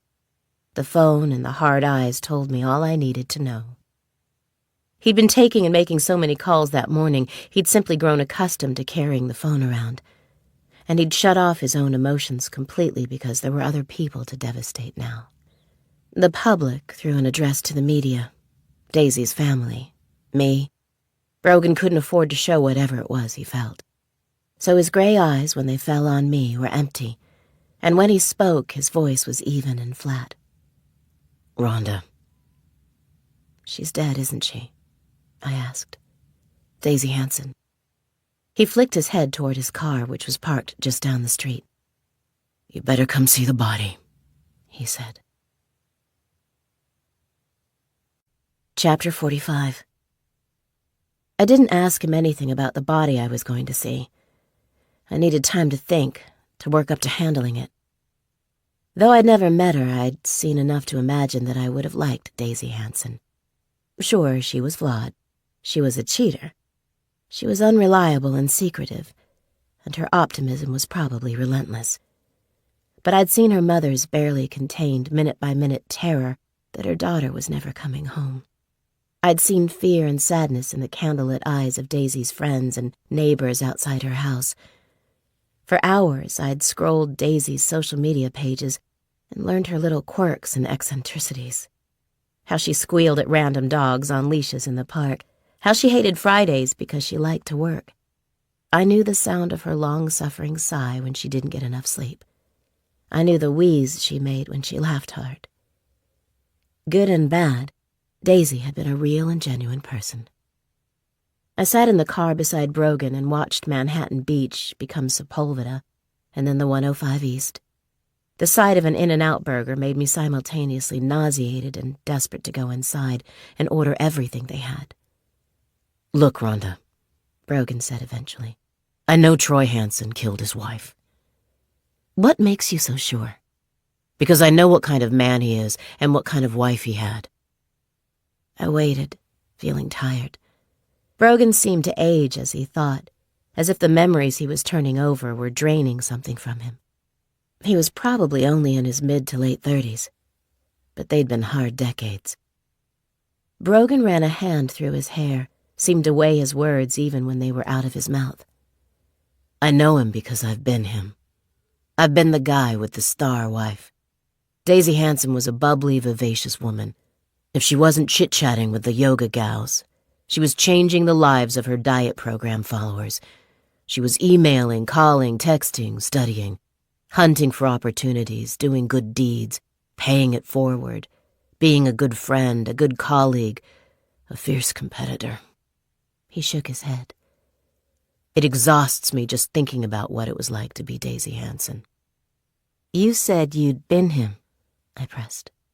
I was the turkey vulture married to the swan for 10 years. He glanced at me. She ran marathons to raise money to cure cancer. She installed community gardens in rundown neighborhoods. And here I was, the bozo cop who hadn't had the grades for law school. Oh, wow. Yeah, she was a fucking saint. Brogan took a pack of cigarettes from the center console and lit up. She ran a charity that cared for orphaned baby elephants. She started it when she was in college. In the beginning, you hate yourself for being such a piece of garbage. Then you hate the other person for insisting on being so amazing all the time. I said nothing.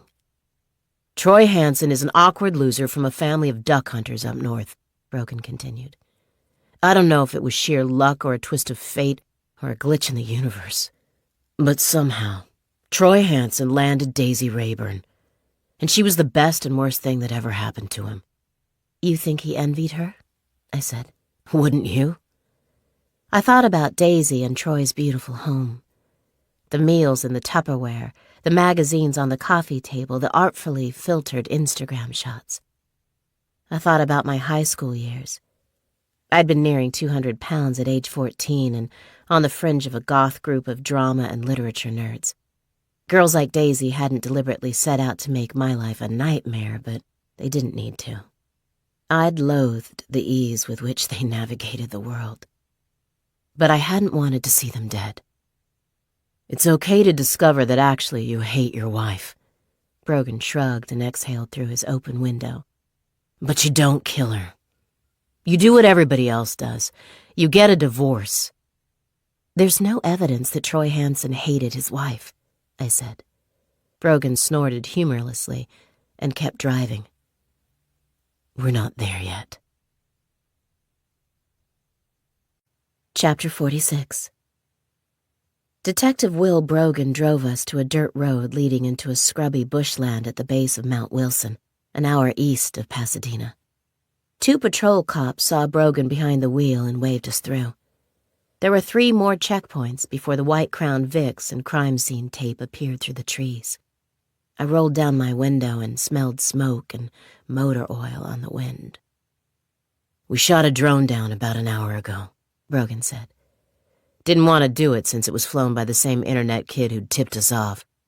He's the one who told us that Troy left the house in the middle of the night. But I can't have pictures of this floating around out there until I've got a proper ID.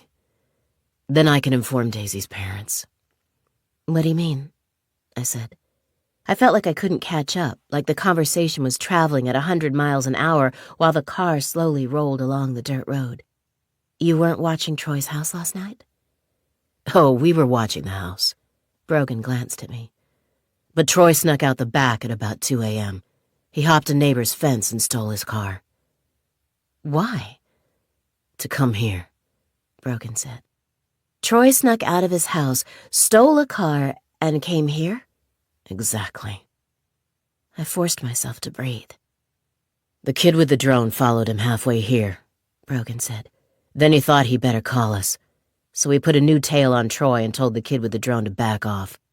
Those drones are amazing. Can fly for hours, some of them. I held my head. Jesus. Kid wouldn't take the hint, though. Once it was clear where Troy was going, he wanted to get the scoop. So we had to bust his toy. I squeezed my temples. We knew Troy would lead us to Daisy eventually. Brogan sighed. They always do. We passed a squad car nosed into a bare spot in the brush between 2 large eucalyptus trees. I recognized Troy in the back seat facing away from us. Brogan pulled into a space 50 yards down the road, and we got out. Dave Summerly was standing by a burned-out car I recognized as Daisy's little red Honda Civic. There was a gurney beside the car with what I assumed was a body on it. already bagged and tagged and zipped up. Most of the cops on the scene were doing their jobs, securing the cordons, taking measurements or photographs, making notes. But here and there an officer stood crying. I'd never gotten used to seeing cops in uniform shedding tears. I was the only civilian on site, except for Troy. And when the officers saw me, the mood immediately changed. The tearful cops turned their backs to me. Others threw angry looks my way. Brogan straightened and sighed and started to step away from me, a signal that his task was complete and he had to get back to work. For the second time in my investigation, the lead detective had extended a friendly hand, and I was grateful for it. Brogan could have let me find out about the discovery of Daisy's remains from the news, but here I was at the scene. I knew I was pushing it, but I asked anyway. "Can I talk to Troy?" "Be my guest," Brogan said. "The squad car's not bugged." I didn't believe that, but I nodded. "Thanks. Did he tell you how or why he came to this place? Did he say how he knew that Daisy's body was here?" "He did," Brogan said. "But if you believe what he says, you're an even bigger idiot than he is." Chapter 47. 2 officers stood near Troy in the squad car, one leaning against a tree smoking a cigarette, the other texting. I was 10 yards away when the one who was smoking got a radio call.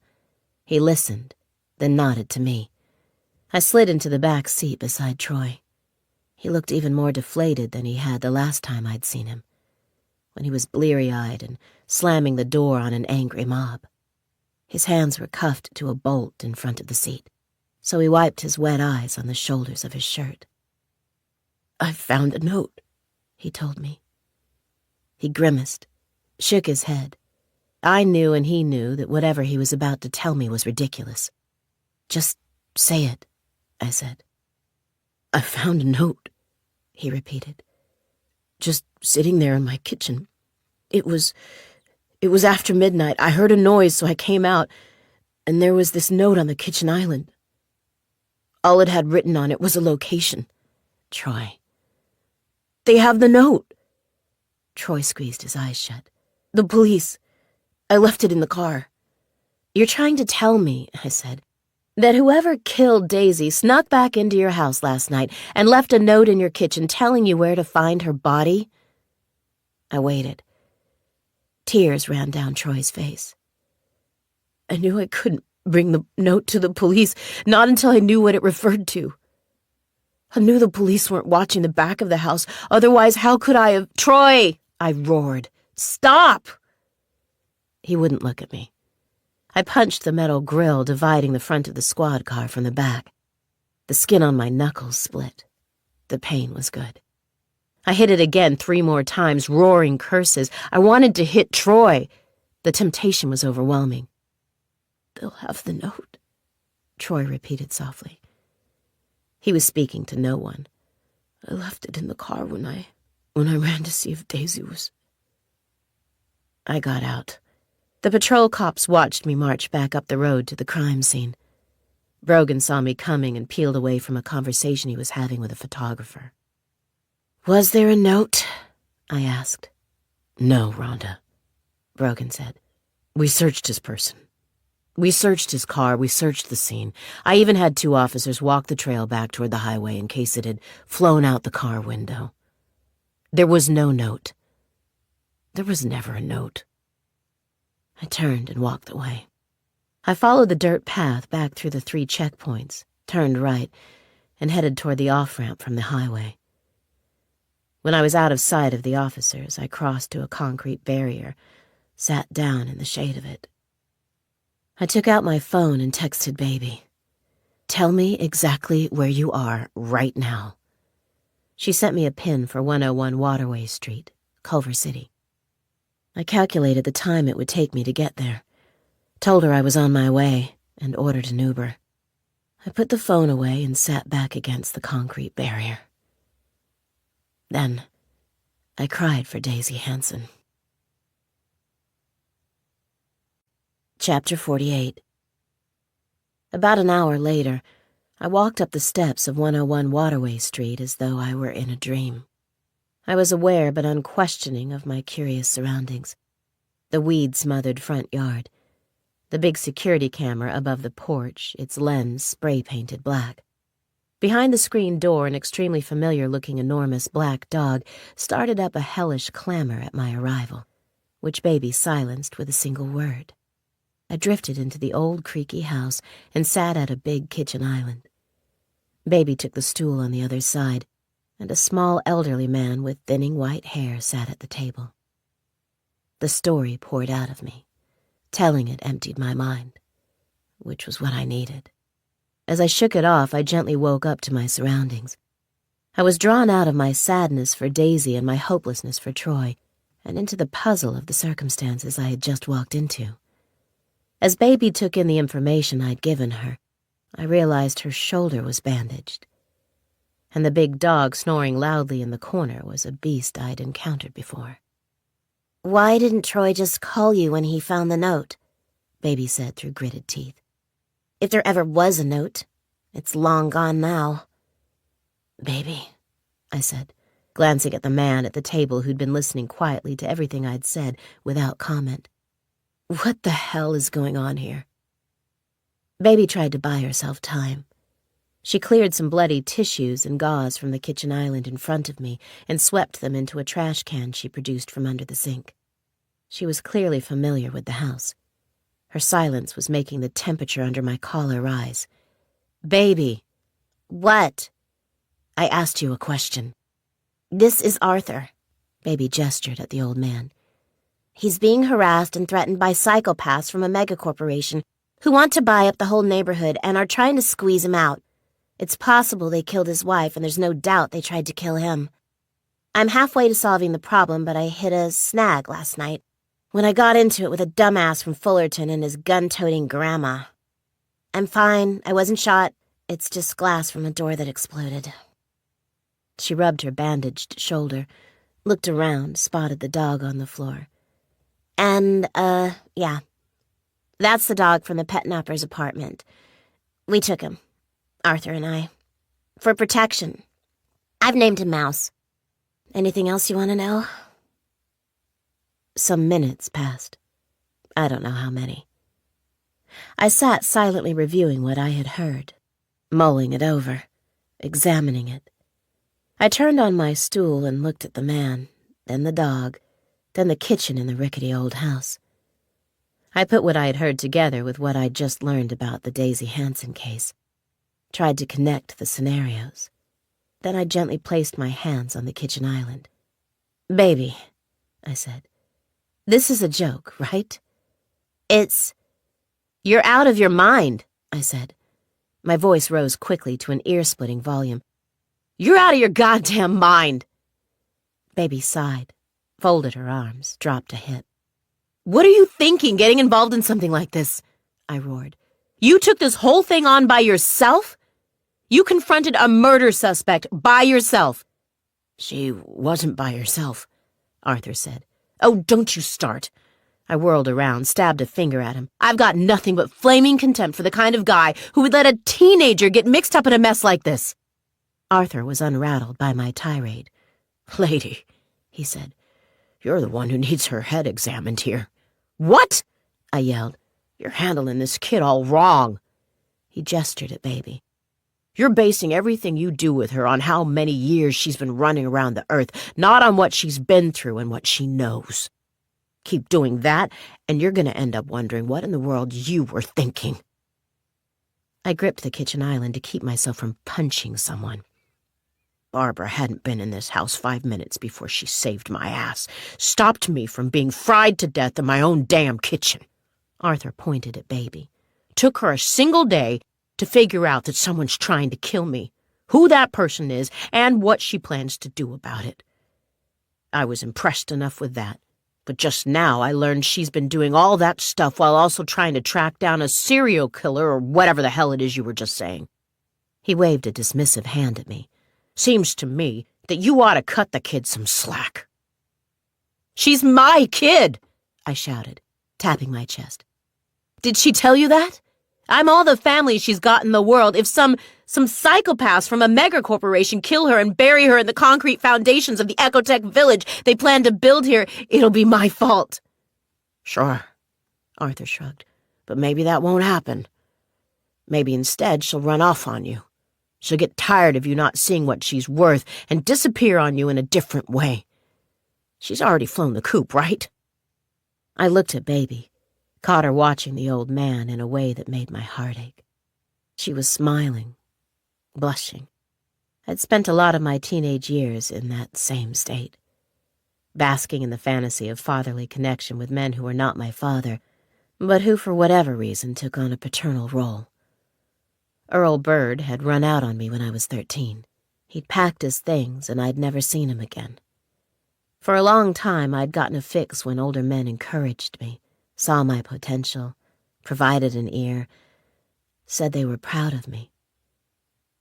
I felt for Baby now, because this man, Arthur, was not her father, and eventually the spell she was under would be shattered. She would realize what I had realized, that she could never have Earl back. And the more men she sought for her fatherly fix, the sooner she'd run into one who would use it against her. I walked out of the house. Baby followed. She slid into the Chevy next to me. I am going to help Arthur, she said. Her tone was firm. I'm not dropping his case. It doesn't sound like my approval matters, I said. But even if it did, this wasn't the way to get it. Why? The secrecy. I gestured to the house. The sneaking around, the lies. That doesn't fly with me. She looked at me. I could tell she was surprised that my calm tone matched hers, that I'd collected myself so fast. I felt a tickle of self-pride in my chest. Maybe I was getting better at this whole parenting thing. I think what you're doing is dangerous. I held her eyes. I think you're going to fall. I hope that doesn't happen, believe me, and maybe it won't. You're smart, and you're capable, and you've got good instincts. Her eyes shimmered. She swiped at them, hid the emotion. But baby, it's my job to catch you when you fall. I tapped my chest. And I can't do that if I don't know you're out on the ledge in the first place. Okay, she said. I get it. Can this wait?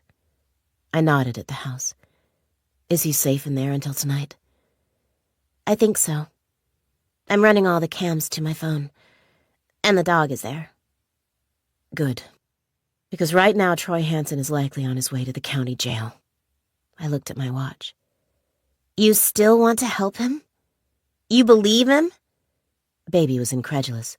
He just led police directly to his wife's body. His story about finding a random note in his house is... It's hard to believe. I nodded. But I don't turn away from stuff because it's too hard. Text our favorite tech nerd, Jamie. Tell him to run the number Daisy was texting on her secret phone. I want to speak to her lover. Chapter 49. Dr. Alex Brindle's psychology clinic was run out of a stylish multi-level house with glass balconies at the front on a hill near Dodger Stadium. I was familiar with the street, having waited in the traffic to get into the stadium when I first moved to L.A., batting merchandise peddlers away from the windows like flies. Today there was no game, and the street was clear. Baby sat reading aloud to me the highlights of Daisy and Alex's conversations from the messages George had sent us the other day. I parked under a big tree, and Baby sat with her elbow on the sill and big sunglasses covering her tired eyes. From Alex, Baby said. I just sat with a client for an hour and a half walking her through her divorce, and all I could think about was you. My mouth was moving and I was saying all the right stuff, but my brain was disconnected. I was wondering if you were having a good day, what you were doing for lunch, whether it's safe for you to meet with me this afternoon. Maybe I could surprise you with a cheeky Negroni between appointments. Might help me focus on what I'm doing here. Jeez, I said.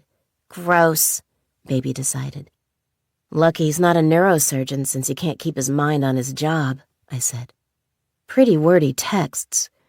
That was a real love letter. I mean, who doesn't want to hear that they're driving someone to distraction?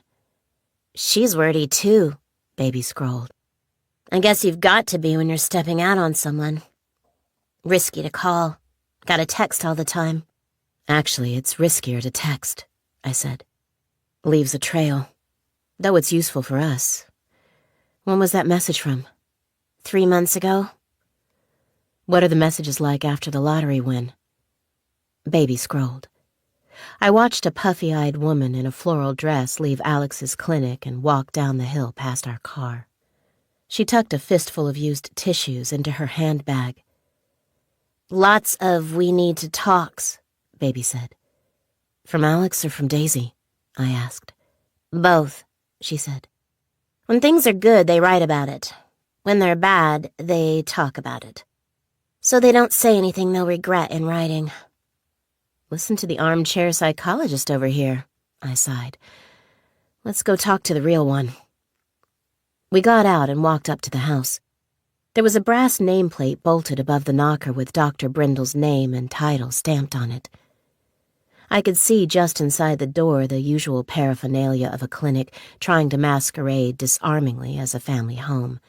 Potted plants, generic knickknacks, inspirational quotes in brushed white frames. A curvy black woman with red frame eyeglasses opened the door. We're here to see Dr. Alex Brindle, I said. Is he in? I'm Alex Brindle. She smiled at me, then at Baby. Are you two my 11 o'clock couple session? Baby's lips quirked. I found myself hitting high revs to try to keep up. No, we're not a couple. I'm Rhonda Bird. Brindle and I shook hands. We're here about Daisy Hanson. I'd never seen a person's demeanor flip so quickly. Brindle's hand shrank in mine, and her posture stiffened. Her lips pressed tight against her teeth. Her eyes searched mine. She's dead, isn't she?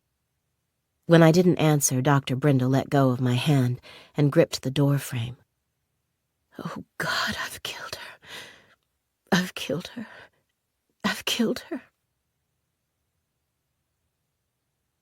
Chapter 50. Alex Brindle's legs were so wobbly, she barely made it to a big beige armchair in the room at the front of the house. I had to help her there. Baby stayed outside to tell the actual 11 o'clock couple who had just arrived that the doctor was unexpectedly indisposed. I watched the psychologist crying in her armchair and tried to keep a neutral to sympathetic expression on my own face, while I determined if her behavior was genuine. I decided that the tears were real. But the words "I've killed her" rang in my ears, and I was impatient to find out what she'd meant. Do her parents know? She asked. If they don't, they will soon, I said, sitting down on the couch across from the therapist. The police are doing their best to inform them before the internet breaks the news. Brindle sucked in a deep breath, looking like she wanted to gag. How did she... did they find... They found her body this morning. They'll be doing an autopsy soon. Oh, Jesus. Brindle put her face in her hands. You said you killed her, I pressed. Baby came into the room and sat beside me. What did you mean by that? I told her to leave him. Brindle swiped at her eyes, leaving a streak of mascara across her right temple. It was him, wasn't it? Troy? I glanced at Baby. Her eyes were narrowed, suspicious. We're not sure yet. This is all my fault. I told her to... You told Daisy quite a few things that you shouldn't have told her over the course of your relationship, Baby interrupted, taking out her phone. Like what? Oh, I don't know, Baby smirked. Like her ass reminded you of polished stone? Like the smell of her shampoo on your pillow turned you on? Like that you held whole sessions with clients here while your mind was completely tangled up with her? My messages? Brindle put her hand over her mouth. You read those? Did you... Oh, God. Baby powered on. My heart was in my throat. Brindle seemed to be assuming Baby and I were cops. She was probably too upset to notice how young my sister was. Well, we needed to keep her not thinking about it too much for as long as possible. Let's see what else we have here, Baby said, scrolling on her phone. Alex Brindle looked like she was about to be sick. 2 weeks ago, Baby said, you texted, "We need to talk." It was in response to Daisy telling you in a text message that she loved you. You called her. The two of you spoke for an hour and 47 minutes. Brindle sat back in her chair. The color had drained from her cheeks, and sweat was beading at her hairline. In fact, Daisy said she loved you several times across your message history. Baby flicked the phone screen with her thumb. You never said it back. I feel sick, Brindle said. Just give me a second. This is all very, Baby started, but I hushed her. My sister had gone in hard, and she'd done a good job, but she was still learning when to ease off the accelerator. I'd had enough practice with clients to know that a physically incapacitated suspect couldn't provide a solid story, whether that story was fact or fiction. Brindle put her head in her hands. I loved her too, she said. But I had so much more to lose than Daisy did. Like what? Like my license and my practice. Brindle wiped sweat from her brow. I was Daisy's psychologist. She started coming to me about a year ago, wanting to talk about her marriage to Troy. She'd tried getting Troy into couples counseling, but was having a hard time convincing him that there was a problem. And apparently he's not much of a talker. So Daisy and I would meet alone. We grew close during the sessions. She was bright and funny, and that's a bit of a rarity around here. Most of the people who walk in that door are struggling to find some peace in their lives. I counseled trauma victims, rape victims. I specialize in broken marriages. You're a hero, Baby rolled her eyes. We get it. There's a phenomenon that occurs sometimes between patients and therapists. Brindle tore a tissue from an ornate silver box on the coffee table. It's called transference. You come in here, you open up, you form an emotional connection. Sometimes a patient confuses that connection with romantic feelings. When Daisy told me she was thinking about me outside the sessions, Alex Brindle shook her head. I should have stopped things then. Yes, you should have, Baby said. You're looking at the loss of your psychologist's license and up to 6 months of jail time. California Business and Professions Code, Division 2, Chapter 1. My sister leaned toward me and whispered, I looked it up in the car. Less vinegar, more honey, I murmured, then turned back to Brindle. I should have told the police as soon as I heard that Daisy was missing. Brindle rubbed her eyes for a moment. She gripped her head as though trying to squeeze out the fear. I just couldn't. I didn't want to put myself in the public eye like that. I've been sitting here for days now, just hoping that Daisy kept our relationship secret, that she'd be found safe, and everything would blow over. Well, it didn't, Baby said. When did you and Daisy become intimate, Alex? I gave Baby a warning look. It's been about 5 or 6 months. Brindle twisted the corners of her tissue into little points. Troy blew up at a neighbor kid when he and Daisy were at her parents' house at Christmas. Daisy didn't like that. She came in wanting to discuss it. She wasn't talking about leaving him then. She was just questioning her choices with Troy. The truth was that she didn't know him that well, that there were things from his past, his childhood, that worried her. There were a lot of closed doors. What do you mean, closed doors? I asked. Things he wouldn't talk about, Brindle said. Whenever Daisy tried to deepen the connection, be vulnerable, he'd shut down, say the past was the past. Daisy was worried about what kind of past that was. Silence in the room. Baby was chewing her nails. But look, Alex Brindle sighed. Daisy was also just questioning her life path in general. I thought she was bored, to be honest. That can happen. He worked, she worked. They had a nice home. She tried to go digging around in his past for drama and couldn't get anything. She needed conflict. There was no jeopardy in her life, no risk, no thrill. A shimmer of energy seemed to pass through the room. Baby felt it too. She nudged my Vans with the side of her designer boot. "What do you mean by thrill?" she asked. "Like Daisy wanted to do something dangerous?"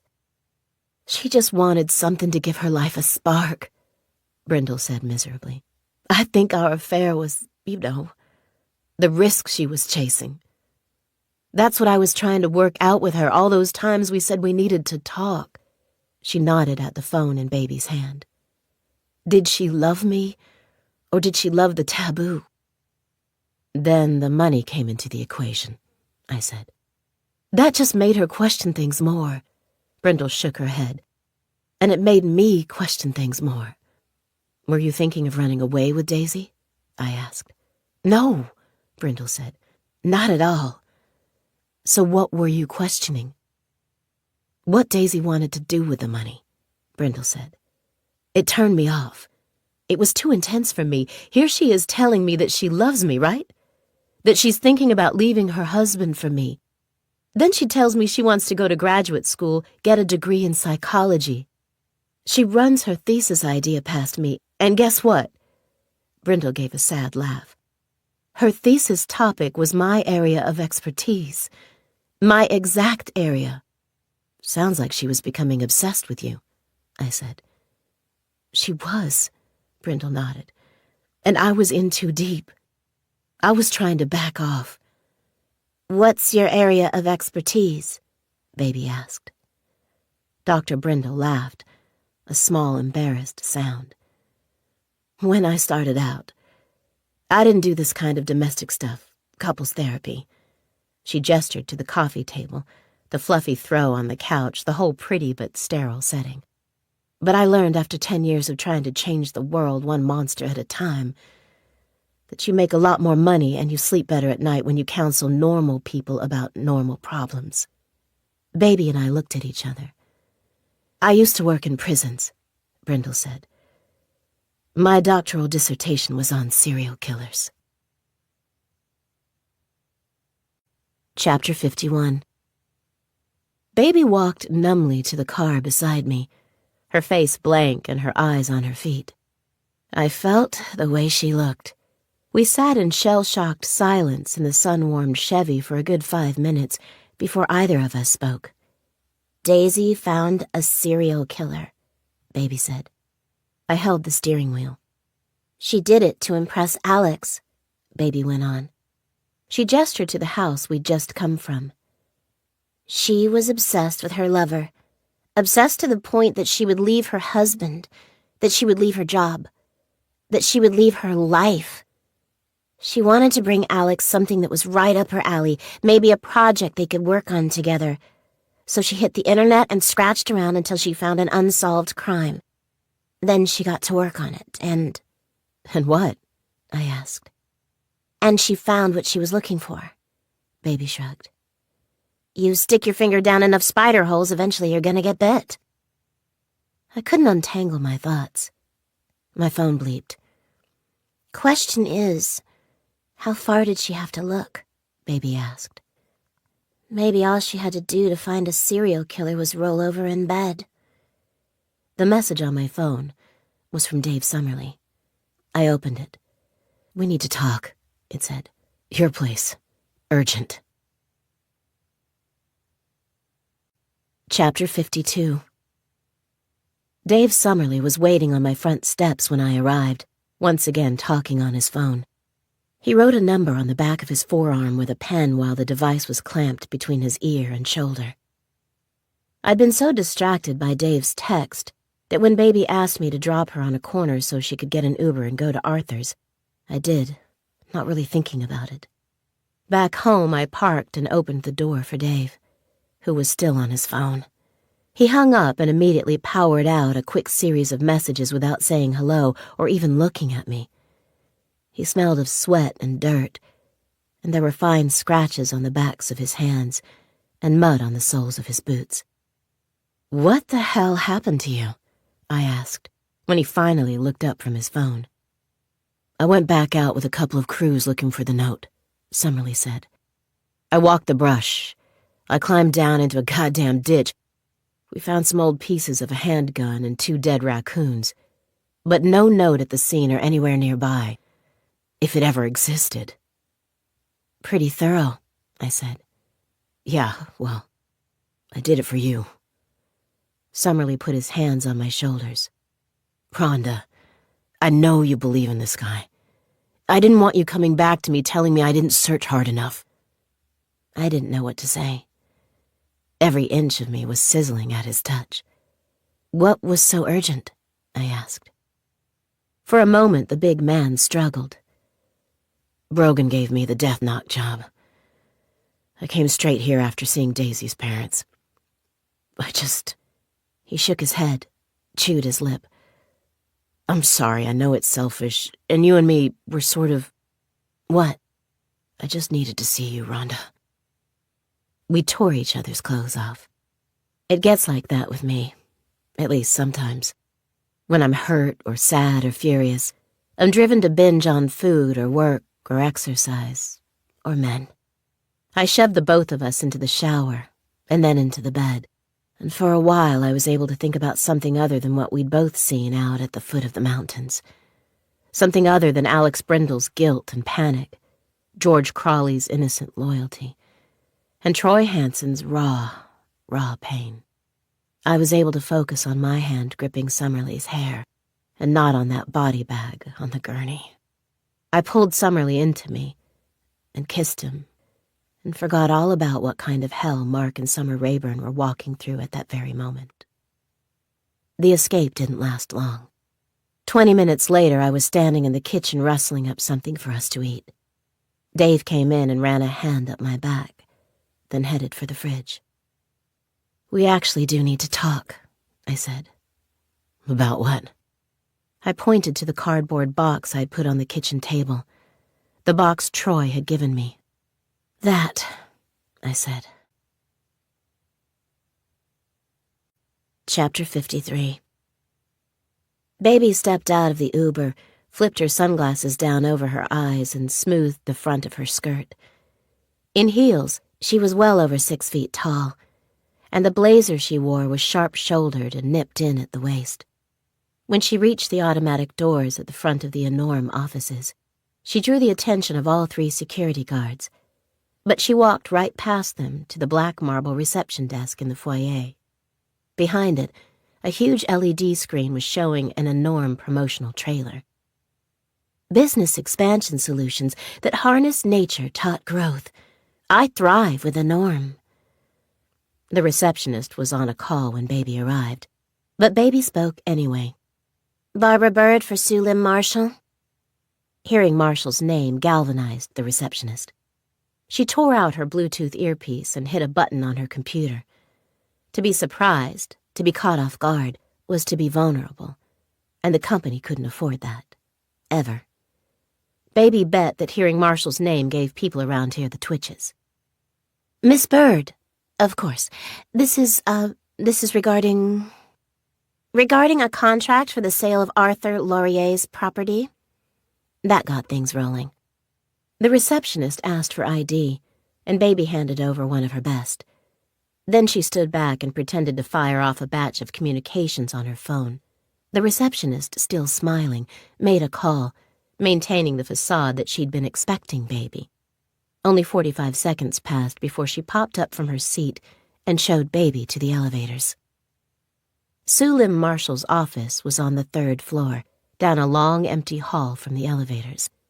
Baby's first impression of Marshall was a small, insectile woman. She came around her desk with the same calm, poised charm the receptionist had exhibited, completely unfazed by her unexpected visitor, ready for any obstacle. That's what we do here. We refocus, adapt, neutralize. Baby didn't return the smile. "It's a real pleasure to meet you," Marshall said smoothly. showing Baby to a seat in front of her almost comically large and bare desk. The thing commanded the room like an altar, yet it was empty save for a cell phone and an iPad. I'm so glad that Mr. Laurier has decided to accept our offer on Waterway Street. Oh, he hasn't, Baby said. Marshall stiffened microscopically. Baby saw a tendon in her throat go taut, then instantly soften again. The iPad gave a light musical note. Baby assumed it was announcing the arrival of a brief workup on herself, whatever the receptionist had been able to scramble together as Baby rode up on the elevator. Baby placed her phone on the edge of the black glass sea that was the surface of Marshall's desk. She pulled up a video, put the phone on speaker, and hit play. The sound of Chris Tuddy's voice fluttered around in the big room like a mouth in a jar. Sulim Marshall. She's head of land acquisitions or some shit. Put a shirt on. You're gonna sit here and tell me everything she asked you to do. We're gonna get it on camera. Fuck that shit. I ain't copping to no murder rap. Marshall lifted her eyes from the phone to Baby. One of her thin brows rose slowly. What was that? The small woman asked with a tight smile. A clip from a movie? That was one of your enorm employees, Chris Tuddy, admitting you paid him to murder Carol and Arthur Laurier, Baby said. Took about 30 seconds for him to give you up, and I didn't even have a gun on him. All I had was a dog on a leash. Imagine what police detectives in an interrogation room would do. I don't know who... Marshall went for the iPad. Baby held up a hand.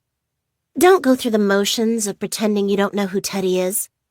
He worked security in the staff parking lot here for a year. Then got bumped up to corporate valet. I assume that's when you met him. I bet you saw the tattoos on his knuckles, ordered a background check, and decided he might be useful in solving a little problem you were having over at Waterway Street. You saw him as the kind of lifelong bottom dweller who could use the extra cash. Marshall's hand was still on the iPad. If you want to read the brief on me that your receptionist just sent you, go ahead, Baby said. You'll find all it says is that I work for a private detective agency based in Koreatown. Wow. Marshall took a minute, shook her head. Wow. Another minute passed. Baby waited.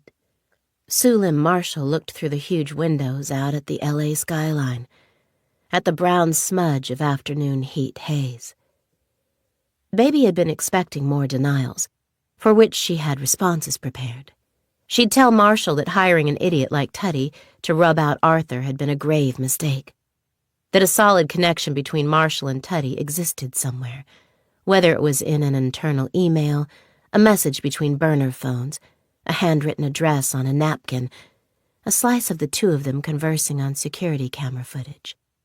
So if Baby's security cam footage of Tuddy vandalizing Arthur's house wasn't enough, and Tuddy having been employed by a norm wasn't enough, and Tuddy admitting that Marshall had hired him for the murders wasn't enough, something would be enough. And Baby would find that thing, whatever it was, that witness, that bank deposit, that overheard clue. She would find it. She would connect Marshall to Tuddy. But none of her responses were needed. Marshall simply looked at Baby and smiled. "Okay, Miss Bird," she said brightly. "You want to play? Let's play." Chapter 54. By the time I finished telling Dave Summerly about the trophy box, how I'd come to acquire it and what I knew about its contents, he was standing before the collection of 10 sad little Ziploc bags, each with a newspaper article pressed against its surface, spread out on my dining room table. Summerly stood there emotionlessly, his hair still wet from the shower we'd taken together, his mouth clamped shut and his jaw muscles twitching. Jared Malouf's greasy backpack and a printout of Alex Brindle and Daisy Hansen's messages over the months of their affair were also on the table. I'd come clean on everything. It had taken me half an hour to get it all out. Summerly licked his teeth and looked at me in a way he never had before. Tell me what you're thinking, I said, though I was terrified to hear it. I don't even know where to start. He shook his head. I can't fix on anything. It's all swirling around. The utter disappointment I feel that you didn't trust me with all this. The fucking blinding rage I feel that you would jeopardize a chain of custody this way.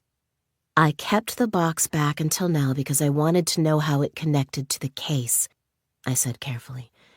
And I knew it would blind the police team to the possibility of Troy's innocence, make their tunnel vision even narrower. The chain of custody isn't any more corrupted than it would have been if a suspect handed evidence to his lawyer. No one has touched the box except me. It's been with me the whole time. Summerlee's fists were clenched and shaking. He picked up each bag by its corner and placed it as carefully as he could into the box. But even though he was being as gentle as possible, the anger was fighting to get out of him. He fumbled Dorothy Andrews Smith's bag. I went for it. He snatched it away. Dorothy Andrews Smith was killed by a fucking gang, Rhonda. How do you— I know, he said. I know she was.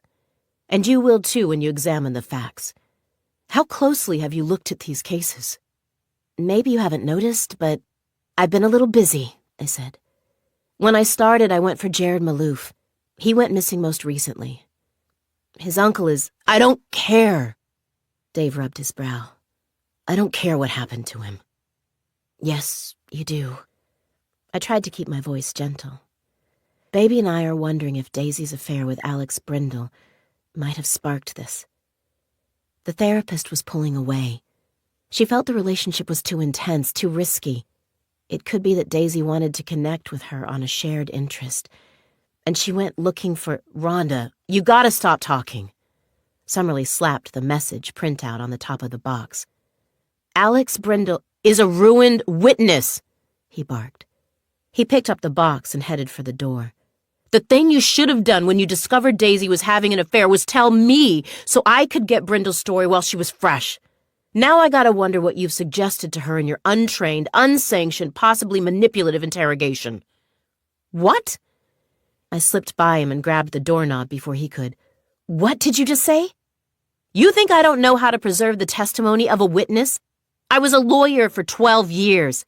Exactly. Summerlee hugged the box to his chest. His eyes were fierce with contempt. You go into every interview knowing which side you're on, what answers you want. I'm a detective, Rhonda. I'm trained to make sure that doesn't happen. He shook the box in his arms. These people? They aren't paying me to be on their side, he said. Every dollar you make off Troy Hansen is a reason for you to ignore the truth. You really think I'd do that? I asked. You think I'd protect Troy if I thought he was guilty just to make a buck? What am I supposed to think, Rhonda? Isn't that what lawyers do? I tore open the door. Get out, I snarled. He did. Chapter 55. The pile of weeds Arthur had dumped beside the rusted gate of 101 Waterway Street was bigger than the crouched man himself. Baby could just see the old dude's wicker sun hat bobbing as he worked. Before she was halfway across the street, Mouse charged off the porch and ran to the gate, eyes aflame, to ascertain if she was who she appeared to be, or an afternoon snack. She nodded toward the porch, and the dog lifted his chin, turned a wary circle, and trotted back up there. Mouse was easy to train. She entered commands in his brain, and like a computer he performed them. But she wasn't surprised. Baby had learned that with dogs it was all about incentive. And she had 2 incentives to offer him. The first was snacks, a previously foreign concept to the abused and neglected hound. And the second was a life free of beatings. Baby had no intention of ever raising her hand to the dog, but she could tell from the way he winced whenever she moved too suddenly that the dog wasn't sure of that yet. Mouse was probably on the longest beating-free streak of his life, and she guessed he was eager to keep it that way. As Baby neared the old man, she saw he was concentrating on pulling out a 3-foot-tall flowering weed. It made a ripping sound as it came free of the dry soil and sent up a puff of delicate seeds. Arthur, on his knees in the dirt, spotted Baby's heels, moved his gaze up to her legs, then squinted at her face. "You look nervous," he said. "I'm not nervous," Baby scoffed. "Why would I be nervous?" "Because you just made a move," he said. He grabbed the base of another weed, gave it a wiggle to test its grip on the earth. "You're dressed to kill. I'm guessing you just went to the Enorm people to give them what for." "Even if I did," Baby said, "what makes you think I'd leave all rattled?" "I've seen their work," Baby snorted. "I'm thinking about just taking that money and getting out of here, Barbara," Arthur said. His shadow was small on the cracked concrete path. "Your sister coming around here reminded me that you got people. I don't. What you're doing for me and this house, it's nice, but it's not worth it. I should cut my losses." "Arthur, you're not doing that," Baby said. "Why not?" "It's like this, okay?" she said. "Sue Lim Marshall hired some two-bit thug to come after you. Chris Teddy is a loser. He lives with his grandmother. He's been in and out of jail since he could walk. He's a career fuck-up. Sue Lim Marshall hired him only because he was there. He was convenient. A guy who doesn't have what it takes to maintain a fish tank is the person she hired to run a scare campaign against an elderly man and off him if necessary." Baby waited. Arthur said nothing. "You know why she did that?" Baby asked. "No." "Because she's lazy," Baby said. "She's complacent. Do you know how a person gets lazy and complacent about killing people?" "How?" "By doing it a bunch of times," Baby said. "I'm positive that Sue Lim Marshall has done this before, and if we shut up and take the money, she'll keep doing it. We're here now dealing with this because the folks before you shut up and took the money and cut their damn losses." Arthur put his hands on his knees. He stared at his own shadow, which was imperceptibly growing. "We're going to find out who the last guy was," Baby said. "And the guy before that. And the guy before that. That's how we take these people down, Arthur."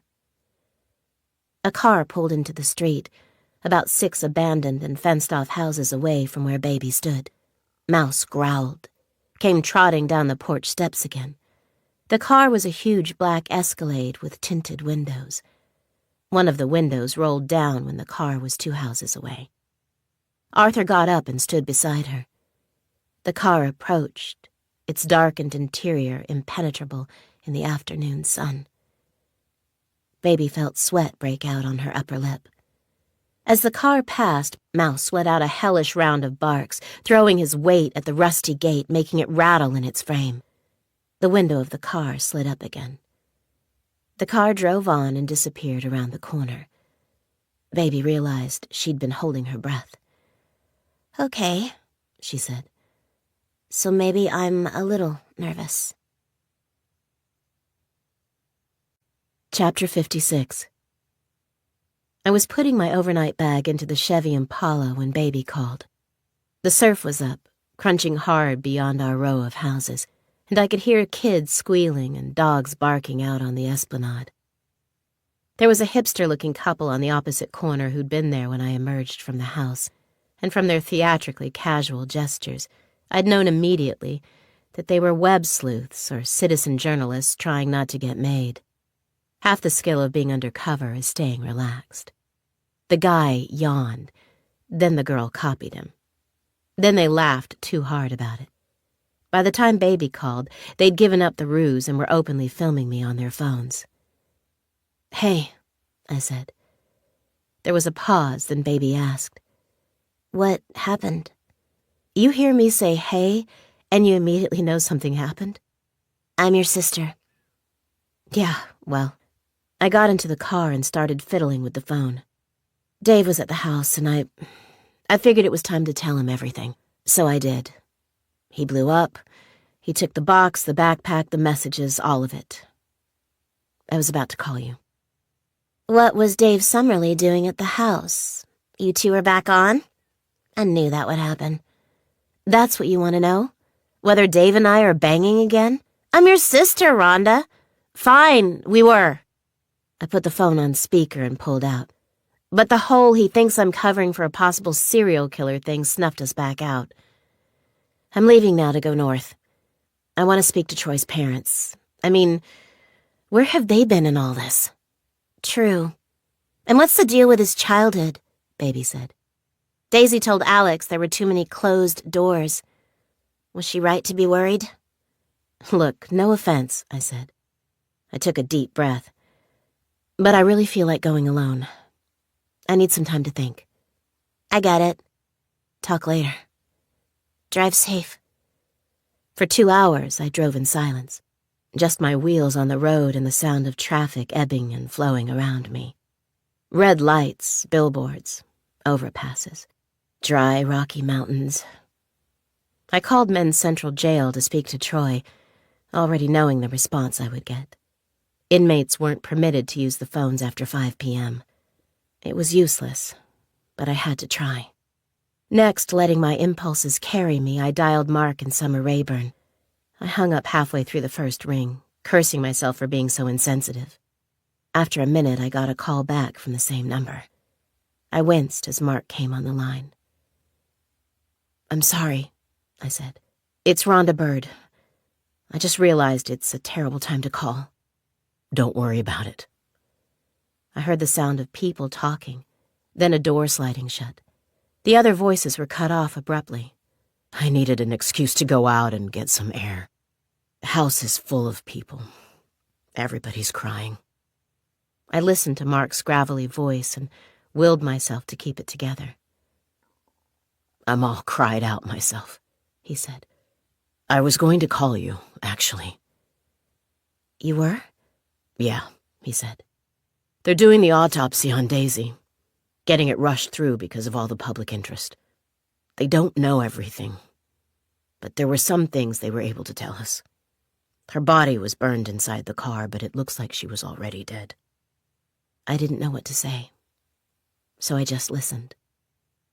If it was Troy, why would he do that? Mark asked. I mean, there was no need to hide evidence, right? Fingerprints and stuff. Troy used Daisy's car all the time. Would make sense for traces of Troy to be there. Look, I took a deep breath, feeling like I was on unsteady ground. The psychology behind all this stuff is... There are mixed opinions, okay?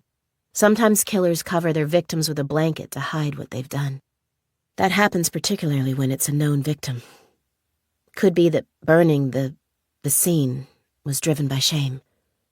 So now you think it could be him? I don't know, I said. But Mark? Yeah. I'm not going to stop until I know. Mark Rayburn gave a hoarse grunt. I didn't know if it was appreciation or derision. Personally, I think we should be looking harder at that George Crawley guy, he said. The man makes me uncomfortable. Always has. Never known him to have a girlfriend. Maybe he got jealous, went to the house, made a pass at Daisy. Maybe, I said. I thought about George Crawley weeping from stress in my car. I don't want to discount anything yet, but I'm following other leads. I saw a cluster of lights approaching, a gas station flanked by fast food joints. I started shifting lanes. Tell me, did you ever meet Troy's parents? I asked Mark. No, Mark said. They didn't come to the wedding. Troy said they were elderly, limited mobility. But I think that was bullshit. From what Daisy told me, they're hicks from some backwater place up north somewhere. Outside Ukiah, up in Mendocino County. Right. I'm thinking the kids just didn't invite them. Didn't want their big day to turn into an episode of the Beverly Hillbillies. I said goodbye to Mark, pulled the Chevy up to a pump and started filling it with gas. The site was identical to 1,000 highway oases I had stopped at. A dusty, ruddy-faced panhandler begged for change on the edge of the lot. A mom and dad with sleeping kids in the back seat of their car checked their tires, calculated the time left before they hit L.A. In the attached convenience store, I grabbed snacks without much thought. Nuts, chips, jerky, whatever I could eat one-handed. As I was filling a 44-ounce slushy cup, the attendant grabbed my arm. I was so startled I dropped the cup, spilling chunky sludge everywhere. "Yo, lady," the guy said. He was looking out the big dark windows to the lot. "Don't go to your car yet, okay? Some dude just crawled up and snuck into the back seat." Chapter 57. Baby tapped away at her laptop at Arthur's kitchen table, the sunset bleeding into night. Arthur brought her a glass of water, but she ignored it. As she tapped and clicked, the water was joined by a cup of coffee, then a slice of cake, then a cookie, then a hard candy wrapped in shiny foil and served on a little porcelain plate. He was carting over a second cup of coffee to replace the one that had gone cold when she looked up. "You're gonna bury me alive in a pile of drinks and snacks here," Baby said. "I need something to do." "Play with the dog." They looked at the dog. Mouse was snoring in the corner, his big pink belly sagging on the floor, all four legs stretched out and stiff, roadkill style. "Tell me what you found out." Arthur sat down beside her. "I haven't got a lot to work with," Baby sighed. "On the record, Sue Lynn Marshall joined Norm as an administrative assistant in 2012. Now she's head of the California Acquisition Division. Seems to have worked her way up the ranks pretty naturally, if quickly. No weird promotional leaps that might suggest she was being rewarded for doing the company some murderous favors," Baby said. "The company has 2 other eco-villages in the state, and they were both set up by Marshall, but they were on vacant land. Marshall didn't threaten or bully anybody out of their houses there, at least. She didn't need to." Baby brought up Sue Lynn Marshall's LinkedIn profile, turned the screen toward Arthur. Marshall was classically posed, 3/4 to the camera, hair shiny and perfect, shoulders relaxed, chin up. She looked like a million other corporate types who silently oiled the gears of commerce in dark gray power suits, driving dark gray power cars to dark gray power towers. Baby showed Arthur the 2 other California eco-villages, clusters of glass buildings, one in the desert and one in the forest. "So, who was Sue Lynn Marshall before she became an enormous attack dog?" Arthur asked. Baby was so distracted, he had to ask a second time. "Why is that relevant?" "Because who a person is deep down inside is always relevant," Arthur said. "It's why anybody does anything." "Look, Arthur, I'm not trying to tap into Marshall's psyche," Baby said. "I'm not trying to find out if she was picked on in high school or if she's ever been married or what kind of guy her dad was. I'm trying to find out how many times she's done this specific thing." She tapped the kitchen table. "Because that's all I can use against her." "Maybe." He shrugged. Baby waited. When he didn't go on, she threw her hands up. "I hate it when you say maybe like that. Like you don't mean maybe. You mean you're wrong."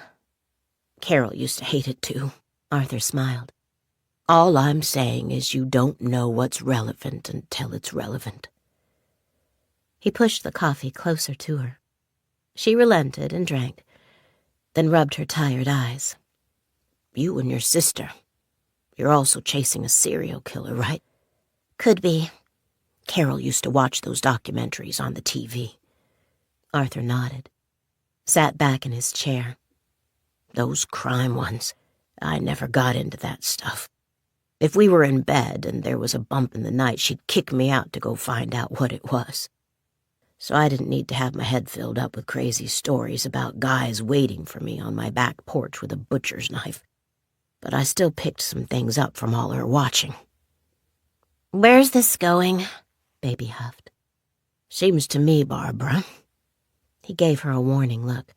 "There's usually an awful lot of interest on these shows about who the killer was and where he came from.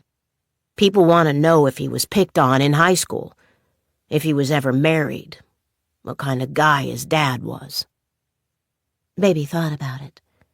"You don't know what's relevant until it's relevant." Uh-huh.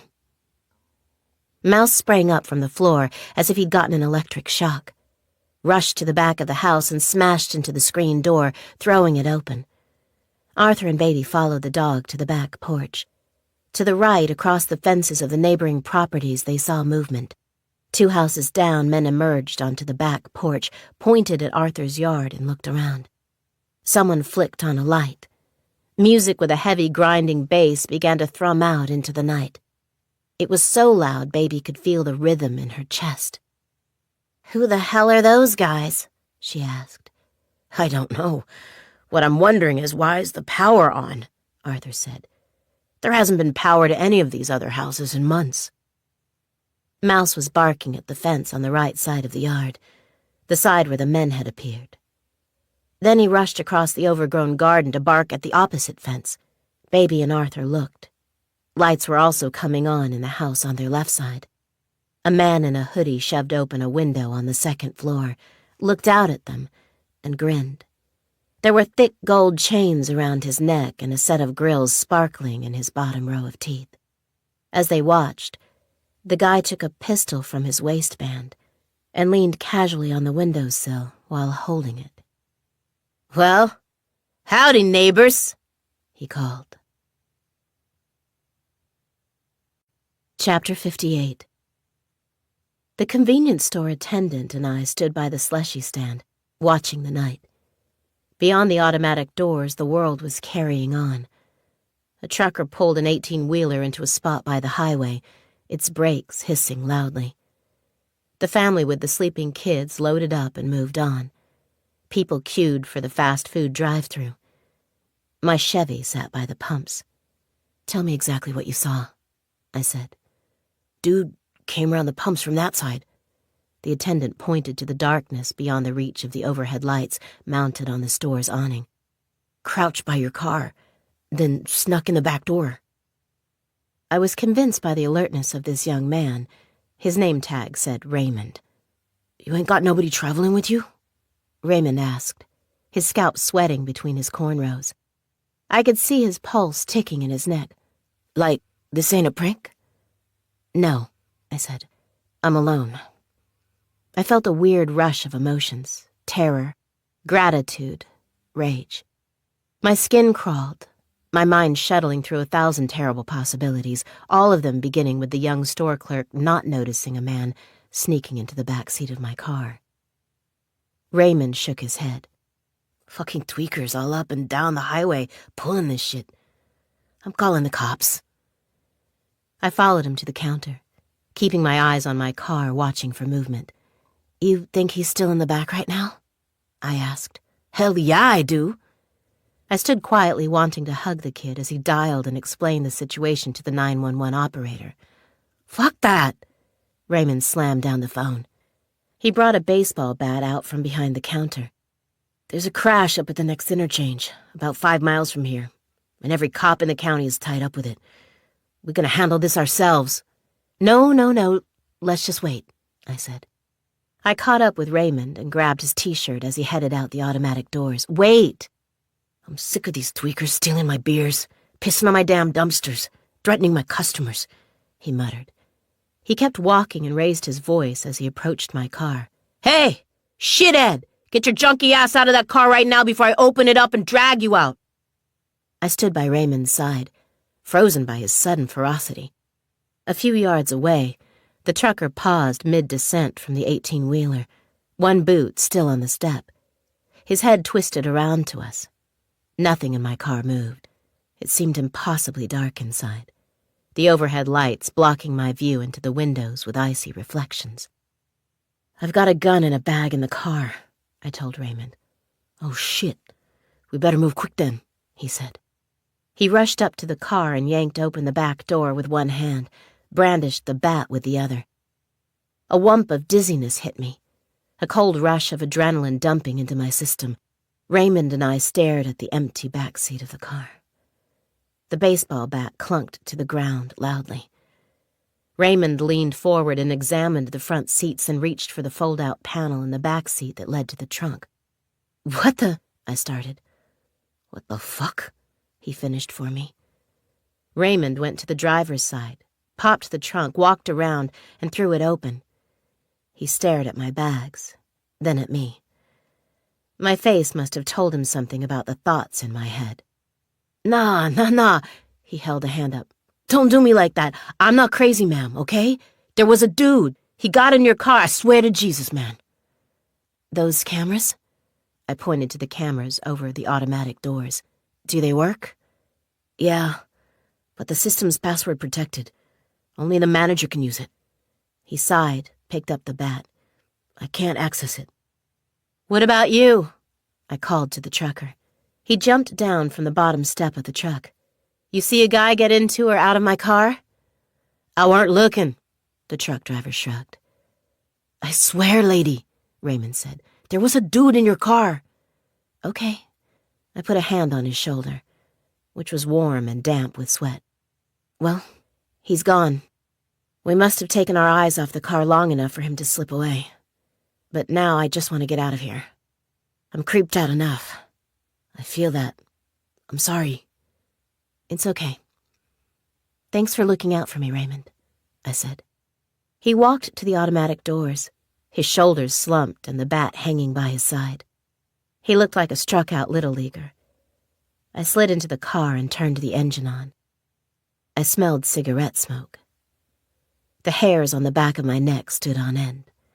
I looked in the rearview mirror at the darkness beyond the reach of the gas station's lights, but there was nothing but blackness and stillness there. With nothing to tell me that the cigarette smoke hadn't drifted in from outside the vehicle, I did what most people would do. I told myself not to be crazy. Then I locked the doors and headed back to the highway. Chapter 59. Arthur and Baby sat on the low brick wall in front of 101 Waterway Street, idly watching different goings-on. At another time and another place, they might have been a father and daughter observing the roll and tumble of suburban life, watching their neighbors peacefully watering their lawns, enjoying evening drinks on their porches, calling the kids in from play as the streetlights flickered to life. But here, tonight, they were watching something else. Baby's gaze was on a drug deal happening only 20 yards away, the third she'd witnessed in the past 10 minutes. Corner boys loitered on the house's lawn, hands in their pockets and heads down, talking trash while they waited for customers to roll up. Arthur's attention was captured by an argument slowly intensifying on the porch 3 houses down in the other direction. There was a scream, and a woman involved in the argument was thrown down the steps. Her tiny denim shorts did nothing to protect her legs from the concrete path. Already bleeding, she was picked up and tossed again through the rusty gate into the street. The air around Baby and Arthur was vibrating with competing stereo systems and potential violence. They'd given up letting Mouse roam the property, fearing he'd leap the front fence and attack someone out of sheer confusion. He sat behind the locked front door now, bellow barking and scratching at the wood. Baby felt the dog's helpless bewilderment. The world outside was filled with obvious danger, and his new owners were clearly distressed by it, and yet they'd chosen to go out into it.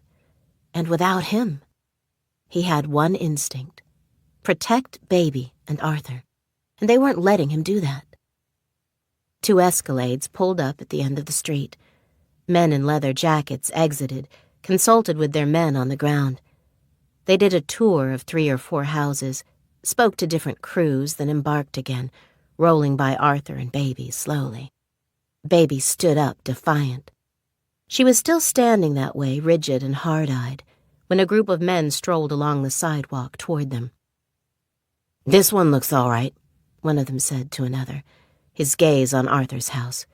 "Got screens on the windows." This house is occupied, Baby snapped. Keep it moving. The man leading the pack, a redhead with sunken glazed eyes, took her in. "What did you say, bitch?" Keep it moving, Baby told him. You deaf? The pack of guys snickered and guffawed. Baby kept her gaze locked on the leader as he passed, shouldering her on the way. A police squad car pulled in at the other end of Waterway Street. Arthur and Baby watched it roll toward them. When it was within a few yards, Baby stepped out into the road. The female officer in the passenger seat buzzed down her window and leaned out. "I've been wondering when you'd show up," Baby said. "I called this in an hour ago." "Called what in?" "This," Baby gestured to the street. "These houses are owned by a company called Enorm. All these people are trespassing here. And aside from that, they're blatantly conducting criminal activity. There's a drug deal happening right there in front of us." "Where?" The officer squinted through the windshield. "There," Baby pointed. The dealer, who was maybe 30 feet away, looked over. He tucked a wad of cash into his pocket and snapped a salute. Baby watched the dealer go back to his stash to re-up. He had the kind of detached confidence that made her stomach knot. "I can't be sure of what I just saw." The officer shrugged at her partner. "You?" "Nah. I left my glasses back at the station." "Ma'am?" the officer said, leaning out again. "I'm not seeing anything here that suggests to me that my colleague and I should bother these people, who seem to be going about their business peacefully." Baby scoffed.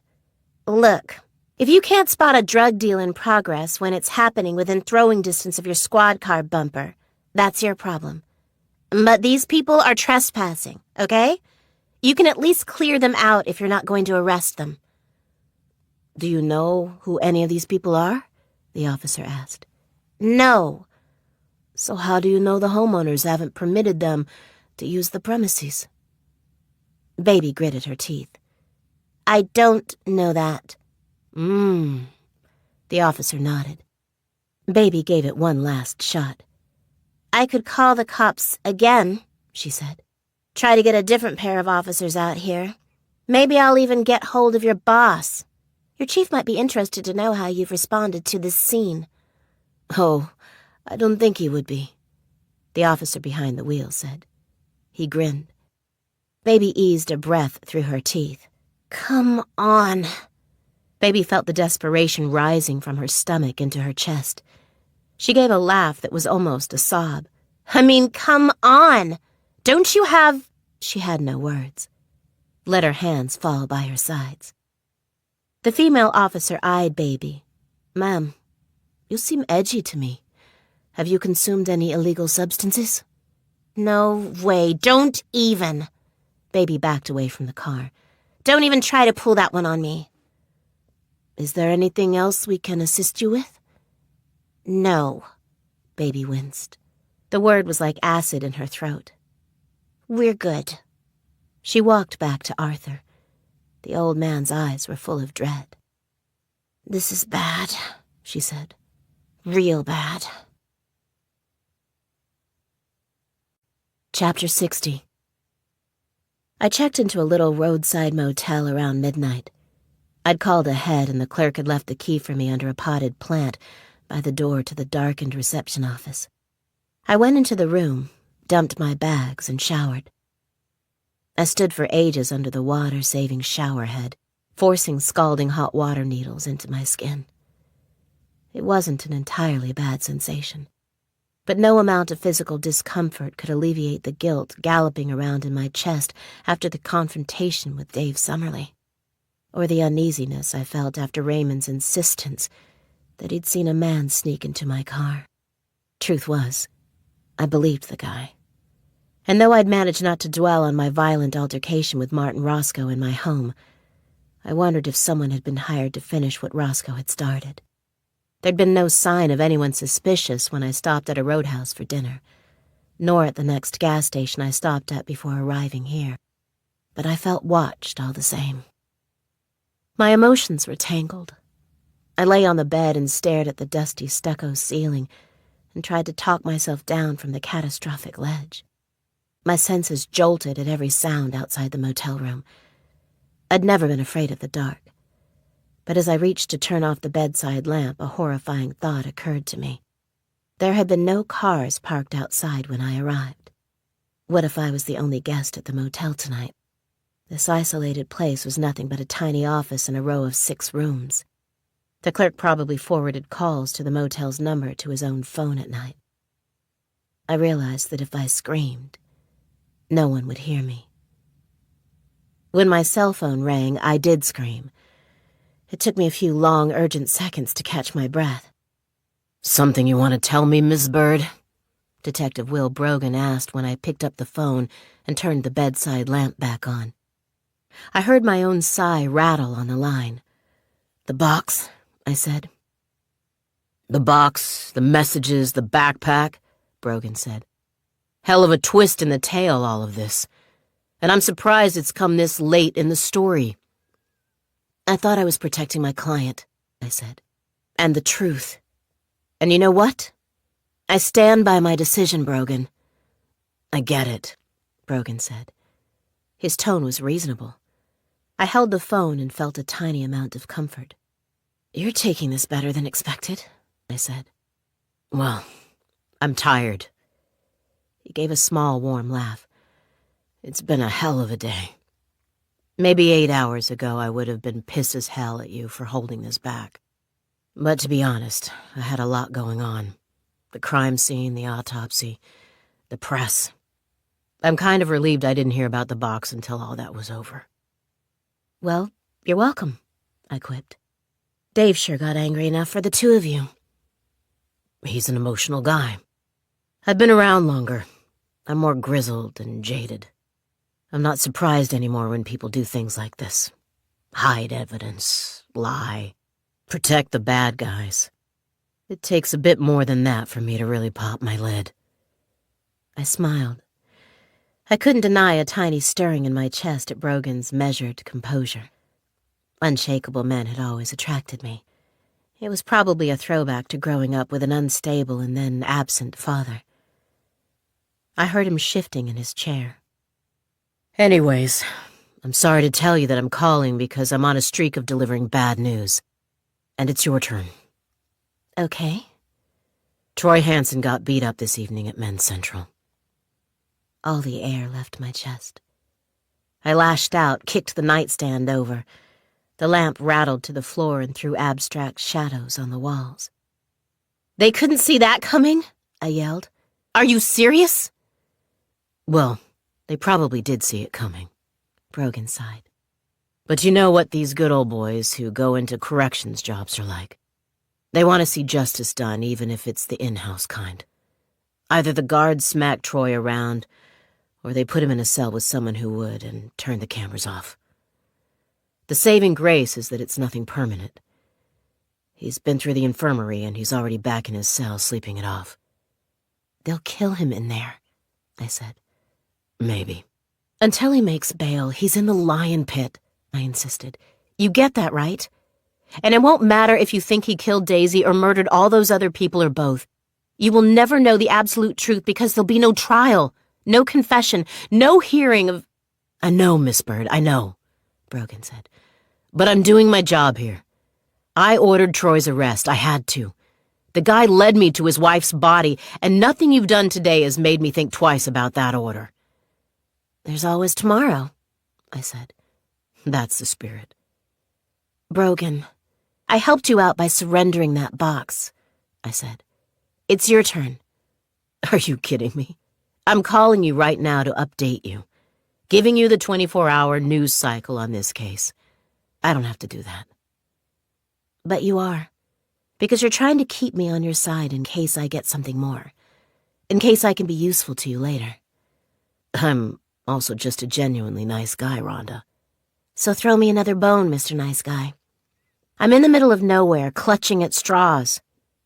"In the middle of nowhere?" "Uh-huh." I took the phone away from my ear when I heard what sounded like footsteps on the gravel outside. And I don't think I'm alone.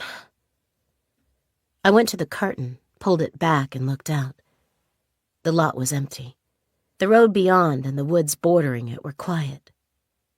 I double-checked the lock, then took a chair and wedged it under the door handle. "Let me think," Brogan sighed. "Our techs have analyzed Troy's cell phone locations over the past several months. I could maybe send you that." "Good. And I want the official files on all the missing people from the box."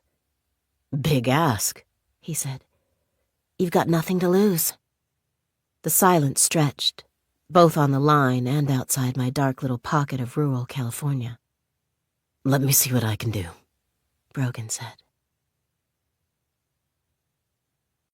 Chapter 61. It was a hellish night on Waterway Street. Baby had never read Dante's Inferno, but she saw scenes out her window overlooking the front of the house that she presumed belonged in its pages. 3 houses down, one of the vacant dwellings seemed to have become a makeshift brothel, cars arriving every 20 minutes or so. Baby watched as men held up their phone screens to a guard at the door, were let in, then came out anywhere from 10 minutes to an hour and a half later. While the system seemed orderly, it was a rowdy bunch. Girls fighting, Johns arguing over payments and girls. She saw one man get thrown clean over the dying hedge at the front of the house and another get punched in the stomach and stuffed in the trunk of his own car. The sex work seemed to be relegated to one end of the street. The other end was where the drugs and partying were going on. One party had begun in a pretty 2-story brick place, then spilled across the street to the opposite property. A guy passed out in the gutter and a group of men came over, surrounded him, took whatever was in his pockets, then filmed themselves urinating on his sleeping form. As the night went on, the dealers, the pimps, and their drunken and drugged clientele grew louder, more violent. The same cops who'd done a drive-by in response to Baby's call came by again, but they didn't exit their vehicle. They stopped to talk to a couple of men. They pointed half-heartedly at the passed-out guy in the gutter. Baby assumed Sulim Marshall had somehow arranged for the street to be available for whatever goings-on the bad men of Culver City and the surrounding area wished to conduct. Apparently, the only rule was that no one was allowed to die. A death would raise questions, bring unwanted attention. So 10 minutes after the second drive-by, an ambulance arrived to carry the unconscious guy off. The bewilderment on the faces of the paramedics at the happenings around them was obvious to Baby, even from a distance. With months of stress already weighing down his bones, Arthur put wax earplugs in his ears and went to bed around 11 o'clock. Baby stayed awake to fend off anyone who approached.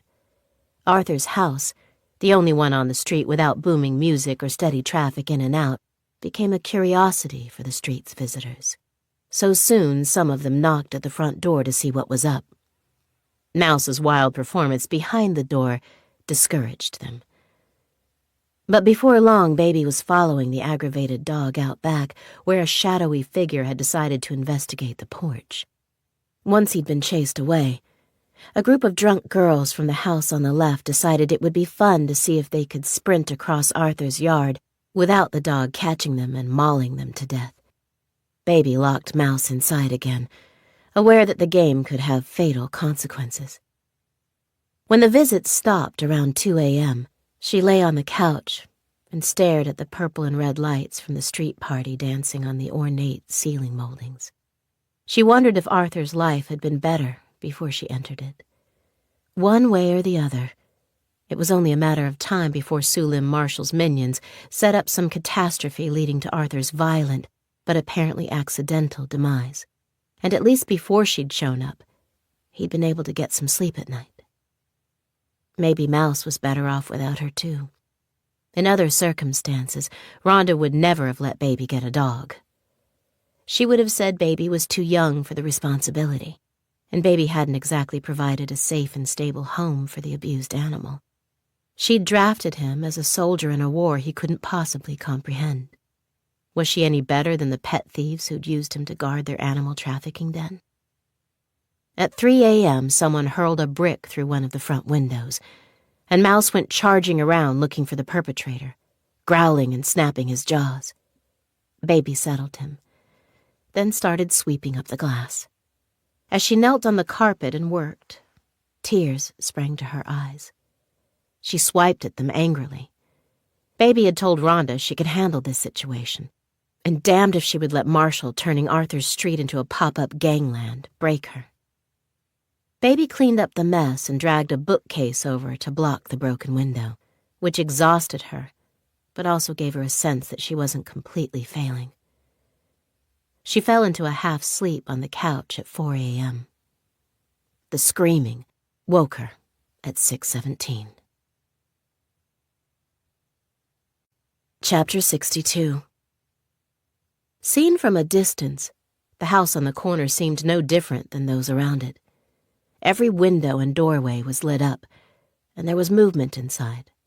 But as Baby moved with the crowd toward the weatherboard building, she smelled smoke on the wind. A primal energy coursed through the people converging on the house, fear, excitement. It was a fire lighting up the building. 2 windows on the bottom floor exploded. Baby could see flames between the silhouettes of people crowding around the property. Smoke billowed out of the broken windows, upside-down waterfalls of coiling blackness. She pushed to the front, nudged a guy out of the way so hard he toppled over on the grass, clearly drunk. People were watching the house burn and taking videos on their phones. She didn't see a single person calling for help. Call the damn fire department, she yelled. Nearby, someone cackled. She heard some mutters of refusal. These people weren't the type who called 911 for anything, ever. Emergency services meant problems. It meant witnesses, rock-solid proof of whereabouts and times. The ambulance earlier had been bad enough. Baby hoped the light from the fire or the smoke on the wind would alert someone more responsible a few streets away. She looked through the open door of the burning house and saw flames stroking the walls of the hall on both sides. She turned, planning to dash back to Arthur's and grab her own phone. She saw the old man at the edge of the road. His glasses were orbs of gold light from the inferno. Then the scream came again. The same skin-tingling sound that had snapped Baby awake. It came from the second floor. She rushed forward, realizing with weird, panicked clarity that her feet were bare. The porch boards were warm. She looked down and saw glowing embers dancing beneath them through the gaps in the wood. The hall was blocked by fire. "Up there!" someone yelled. Baby staggered back, narrowly missing being clobbered with a wooden plank that had fallen from the second floor and bounced off the porch awning. Someone was kicking boards away from a window. A hand shot through the gap, waving. "Somebody help us!" Baby looked at the crowd, saw lazy red eyes, grins, grimaces. Stupefaction was the best thing she saw. People's bewilderment at what to do to answer that cry. The fire was so loud Baby couldn't tell if there were sirens coming. She hoped there were. She hoped normal people beyond the reach of the houses bought up by a norm were on their phones calling for help. But she couldn't wait to find out. She raced through the yard to the back of the house, praying the fire hadn't reached there yet. She got lucky. It had begun in the front room and gone up. She scaled the awning over the back porch and clambered up the exterior cladding, her fingernails biting into a window ledge and her bare toes scraping the paintwork. Baby had popped a few windows in her brief time as a PI. She braced her shoulder against the top of the window frame, tucked her arm into her t-shirt, and smashed the window with her elbow. A shard of glass scraped the outside of her thigh as she squeezed into the house and hurried across the empty room. The hall was black with smoke. Her eyes and nose ran. Baby fought her way through, coughing, to the front. A teenage boy and girl were crouched at the window, waving their arms. They must have gone upstairs when they saw the flames on the first floor, thinking they'd pop out the window and instead finding themselves trapped. Baby marched over, grabbed them by the backs of their t-shirts and hauled them toward the back stairs. Come on, this way." It felt like a minute or less had passed since she'd entered the house. The flames had been 1 floor down. Now they were here, melting the cheap plastic frame of a picture that had been hanging on the wall, making it drip like melted ice cream onto the floor. Baby turned the couple around and shoved them toward a bathroom. There was one window, long and covered with frosted glass. She shoved it open. Hot air blasted past her. "It's too high! I can't! The girl squealed. She clung to Baby like a drowning person, a frantic, painful, skin-cutting grip. There was nothing else to do. Baby punched the girl in the stomach. When she doubled over, Baby turned her and shoved her head first out the window. The girl tumbled and landed flat on her back on the soft grass, groaning. Baby turned to the guy. He went willingly. The consequences of not getting a move on were plain. Baby watched him slide carefully out the window, legs first, and drop onto the grass below with a grunt. With her t-shirt held to her mouth and nose, her head already spinning from smoke inhalation, Baby closed her eyes and jumped out the window. Chapter 63. Arthur fussed over Baby, all the way back to the house. There was blood running down her left leg, enough to leave a row of bare footprints on the sidewalk. The kids she rescued had disappeared into the crowd, seemingly unharmed. Firefighters had finally shown up. The front door was hanging open and Mouse was standing at the gate barking when they arrived back at the house. The old man and the girl froze at the sight of the hall light, spilling out onto the path. "Did you?" Baby said. "No," Arthur said. They went in through the gate, closed it behind them. The dog snuffled at Baby's fingertips, whimpering as she and Arthur went inside. At least it was clear they were alone. If there had been someone else around, Mouse's focus would have been on the intruder. In the kitchen, every cabinet door was hanging open. Arthur strode forward, but Baby stopped him. "Don't touch anything," she said. "We better turn the power off, I guess, in case something's wired up again." He sighed. Baby went back out, opened the fuse box, and shut the electricity off. The relief she felt was minuscule. When she returned, she found Arthur lighting candles and placing them around the kitchen. The air seemed changed, somehow tainted. Baby took her phone from the coffee table in the living room and opened the security camera app. She rolled the footage from the hidden cameras and found what she was looking for. At the front of the house, a small female figure in a black hoodie appeared, walking with confidence, hands thrust deep into her pockets.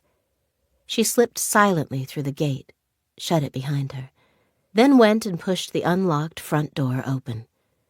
Instead of going into the house, she bolted around the side. Mouse appeared, rushing out the front door, his attention immediately captured by the crowd in the street. The figure in the hoodie went around the back of the house, disappeared inside, came out again in mere seconds, and jogged off into the dusk. Arthur joined Baby, and the two of them stood in the candlelight and watched the footage a few times in silence. Baby could hear firefighters at the property on the corner of Waterway Street trying to disperse the crowds. She could hear Mouse in the kitchen, munching kibble from his bowl. "She was in the house for only a few seconds," Arthur said. "Maybe she was just getting the lay of the land." "No, that's Sue Lim Marshall. And she's done something," Baby said. "Look at the way she walks. Look at the purpose. She lured Mouse away, then came in and did something. And we have no idea what. She might have sprayed contact poison on our pillows or towels. She might have put something in the food. We need to throw out everything, Arthur. Empty the cabinets. We'll have to wash all the plates and glasses and cutlery. Better yet, throw them out too. Throw out everything from the bathroom, all the medications, the soap and shampoo." Wait, we don't know for sure it's Marshall," Arthur said. "Could have been some kid from the street looking for our wallets while we were out." "It's her," Baby said. She had watched the footage a dozen times. "I saw her at the Enorm offices. I recognize her size and her shape. But it's more than that. I told you she made a mistake when she hired Chris Tuddy to take you out, Arthur. She's not going to make the same dumb move twice. Sue Lim Marshall came here herself. She lit the fire down on the corner as a distraction and then came in here. We've just got to make sure that whatever trap she set for us, we don't fall into it." Baby went into the kitchen and grabbed a garbage bag. She tugged open the fridge and started loading items into the bag. Arthur opened the cabinets and began doing the same. They both turned when Mouse gave a retching cough.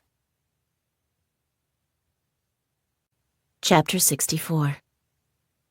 My sleep was fitful, full of nightmares cut short by panicked wakefulness. Living so close to the ocean since I moved to LA less than a year ago, I'd gotten spoiled by the comforting night music. the crunch of the waves, the chatter of gulls, the sound of people clumping along on the esplanade. Here there was only ringing silence that gave way to sinister suggestions of danger. A scrape, a scuttle, a squeak. I gave up on sleep at 6:30 a.m., washed my face and dressed. There were fewer overnight voicemails to the Two Sisters Detective Agency about the Hansen case than there had been before Troy was arrested. But there were still 15 or 20, and some of the numbers had intriguing international codes. I listened to a few while I brewed coffee in the sticky little machine. My name is Etienne Durand. I'm calling from Pierrefonds in France, about the Troy Hansen case. This is Sarah from Nashville. Bob Thompson. I'm a resident of Cape Town. There were 2 cars in the lot when I left my room at 7. A tired-looking couple unloaded bags from a camper van into the room closest to the reception office, and the clerk had arrived for the day. I returned my key and stood looking out the front windows while he finalized my payment. Across the street from the motel parked by the edge of the woods was a beat-up Ford pickup with flaking army green paint. The morning sun was at such an angle that it bounced off the windshield and made it impossible for me to get a view of the driver. That truck, I said to the clerk. Was it there when you... Before I could finish, the truck started up and drove away. I paid my bill and left. But the truck was in my rearview mirror again as I pulled into Ukiah around 7:30. It sent a cold tingle up my spine, an instinct I didn't fully trust given how tired I was. I told myself that the driver was probably a local farmer or hunter, just using the same roads I was. But I took the license plate number down anyway. As I followed the GPS to the Hansen house outside of town, I used voice command to send a text to Jamie. Can you run a plate for me? And yes, before you ask, I'll deposit the money right into your account. $50 for a plate check as usual, but I'll double it for a response in under an hour. I had the burning sense that I'd just wasted $100 on my own paranoia. Not long after, I knocked on the door of a little log house on Camber Road. I could smell coffee and wood smoke coming from inside, so I assumed the Hansens were awake. The door was opened by a man who was Troy's spitting image, dark-haired, stooped, and with hard gray eyes. He surveyed me, unsmiling. Behind him, a small woman with stringy blonde hair peered out from the shadows. Barney and Raina Hansen? I asked. You people aren't supposed to be here until this evening. He looked at my Chevy parked in the driveway. We're in the middle of breakfast. Struck dumb by the greeting, I glanced at Mrs. Hansen, whose large exhausted eyes and upturned nose gave her the appearance of a worried church mouse from a children's book. She offered me a smile that was there and gone in a flash. Little more than a facial tic that I sensed she got away with only when her husband's back was turned. I'm sorry, I said. You people? Real Feel Productions. Barney grimaced at my Van Halen t-shirt or my breasts. I wasn't sure which. That's you, ain't it? No, I stammered. No, that's not me. I'm Rhonda Bird. I'm a private investigator your son hired, and I was hoping to speak to you about him. Well, you should have called ahead, Barney smirked. Don't tell me you drove all the way from L.A. thinking you'd just march in here and we'd sit you down and give you coffee and tell you everything we know. I felt my eyes widen. That was exactly what I'd thought. Maybe that was arrogant, but I just assumed you'd want to help your son with the murder charges he's facing, I said. I should have called ahead, yes, and I'm sorry I've interrupted your breakfast. But Mr. Hansen, I'm trying to help Troy. I'm trying to find out what the hell happened to your daughter-in-law. Raina looked like she wanted to speak. Barney didn't let her. I'll talk to you, he shrugged. Sure. And I got plenty to say, too. Good. I know exactly who killed my daughter-in-law. A bolt of exhilaration whumped into my stomach. Barney Hansen stepped back. I moved to step forward. but he held out a hand to stop me from entering. "The real field people are paying us $55,000 for an interview," he said. "You top that and you can have all the time with us you want." I felt my mouth fall open. "Come back when you have the contract all written up," he said. He slammed the door in my face. Chapter 65. I stood on the porch and laughed. Because there's a point you reach when you're so tired and so hopeless and so far from home that your misery dries up completely, and you're left with a weird, unstable kind of hilarity. I felt like I was on a boat and Troy Hansen was in the ocean drowning, and he'd called out for help. And since then I'd been throwing everything I had off the deck trying to save the guy, life preservers, buckets, ropes, oars. Troy missed it all and was thrashing and twisting in the waves, sinking, staying under for longer and longer, growing weaker and weaker. There was nothing else left to do. I had to jump in. I took a step back, raised my boot, and kicked in the Hansons' front door. Chapter 66. They'd gone back to their breakfast. It was the cozy image of them sitting there at the little table with boiled eggs and buttered toast and a coffee pot between them that gave me the last bit of fuel I needed to really explode. Their only son was languishing in a prison cell, injured and terrified, and Barney Hansen had a forkful of eggs in front of his mouth and was about to take a bite. I crossed the room in 5 fast steps and smacked the fork out of his hand. "Jesus!" He tried to get up. I shoved him down. "There was so much you could have done," I said, trying not to scream.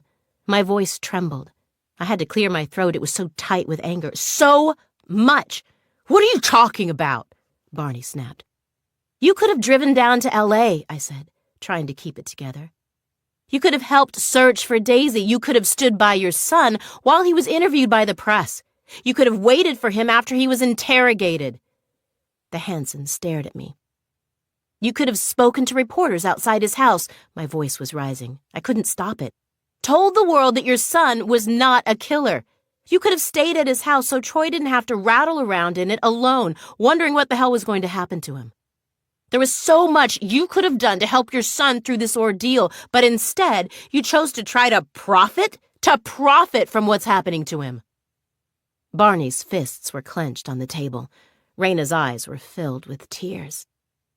"Woman," he said to me, his words as unsteady as mine, "you better get your fat ass back out that door you just broke, or I swear to God I'll pick you up and throw you through it."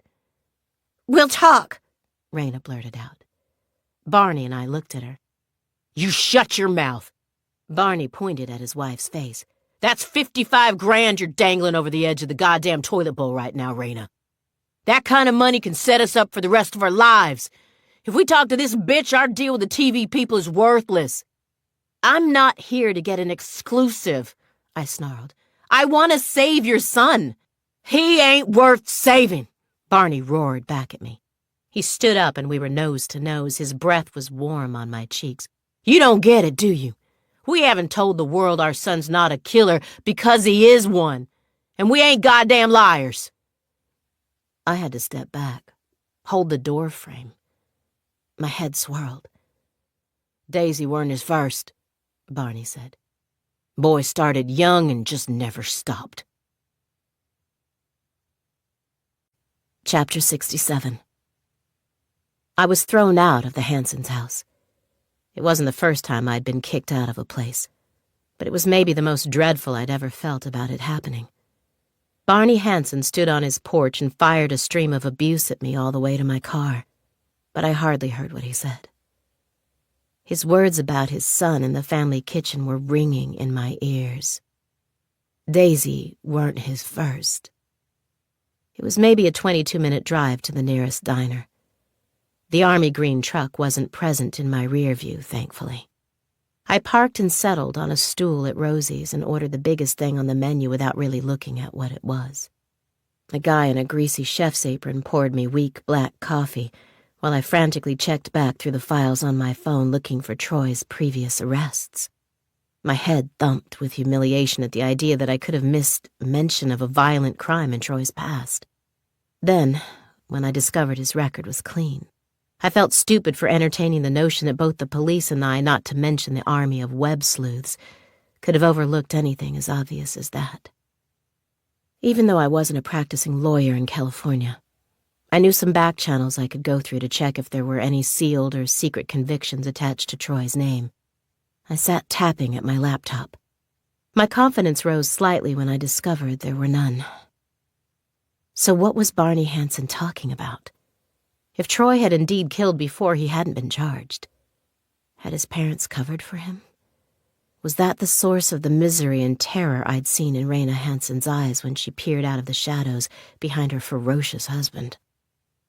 Briefly, I considered trying to gather the funds to find out. An offer of $60,000 might blow Real Feel Productions' fee out of the water and allow me to simply ask the Hansens whatever I wanted to know. I talked myself out of that idea pretty quickly. Something about Barney Hansen's hungry eyes and mean little smile told me he was the kind of guy who liked being listened to, and that he'd get a real kick out of watching people bid fiercely for the privilege. As the diner cook set my breakfast of sausages, eggs, toast, bacon grits, and a side of pancakes in front of me, I got a text from Jamie about the Army Green pickup just 2 minutes before the $100 deadline. His resources told him that the truck had been listed as stolen from a residence in Anaheim, near L.A. It didn't comfort me to know the vehicle I'd spotted twice that was possibly tailing me was a stolen vehicle that had indeed come all the way from L.A., but I filed it away to worry about later. I didn't have the bandwidth to focus on it now. I checked my email and saw a file from Detective Will Brogan waiting for me. It was a scan of a sheet of paper with the Public Utilities Commission logo and a list of times, dates, and street addresses. Brogan's email told me it was a list of telephone pole service calls assigned to Troy Hansen. I began to cross-check these against the last known locations of each of the 10 missing people in the box. My heart sank as I went down the list of addresses, comparing a map on my phone to one on my laptop screen. Troy had indeed serviced utility poles within a 5-mile radius of each of the locations where the missing people were last seen, and within 2 weeks of when they were last seen. He had indeed been the Public Utilities Commission employee who replaced the box near the Muscle Beach homeless camp where Jared Maloof disappeared. And that replacement had occurred only 8 days before Jared went missing. In the case of Dennis Maynor, who was last seen walking to his car in the parking lot of his accounting firm in Bell Park, Troy had been working on a pole 2 blocks down from that building on the very same day.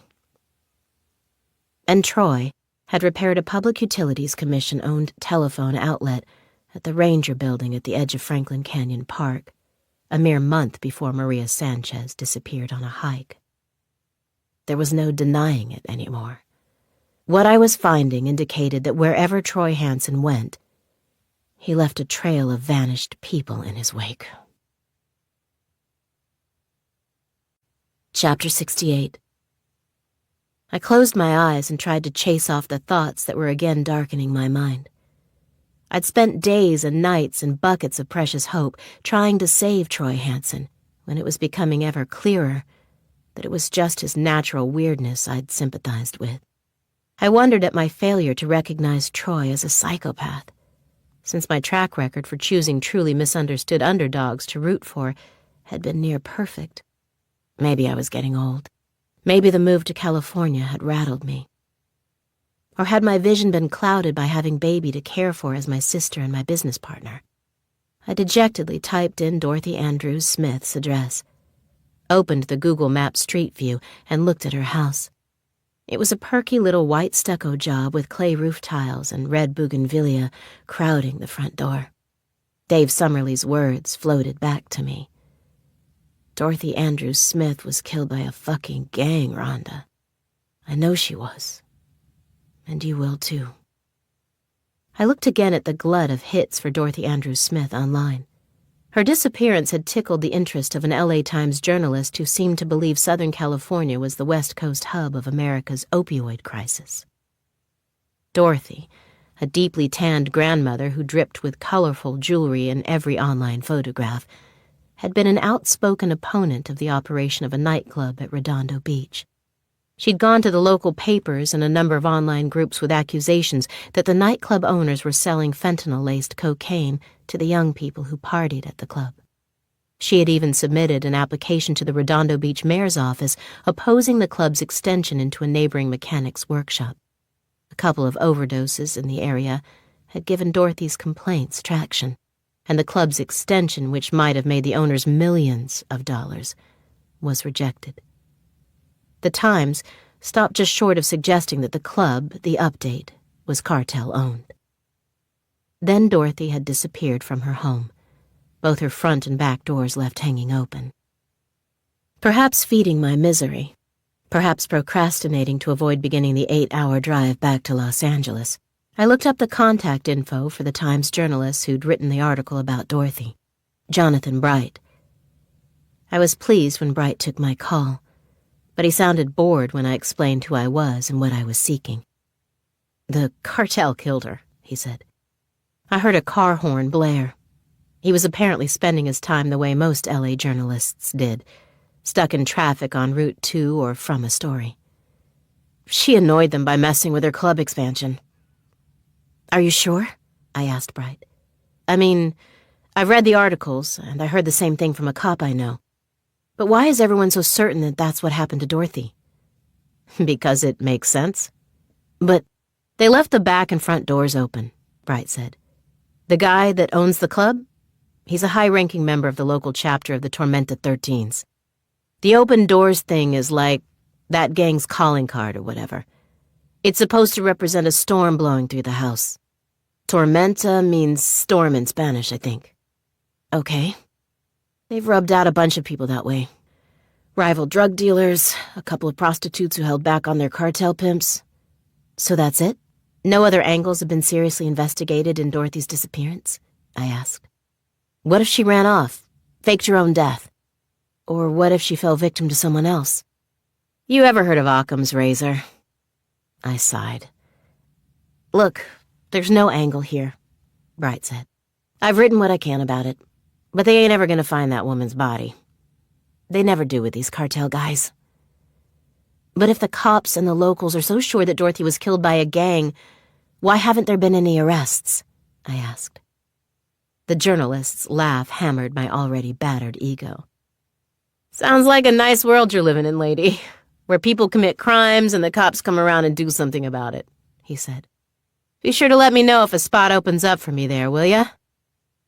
I sighed again as Bright clicked off. The diner cook picked up one of my empty plates and gave a small, satisfied smile, because I'd all but licked it clean. Then he stopped. Someone had dashed to my side. I turned and felt a rush of adrenaline as I saw Raina Hansen lift her chin at the cook. Her tiny hand spread wide on the counter beside me. "Can I just get a quart of 2%, Hank, please?" she asked. Her jaw was tight and her eyes were firmly fixed on the cook. He set my plate back down and went to a section behind the counter where I assumed he kept grocery supplies for customers. For a second, I thought Raina didn't realize that I was beside her, which was unlikely.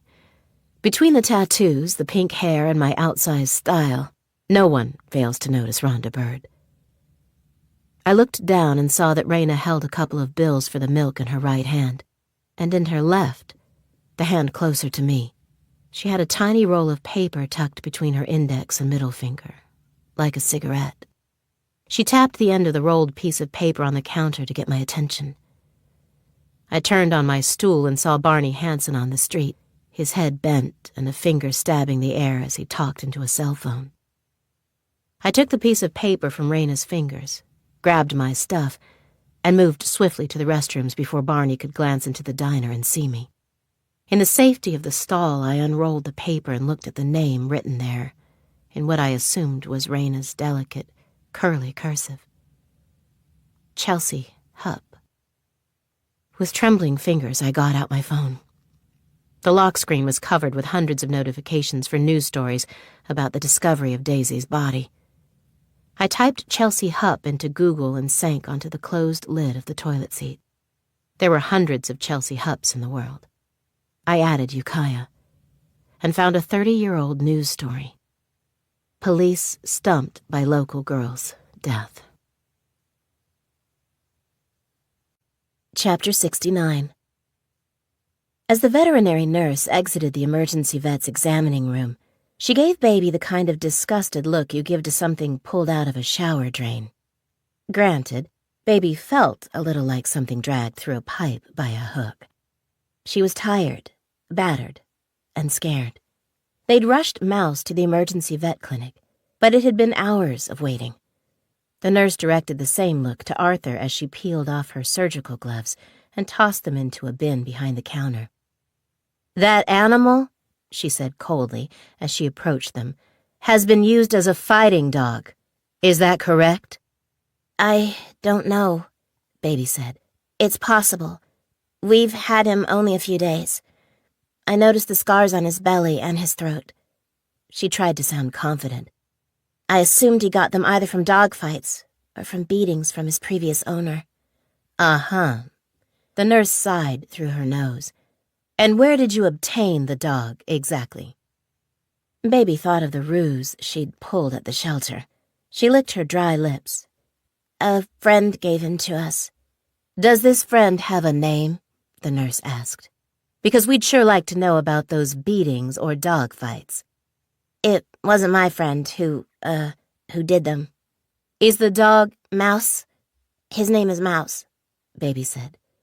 Is Mouse registered to you?" "No, not yet." The nurse sent her a look so icy, Baby felt the pang of frostbite in her fingertips. "Look, we love that dog," Arthur said. "We didn't give those scars to him, and we don't know who did. How we got him isn't what counts here. What counts is that we've fed him and cared for him every second we've had him. If you choose to believe otherwise, I can't help you. Just tell us what the hell's wrong with him, and whether you can help him." The nurse folded her arms and made them wait while she thought it over for a long, painful moment. "Antifreeze," she said eventually. "Tastes sweet. Dogs love it. Just one lick can be enough to kill him, but not quick. Usually takes a couple of days. Shuts the kidneys down first, then goes through the body flicking lights off one at a time. Judging from his stomach contents, I'd say it was in the pork." "We didn't give him any pork." Baby looked at Arthur. "He's been on wet and dry food, but it's all chicken-based." The vet nurse rolled her eyes. "I'll need you to fill out some forms, and I'll need a valid credit card to take a deposit for the treatment." "Is Mouse going to be okay?" Baby said. "Can you at least tell us that?" "I'll let the doctor decide what to tell you," the nurse said. "He's on the phone to the SPCA right now." Baby went to the counter and tried to fill out the form she was given, but her hands were shaking too badly. She wiped sweat from her brow onto the shoulder of her t-shirt. Arthur was at her elbow, looking 20 years older than he had yesterday. The hard light of mid-morning was tormenting them both, making his eyes water and hers sting. All she wanted to do was go to sleep. But back on Waterway Street, the air was thumping as loudly with stereo systems as it had been the previous night. She'd caught a small nap in the plastic chairs in the vet's waiting room as Mouse fought for his life somewhere in the bowels of the building. But it hadn't helped alleviate her guilt. When Rhonda called, Baby let her thumb hover over the decline button for a long moment before picking up. "Yeah." "Listen to this," Rhonda said in greeting. "A resident of Ukiah, 6-year-old Chelsea Hupp, perished yesterday in a devastating forest fire that consumed acres of farmland on the east side of the county. Police said they are investigating how the large-scale ecological disaster began, but won't say yet whether they suspect foul play." "Well, that's horrifying," Baby said. "Is this your new side hustle? You call people and tell them awful news? How do I unsubscribe?" "Baby," Rhonda said, "this is a story from 30 years ago. Troy's parents believed Chelsea Hupp was their son's first victim." She described the aggressive encounter at the Hansen house, Barney Hanson's assertion that his son had killed before, Raina Hanson delivering the covert note to Rhonda with Chelsea's name. So is the assumption that Troy lit the fire? Baby said. Even if Chelsea died in it, that doesn't mean Troy wanted to kill her. Maybe it was an accident. I mean, how old is Troy now? I think 37. So he would have only been 7 years old when Chelsea died. Who starts killing at 7? I need to know more. I'm coming home. Rhonda sounded like she was already driving. Is everything okay there? Where are you? I'm at the vet, Baby said. Mouse, She thought about telling her sister that she was hopelessly, miserably stuck in a situation she saw little to no hope of resolving, and then describing the myriad ways she might have destroyed Arthur's and Mouse's lives in her unwinnable fight against a murderous corporation. Baby thought about telling Rhonda that she was in over her head, that she'd been wrong. She envisioned what would happen next. Rhonda would sweep in and clean everything up with the kind of calm certainty that comes only from experience. It was tempting. Baby chewed her lip and watched Arthur, who'd taken over filling out the veterinary forms. Mouse needed a checkup, that's all, Baby said. There was a pause. Baby heard Rhonda's car rumbling. I feel like there's more you want to say, Baby. There's not. Baby played with a pamphlet from a rack nearby. It was about intestinal worms. When will you be back? This afternoon. Rhonda gave a stressed sigh. I had some trouble on the way up. Took me longer than I thought. What trouble? Oh, it's nothing. I thought someone was following me, but I was wrong. Baby felt the hairs on the back of her neck stand up. I feel like there's more you want to say, Rhonda. There's not. Baby nodded. The sisters were silent for a time. Travel safe then, Baby said. Keep me updated. You too. As Baby hung up, an alert from the hidden camera on Arthur's porch appeared on her screen. She opened the app and saw 2 people standing at Arthur's front door. A man in blue coveralls with a clipboard under his arm, and Sue Lim Marshall. Chapter 70. The more miles I put between myself and Ukiah, the better I felt. There was no sign of the army green pickup truck in my rear view, and the day was warm and bright. I drove and cleared the 2 sisters' detective agency voicemails of abusive phone messages and requests for me to speak about what Troy was really like on true crime podcasts. Then I called Men's Central Jail in L.A. again and asked to speak with Troy. It took a few hours for the request to work its way through the system. Didn't seem like you were going to call me on your own, I said, when Troy finally phoned back. My stomach was churning with competing emotions, so I thought I'd give you a nudge. Oh, I've been trying, Troy said. They gave me the form to say who I wanted on my approved call list. I filled it out. They lost it. I filled it out again. Then I got a beat down. By the time I was through the infirmary and back in my cell, the guards had lost the second form. Welcome to the American prison system, I said.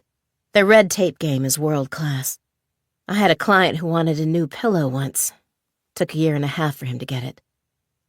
Well, the one thing I have got going for me is a lawyer, Troy said.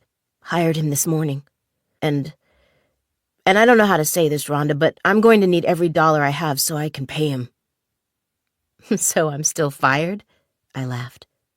You gave it everything you had. No, I didn't, I said. I've got more to give. You'll have to do more than fire me to get me to drop this case, Troy.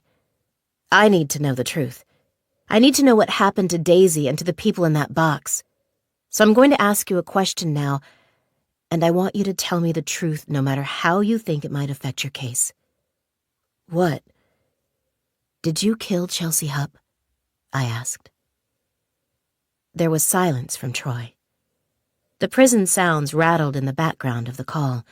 Guards barking, inmates hollering, doors slamming. You were a kid, I offered. You couldn't have known. Who's Chelsea Hupp? I gripped the steering wheel hard and caught a flash of my own fierce eyes in the rearview mirror. I looked fed up, and I was. The exhaustion was suddenly physical as well as mental, and I struggled to keep the car on the road. I saw a sign for a rest stop coming up and flicked my indicator on. "You know what, Troy?" I said. "I'm getting damn tired of your naive little innocent boy act." "What? You don't know who Chelsea Hupp is?" I asked. "You never heard that name before." "You expect me to believe that?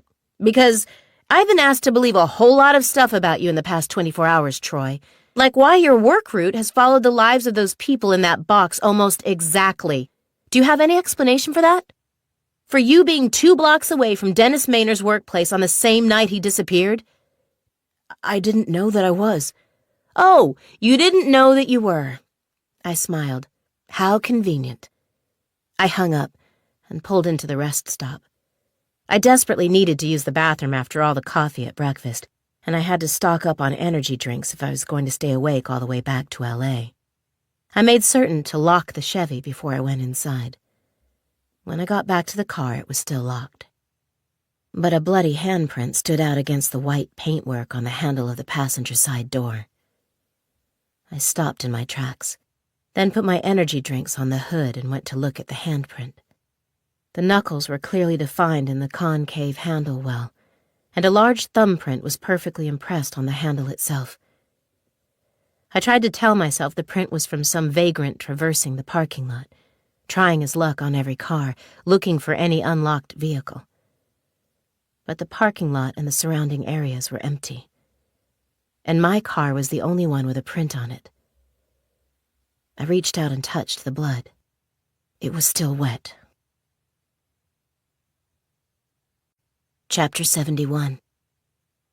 Martin Roscoe's dark figure standing over me as I lay on the weight bench flashed before my eyes, his chest caving in like a wicker basket under my barbell, his blood on the wall outside Baby's bedroom, and now this new bloody handprint on the door of my car. Dave Summerly picked up on the second ring. I tried to control my breathing. "Someone is following me," I said. "Huh?"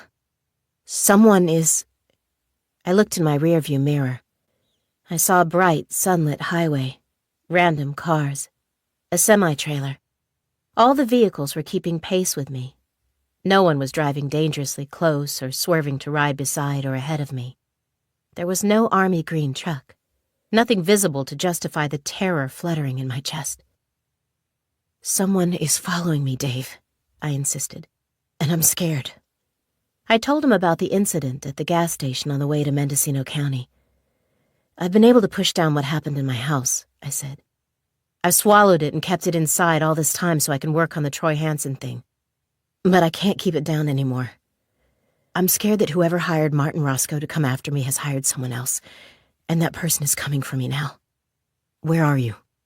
"I'm about 3 hours from home." "Do you have your gun on you?" Summerly asked. "Yeah." "Well, you gotta establish whether you've got a tail," he said. "Get off the highway and go somewhere secluded. Forest or mountains. Park somewhere with only one way in and one way out. Then see if someone comes along." "And? What if someone does come along?" "Shoot them in the leg and call the police. Or get a photo of them and drive off. It's up to you, Rhonda." "Something tells me you're not taking me seriously here, Dave." "I'm not," he said. "For 2 reasons. First, because I'm just gearing up to speak to Dorothy Andrews Smith's family and tell them that, yeah, their beloved grandmother was probably murdered by a gang. But maybe it's worse. Maybe she was murdered by a serial killer." "And the second reason?" I asked. "Because I feel like this stalker thing is bullshit, Rhonda," Summerly said. "I feel like you're just looking for an excuse to talk to me after we screamed at each other at your house. And I think I'm being stalked, please help me, is a pretty flimsy excuse if you ask me." "Oh, is it?" I said through my teeth. "If you called and said, 'Dave, I want to apologize,' then yeah, maybe I'd have more time for you right now.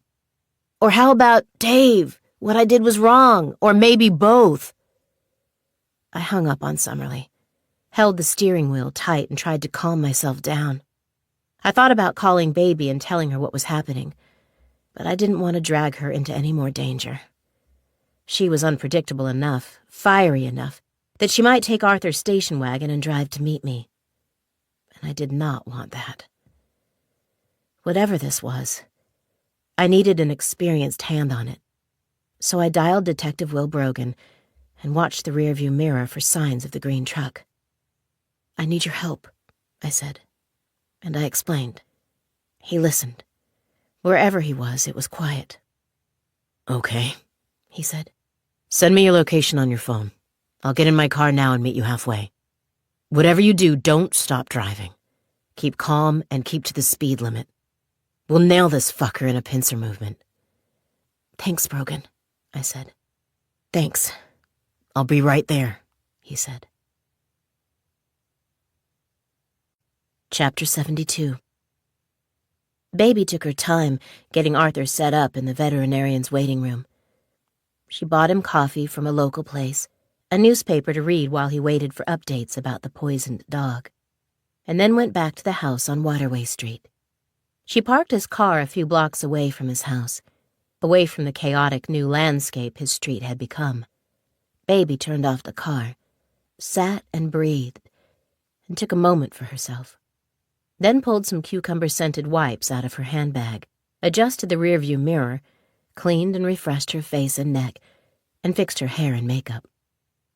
Baby understood what Sue Lim Marshall was trying to do. Marshall knew that Baby would see her on the hidden cameras. The corporate vampire wanted Baby to rush home, exhausted and brain-fried, mentally and physically a mess. It was all mind games with these people. Strategy. Baby might not have read many of the books assigned in English class, but her father had made her read The Art of War, and one line had stayed with her. The supreme art of war is to subdue the enemy without fighting. Baby was not beaten. She just hadn't had a chance to make a countermove yet. It was a struggle to stay straight-backed and confident, but she'd be damned if she'd let Marshall think the last move had penetrated her armor. Baby restarted the car, drove over to the house, parked, unlocked the front door, and went inside. Everything seemed untouched. A few minutes later, there was a knock on the door. Baby greeted Marshall and the guy in the coveralls, and was unsurprised to see a County of Los Angeles public health badge pinned to the man's chest. "Hello, ma'am," the guy said. "My name is Richard Desmond. I'm from the Public Health Department. I'm here to conduct an inspection on this dwelling in response to a complaint." Baby held the door without inviting them inside. She looked at Marshall, noticed how her pinstriped skirt suit gripped her little body, the way a surgeon's glove clings to skin. "You know," Baby said to the woman, "calling in the health department is a cute move. But you spoiled it by coming along. You should have watched from the car, out of sight, or had one of these scumbags film it for you." She gestured to the corner boys, then to the junkies and pimps watching from distant porches. "You got no subtlety, Marshall. No sophistication. That's your problem." "Ma'am," Richard, the health department guy, said, tapping his clipboard with a pen to draw Baby's focus back to him. "I'm going to ask you if you have knowledge of any of the following health hazards on your property: mosquito breeding zones, sewage discharge, insect or rodent infestations, damaged walls, floors, or ceilings. Do you have running water at this property? What about your electrical system? Are there any known faults?" "Yes, the electricity," Marshall smiled. "That's what worries me most. As a concerned neighbor, the wiring on the side of the house looks old. Is it faulty? Because there was a fire in the area this morning. We'd hate to have another one." Baby chewed the inside of her cheek. "How about hazardous substances?" Marshall said. "We wouldn't want anybody to get sick." Baby squeezed the edge of the door, tried to focus on the tendons in her wrist flexing so she didn't lose control. "Is this the way you really want to go?" Baby asked Marshall, when she felt she could speak without growling. "Because there are laws against the furnishing of criminal activity within residential households in this county, Ms. Marshall, just like there are with the health department. You might have sicked this spineless minion on me," Baby gestured to Richard. But what happens when it's discovered that a norm is accommodating drug traffickers at a string of their properties? Marshall's hand flew to her chest as if she were shocked. Drug traffickers? She laughed, looked down the street. Here? You're kidding. It's such a nice area. Almost on cue, someone fired a gun a couple of houses down. The public health guy tapped the clipboard against his leg, looking increasingly nervous. His eyes locked on Marshall's for guidance. Baby felt for the man. He'd probably been offered a sizable envelope of cash to fudge the inspection and assumed he'd be walking into a run-of-the-mill neighborly dispute. He couldn't have known that this was an all-out David and Goliath battle. If you suspect criminal activity in any of these houses, Ms. Bird, you should call the police. Marshall gave an earnest shrug.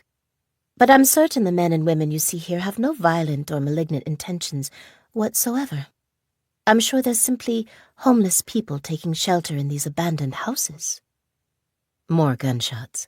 The health inspector tugged at his collar. If you wouldn't mind, Ms. Bird. Baby let him in. Richard was already slipping the bright orange unsafe to occupy notice to the front of the clipboard as he passed her. This doesn't solve your problem, Baby said to Marshall, who had been walking toward the street. Marshall stopped on the path and looked back as Baby continued. So you get the house condemned and you kick Arthur out. Okay, then what?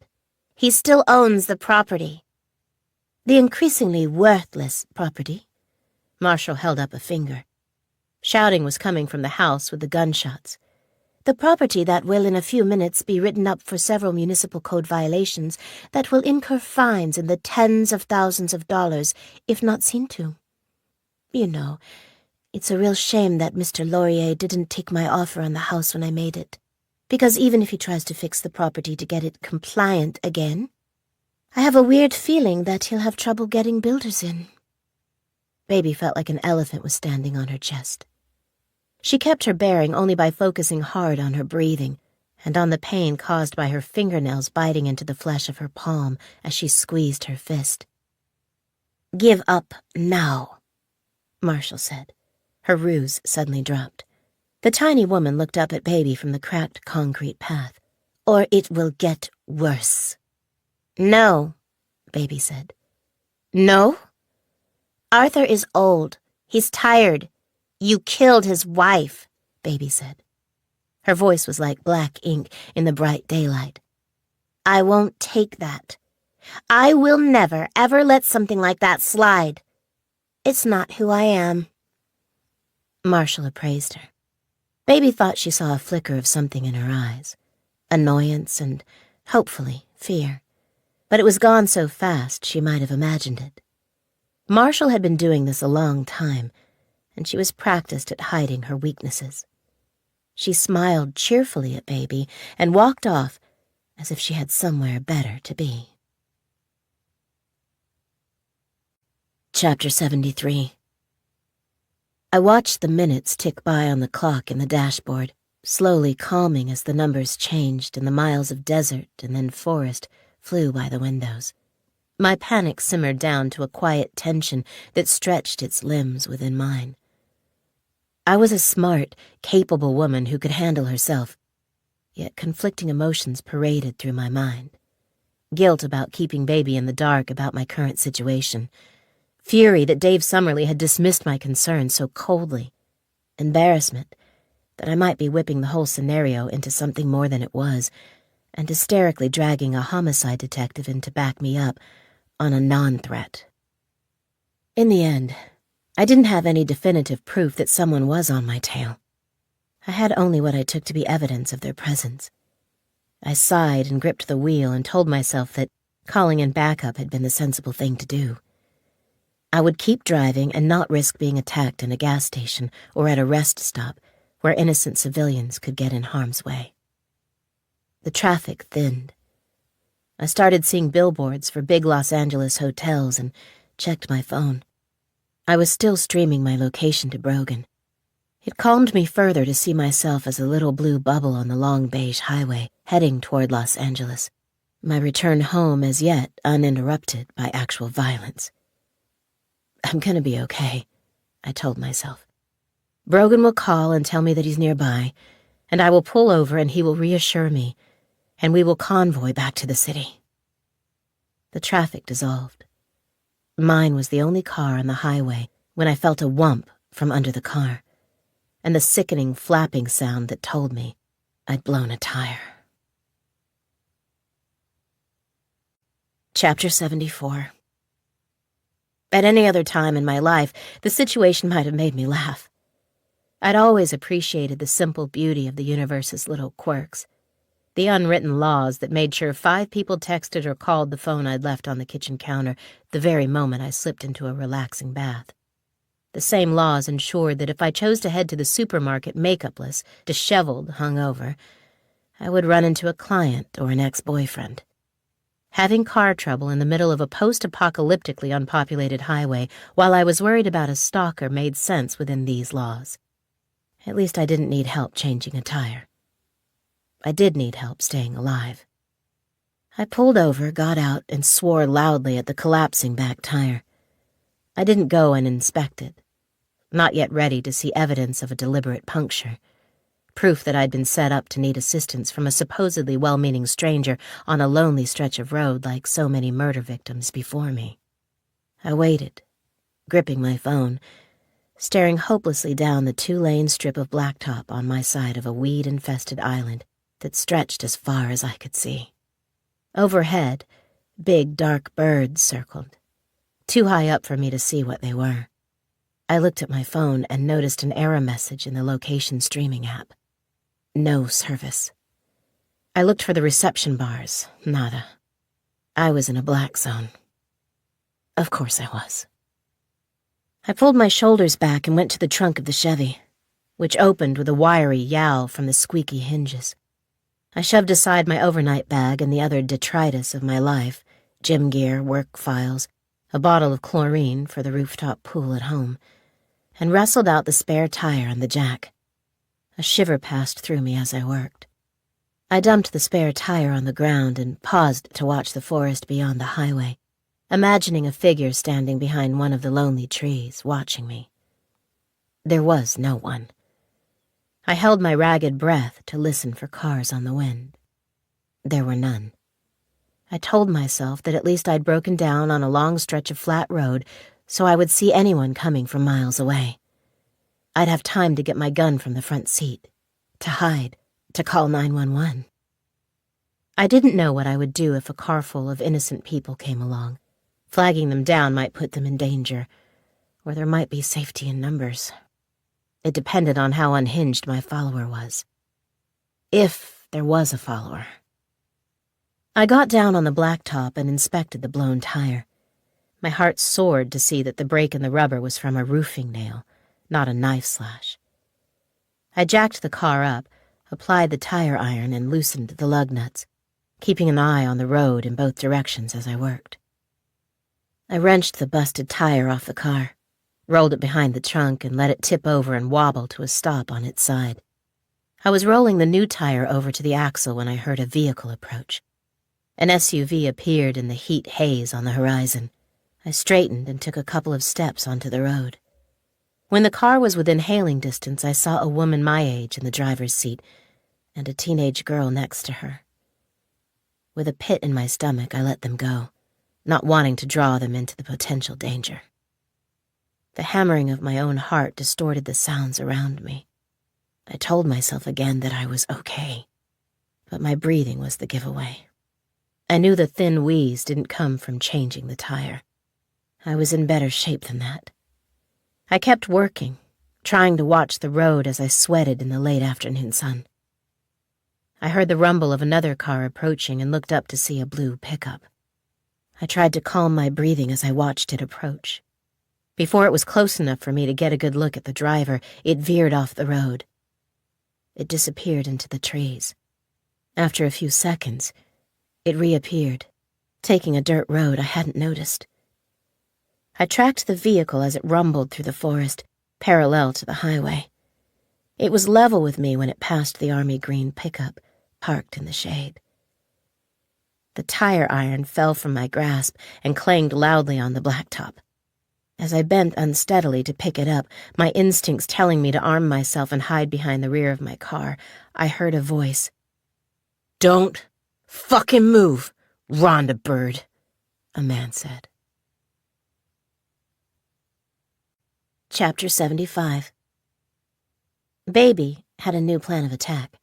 She had never been to Jamie's apartment before, and seeing it now, Baby thought it was probably dirt cheap, being only a few inches of concrete away from one of Skid Row's busiest night spots.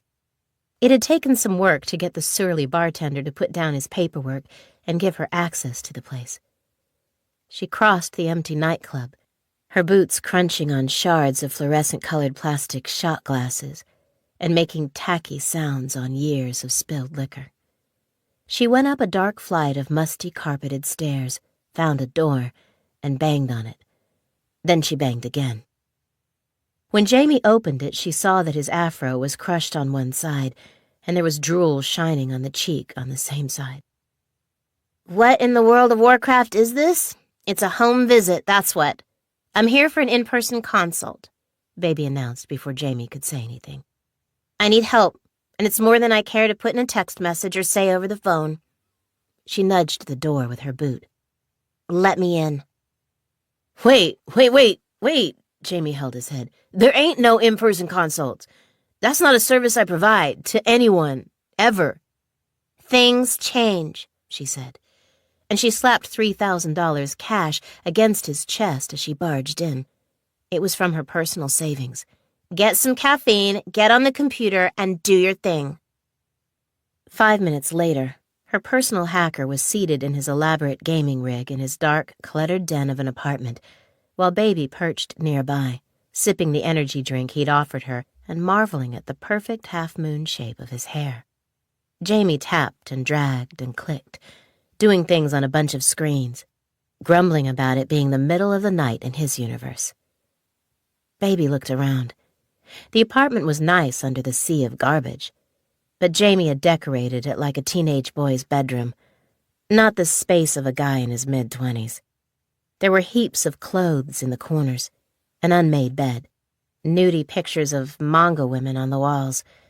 Baby needed to use the bathroom, but didn't dare. "Why are all hackers such cliches?" she asked, wiping unidentified stickiness from her palms onto her jeans. "Aren't there any online weirdos with nice, neat houses and families and dogs running around the yard?" "Your creative space is supposed to be a physical representation of your mind," Jamie said. "Welcome to my nightmare. I hope you get out alive." So, you want me to hollow out these enorm creeps?" he sighed, bringing up a blank screen. "Tell me what to look for, and I'll find it faster. You think they're into corporate fraud, money laundering? Have they got shady investors?" "Probably all of the above," Baby said. "But I don't want you to target the whole company. I want you to look into one woman specifically. Her name is Sue Lim Marshall." "Ah," Jamie smiled. "It's personal." "It's strategic," Baby said. "Enorm is a global corporation, okay? It's everywhere. Even if I bring what Marshall is doing to the executives' attention or dangle some of their own illegal practices in front of them, they're big enough to claim they had no idea it was happening. And they'll just move her to the other side of the country, where she'll do what she's doing now to someone else. If I go to the media, the best I can hope for is an expose in the Times that 50 people will read. And that's assuming the Times is even brave enough to face the lawsuits." "If you say so." Jamie slurped his energy drink. "The only way to stop Marshall is to attack Marshall," Baby said. "Tell me who she is. Get me some juice. Everybody's got a deep, dark secret, and finding deep, dark stuff seems to be your talent." Jamie tapped. White text that meant nothing to Baby skittered across the dark screen. Her phone rang and she frowned when she saw it was Dave Summerly, but answered anyway. "If you're calling to ask me what kind of flowers Rhonda likes," Baby said, "she doesn't like flowers. You want to make up with that woman, you gotta get her a case of beer and a pepperoni pizza." "It's," Summerly began. "It's not that exactly. Where are you?" "Skid Row." "Can I get an exact address? I'm not that far away." I need to run something by you. She hung up and sent him a pin. Jamie had filled 2 screens with 1s and 0s and weirdness. That better not be a cop you just invited here, he said. Why not? Jamie's elaborate gaming chair creaked and hummed as he swiveled to face her. I'm a hacker, baby. I make my living breaking into virtual lockboxes. I'm like those guys from that old movie Heat, only it's firewalls I'm blasting through, not bank vaults. If you say so. Baby hid a tiny smile. Everything you see here? He spread his arms wide, indicating the machines that covered the desks around him. This is all hot. You can't even get this kind of stuff in the States. Not legally. Dave Summerlee is an old-school police officer, Baby said. Until last year, he used a flip phone. He can't tell a router from a toaster. Jamie huffed, but went back to his tapping. 10 minutes later, Summerlee arrived. It was a challenge for him to squeeze his bulky body into the tiny room crammed with devices, crates of wires, and humming, bleeping, whirring boxes, making a city skyline in the dark. Here's the thing, he said when he had found a crate to sit on. I might have failed to take Rhonda seriously on something that was maybe, serious. I think she might be in trouble, and I've let her down. Chapter 76. What are you talking about? Baby studied Dave Summerlee's face in the dim blue light from Jamie's machines. You know about the trophy box, right? He said. Baby nodded. Well, I just came from Dorothy Andrews Smith's daughter's place, Summerlee said. The daughter looked at Dorothy's bag, the missing person article, the little oil painting kit. Then she said she just couldn't understand it. I said, you can't understand what? She said, that oil painting kit wasn't my mom's. What do you mean? The little oil painting kit belonged to Dorothy's daughter, not to Dorothy. And it wasn't even anything, he waved his hand, special. It wasn't a treasured personal item. She said she'd been at her mother's place one afternoon and wanted to do something crafty. She bought it but never used it. Baby stared at him. Jamie's clicking and tapping was like a soundtrack to her thoughts, turning and ticking around. Why would a serial killer take an item from a victim that didn't even belong to that victim? Summerlee asked. Maybe, he just assumed? Baby struggled. She was speaking her thoughts as they came to her, the urgency making her talk faster and faster. Maybe he stalked Dorothy, went in, killed her, and grabbed whatever was nearby as a memento? Just because a kit meant nothing to Dorothy doesn't mean it meant nothing to the killer. That's why they take things, isn't it? So they can, go back and relive the moment? Summerlee and Baby fell into their own thoughts. Jamie slurped his energy drink and ignored them both. See, there's more to it. Summerlee shifted.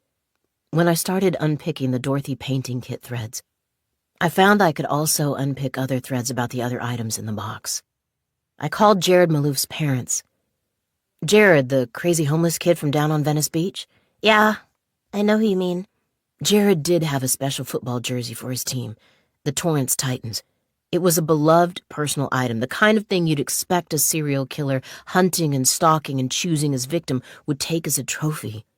But you know what? What? The Maloufs still have it. Baby stared at him. The hairs on her arms were standing up. What? Jared had 2 jerseys, Summerlee said.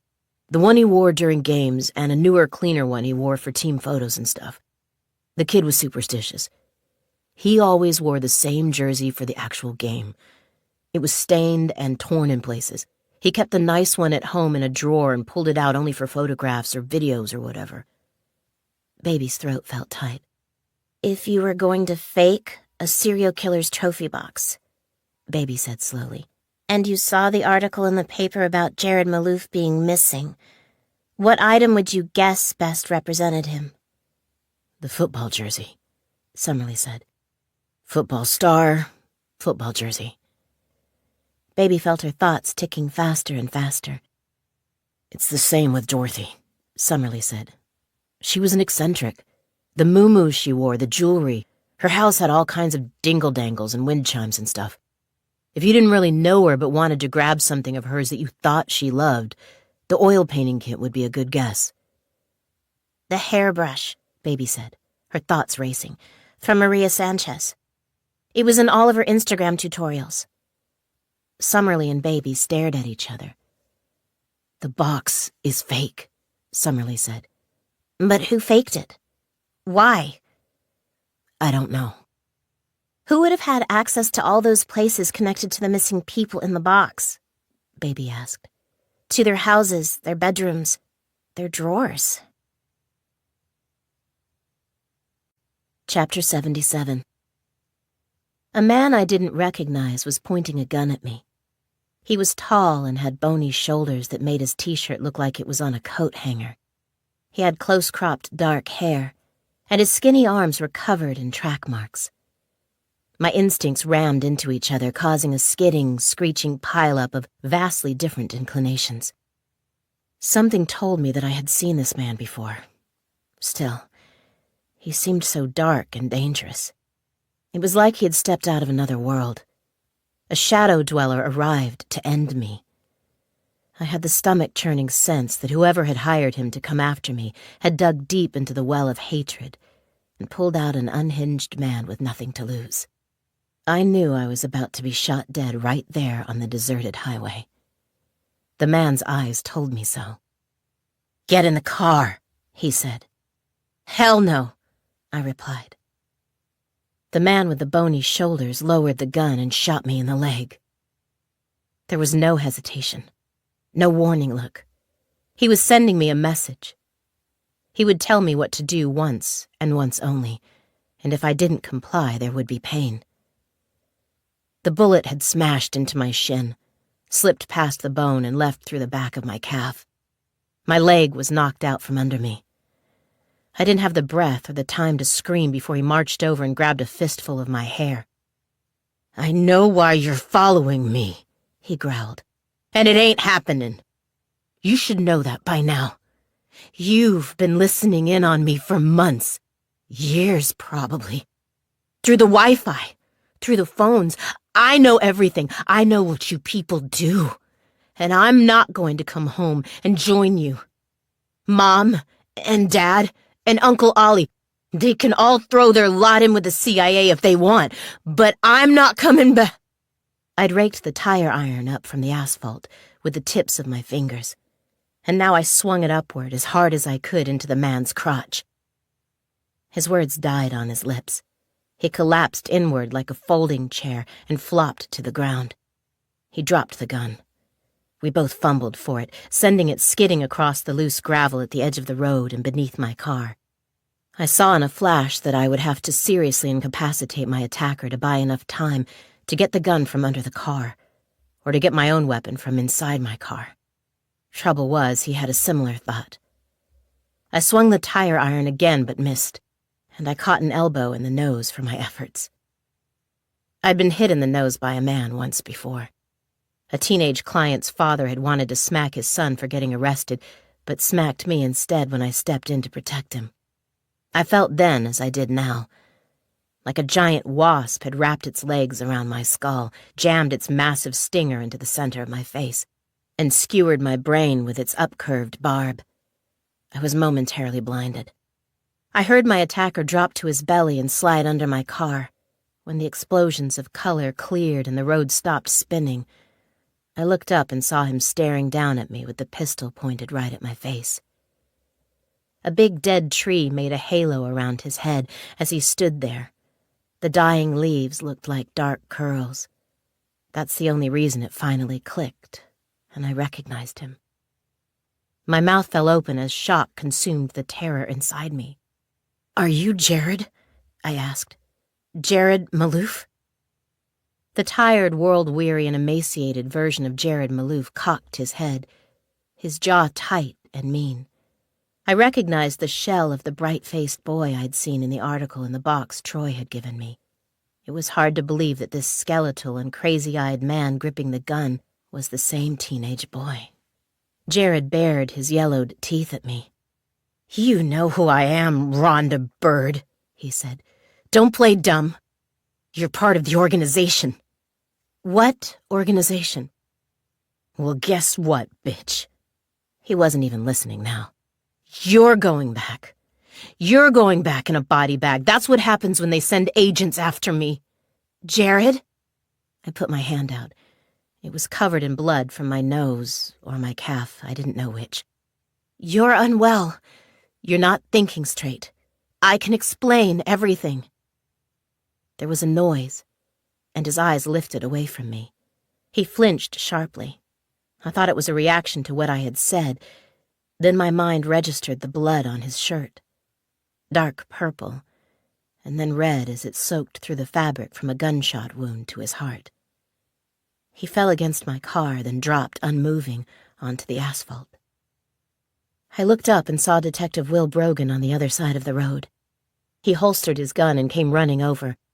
My breath caught in my throat as he helped me to my feet. Jesus, I said. The shock was hitting me now, wrapping its warm, numbing arms around me. Jesus, Jesus, Jesus. Come on, Rhonda, Brogan said. It's okay. Let's get you in my car.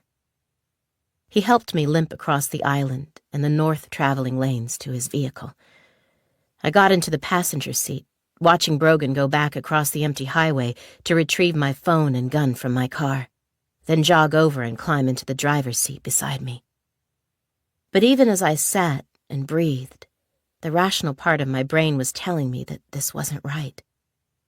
That you didn't shoot a man and leave him for dead in the middle of the highway without trying to render aid, without even checking his pulse, without even moving his body out of the middle of the road. As Brogan tucked my phone and gun under his seat, my brain screamed that he was doing that because he didn't want me to be able to reach them. And as he started the engine, I knew with every piece of me that he couldn't have been in Los Angeles when I called him for help. He'd arrived at the scene of my attack far too quickly. Most likely he'd been on his way to Ukiah to find me. But I couldn't react to any of that. Not then. My body was frozen. I'd just seen a man murdered coldly and brutally in the bright light of the afternoon. And I knew that was what I was going to have to do to Brogan if I was going to get out of this car alive. Chapter 78. Dave Summerly leaned on the horn. When the minivan driver in front of them flipped them the bird, Baby moved over and hammered on the horn herself. Los Angeles late afternoon traffic was only slightly worse than Los Angeles traffic in general, which meant they'd struggled their way out of Skid Row as though driving through molasses. Summerly took the detachable emergency light from under his seat, reached out of his window, and smacked it onto the roof of the car. He rolled up his window and flicked it on. The wailing siren meant they both had to raise their voices on the separate phone calls they were making.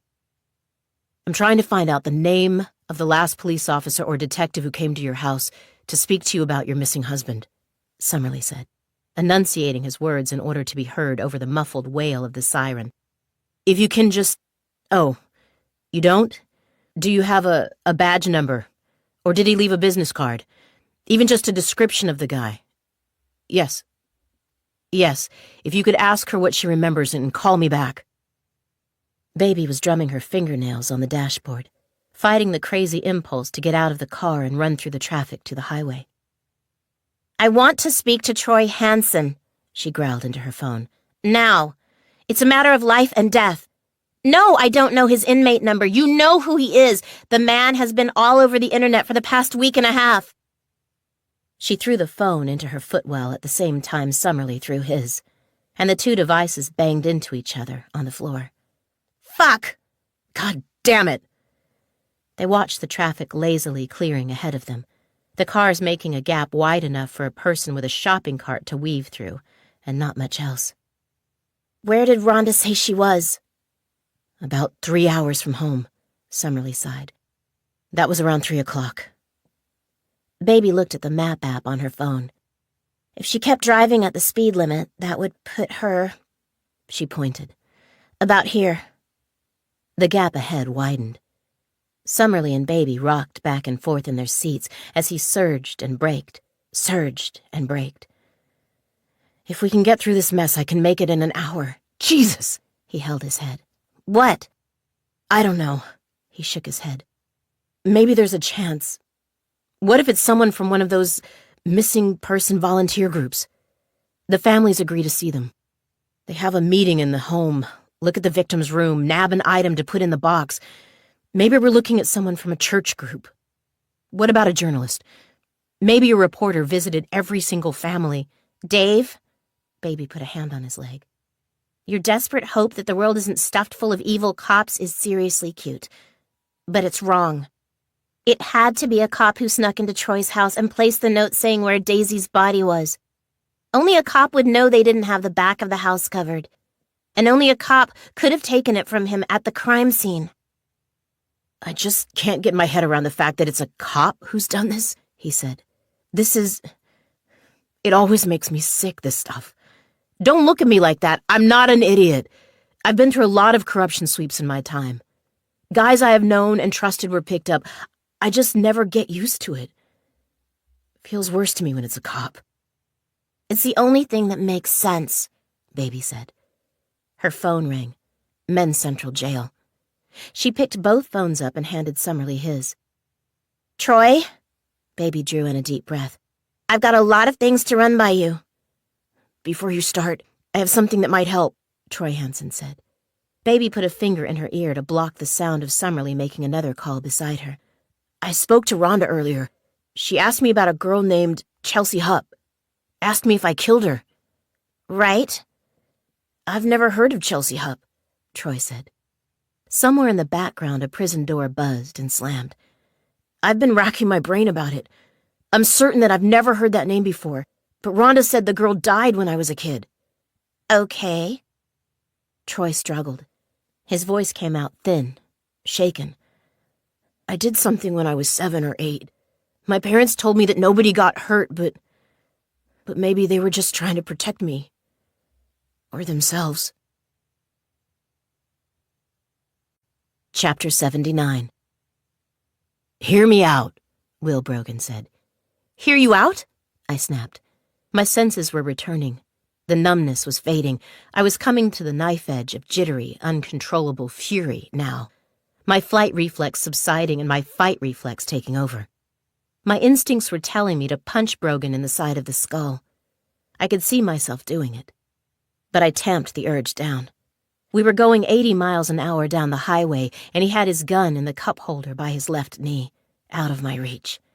I already had a bullet hole in my calf that was slowly filling my right shoe with blood. I didn't need another one in the stomach or the chest. Imagine my life back then, he said. The urge to punch him sizzled in me again. I've been demoted at the precinct, and we're struggling for money. My wife tells me she's leaving me, my second wife, not the one I told you about before. I'd literally just walked out of our last marriage counseling session in Burbank. She paid for a bunch of sessions and wanted to use them all, even though our marriage was in the toilet. The last one was supposed to be about us figuring out a way to stay friends. But she decided at the end that she didn't want to do that. Brogan, I said, seething, are you really trying to tell me about your fucking divorce? Shut up, he said. He spoke the words calmly, quietly, with a deadly finality. The eyes that cut toward me were hollow. She said that what had happened to me when I was a kid had killed all the feeling between us, and it was systematically destroying everything I touched, Brogan said. According to her, until I dealt with it, I was just going to continue on in one job after another, one marriage after another, one friendship after another, on and on and on, never finding an escape from the anger. I said nothing. The car slowed. Brogan turned off the highway onto a dirt road. I left the therapy session with that idea on my mind, he said. Deal with what happened, or you'll keep destroying everything. What happened? Troy Hansen happened, Brogan said. Now we were climbing through rocky forest, the car kicking up dust. I could hear cicadas in the trees and the distant wail of emergency vehicle sirens. Someone must have called in the scene on the highway. Jared's body on the road. My car standing there with the door open and the wheel off. I was 5, Brogan said. Chelsea was 6. She was a hup, and so was her mother. Me and my dad were brogans. Both my mom and Chelsea's dad had died, and our parents met when the two of us were just toddlers. They never got married. Not officially. But Chelsea was my sister, you know? I thought of her that way. We were just smitten with each other. We did everything together. I couldn't remember my life before Chelsea and my stepmother. We lived in a farmhouse outside Ukiah. Same town as Troy. We were happy. A rabbit was startled out of the forest, froze in the middle of the dirt road. Brogan didn't slow. I winced, waiting for the wet thump. It didn't come. I turned in my seat and saw the rabbit rise from the huddled shape it had frozen into and skitter away. I also spied the clothes in the back of the car, the leather belt lying coiled on the seat like a snake. Chapter 80. I lit a fire, Troy said. Baby gripped the phone, listening. The traffic had cleared and Summerlee was talking on his phone and driving one-handed, sailing past cars on the freeway like they were standing still. It was so stupid, Troy said.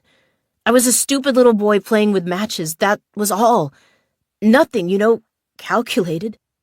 My parents left me at home alone while they went to the store, and I took matches out to the yard and started lighting them and flicking them into the grass. The grass caught. Of course it did. It was the middle of summer. I don't know what I was thinking. Baby held onto her seatbelt as they zipped between two massive semi-trailers. I guess I wasn't thinking anything. I was a kid. How big was the fire? Baby asked. 60 acres. Jesus! It took out 3 farms, a bunch of the forest and a grain silo. The town didn't have power for 2 weeks, Troy said. My father beat the shit out of me. He said I'd taken a life. I thought he meant a horse. I knew some horses had gotten trapped in their stables. I never learned much about the fire. We moved away for a few years after that to get away from it, the shadow of it. By the time we came back, it was a non-topic in my household. You think Chelsea Hupp died in the fire? Baby said. Maybe she did. Maybe Mom and Dad just figured I was so young. There was no sense in me knowing I'd done a thing like that. Killing changes a person, right? Chapter 81. The fire came up on us suddenly, Brogan said. It blocked off the only road out of the farm. My father told us to climb into the water tank. We all got in. Chelsea didn't get out. We were climbing still, the Rocky Mountain road narrowing. Water-starved eucalyptus trees reached for the hard blue sky. I brought my good leg onto the seat with difficulty and started unlacing my shoe. Brogan glanced over. So here I am, 30 years later, leaving my goddamn therapy session, heading to a bar to try to drink the night away, he continued. I stop in a corner store to get some cigarettes. This beautiful woman is at the counter checking her lottery ticket in the little machine. Blonde, perfect body, yoga pants. Her skinny, douchey husband is in the aisles trying to decide on what crackers to get. I'm waiting at the counter to buy my smokes, and the blonde suddenly starts screaming. Everybody in the store stops to watch. The husband rushes over. She tells everyone they've just won the lottery. Brogan was wringing the steering wheel. I pulled my shoe off. Everybody is clapping, and the two of them are dancing around and hugging, Brogan said. And I'm hating on these lucky assholes. But what can I do? I wish them the best. I congratulate them. I ask their names. That's when I find out it's him. It's Troy fucking Hansen. This is the guy who obliterated my family, who killed my sister, who drove my father to the bottle and my stepmother to pills. I hadn't seen him since his family split town. My own family also moved to get away from the memories.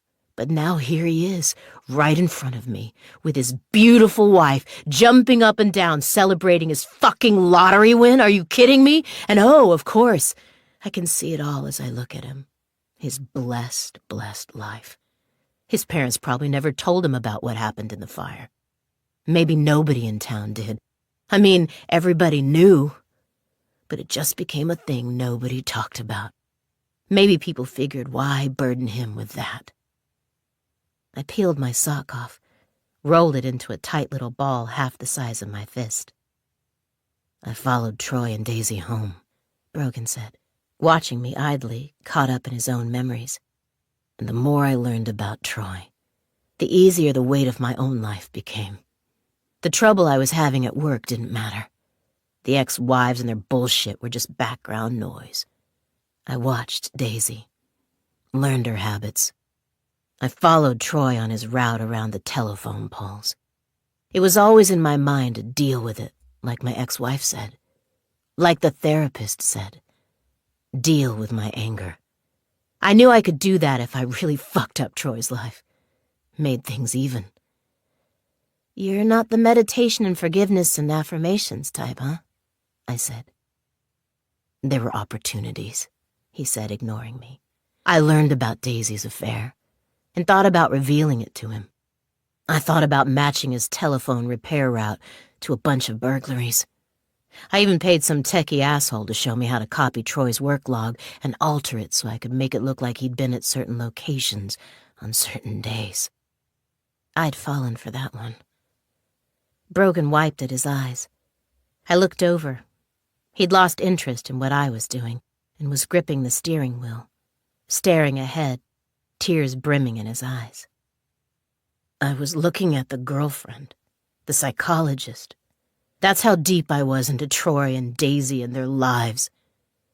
I'd signed up for Daisy's nutrition program, and I'd bought Alex Brindle's fucking books.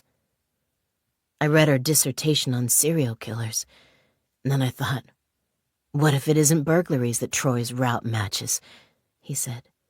What if it's murders? I knew Troy Hansen was a murderer. I wanted the world to see him that way. I shook my head. Brogan didn't notice. So I dug around at work and found a bunch of open assignments. No-hoper cases, he said. I took my time, looked at each case carefully, made sure it was a no-hoper. I chose cases where it was pretty damn clear the victims would never be found, where they'd obviously jumped off a bridge or gotten lost in the wilderness and been eaten by coyotes or whatever the fuck. He gave a sad smirk. Jared Malouf back there? Jesus. I had no idea he was still alive. All the signs pointed to suicide. He'd been talking whacked-out conspiracy theories for months, saying he was going to jump off Santa Monica Pier and let the tide take him out. I was sure that's what he'd done. How did you get their personal items? I visited the families, conducted more interviews, took an item each time. You assembled the box, I said, alternately watching the road ahead of us and watching Brogan's speed on the speedometer, waiting for my opportunity. Then you went to plant it at Troy's house while he was out. But Daisy came home unexpectedly. He nodded, sucking in a long, deep breath. She found you in her home, I said. She broke her routine, Brogan said. I turned around and she was just there in the kitchen. I'd been washing my hands after burying the box. She was staring at me. I hadn't even heard her come in. So you killed her, I said. She came at me first. Brogan's eyes were now dry. She was a strong woman, vicious, athletic. All I was trying to do was subdue her. Martin Roscoe, I said. Did you send him after me to try to get me to drop the case? That was a stupid move. Brogan shook his head. Roscoe had always been unreliable. But Troy hiring a PI was a complication I didn't need. I'd just love to know why you're bothering to tell me all this, I said. Is it because you're hoping I'm going to come over to your side? Help you plead out to manslaughter for what you did to Daisy? He didn't answer. Or is it because you're trying to make yourself feel better about what you're about to do? I looked at the scrubland around us. Because I gotta tell you, Brogan, your heartfelt explanation of what you did, It's got a little less coldness to it than some of the murder confessions I've heard in my time. He looked at me. But, I went on, if you think all that is going to stop me from killing you to save my own life, you're dead wrong. I put my rolled-up sock in my mouth. The sour taste of my own foot sweat made me wince. I tugged my seatbelt tight and bit down hard on the sock. "What the hell are you doing?" Brogan asked. I reached over, grabbed the steering wheel and yanked it toward me. The car swerved. Brogan did exactly what I'd expected him to. He slammed on the brakes. The tires bit into the road, and the vehicle flipped. Chapter 82. Baby watched the road ahead as Dave Summerly drove. The cars had thinned out, and steep rocky mountains in sunset orange crowded the highway on either side of them. She dialed Jamie, her hand sweating as it held the phone. "Leave me alone," the hacker said. "I'm deep in the woods with this Sue Lim Marshall chick." "Are you offering bonuses for any gold-plated, diamond-encrusted skeletons I managed to scare out of her closet? Because, if so..." "I don't have time for that now," Baby said. "I want you to look up something else." "Are you serious?" "This one should just be a simple record search," Baby said. "Chelsea Hupp, little girl, died about 30 years ago." She heard tapping. Summerly talked quietly on his cell phone, his big shoulder touching hers across the car's center console. "Okay, I got her." "Known relatives?" "None living," Jamie said. "Dad, predeceased her, died of a heart attack. Mom died of a drug overdose. Looks like Mom never remarried, no known siblings." "Come on, dig deeper." "What am I digging for?" "Someone in her family circle is a cop or a journalist or a goddamn missing persons volunteer." "What?" "The answer is here, Jamie. It's right here. I just need you to find it," Baby screamed. Summerly reached over and put a hand on her arm. She shoved him off. "Jesus!" Jamie's voice was small. "My fee triples when you lose your shit at me." "I'm sorry." Baby held her throbbing head.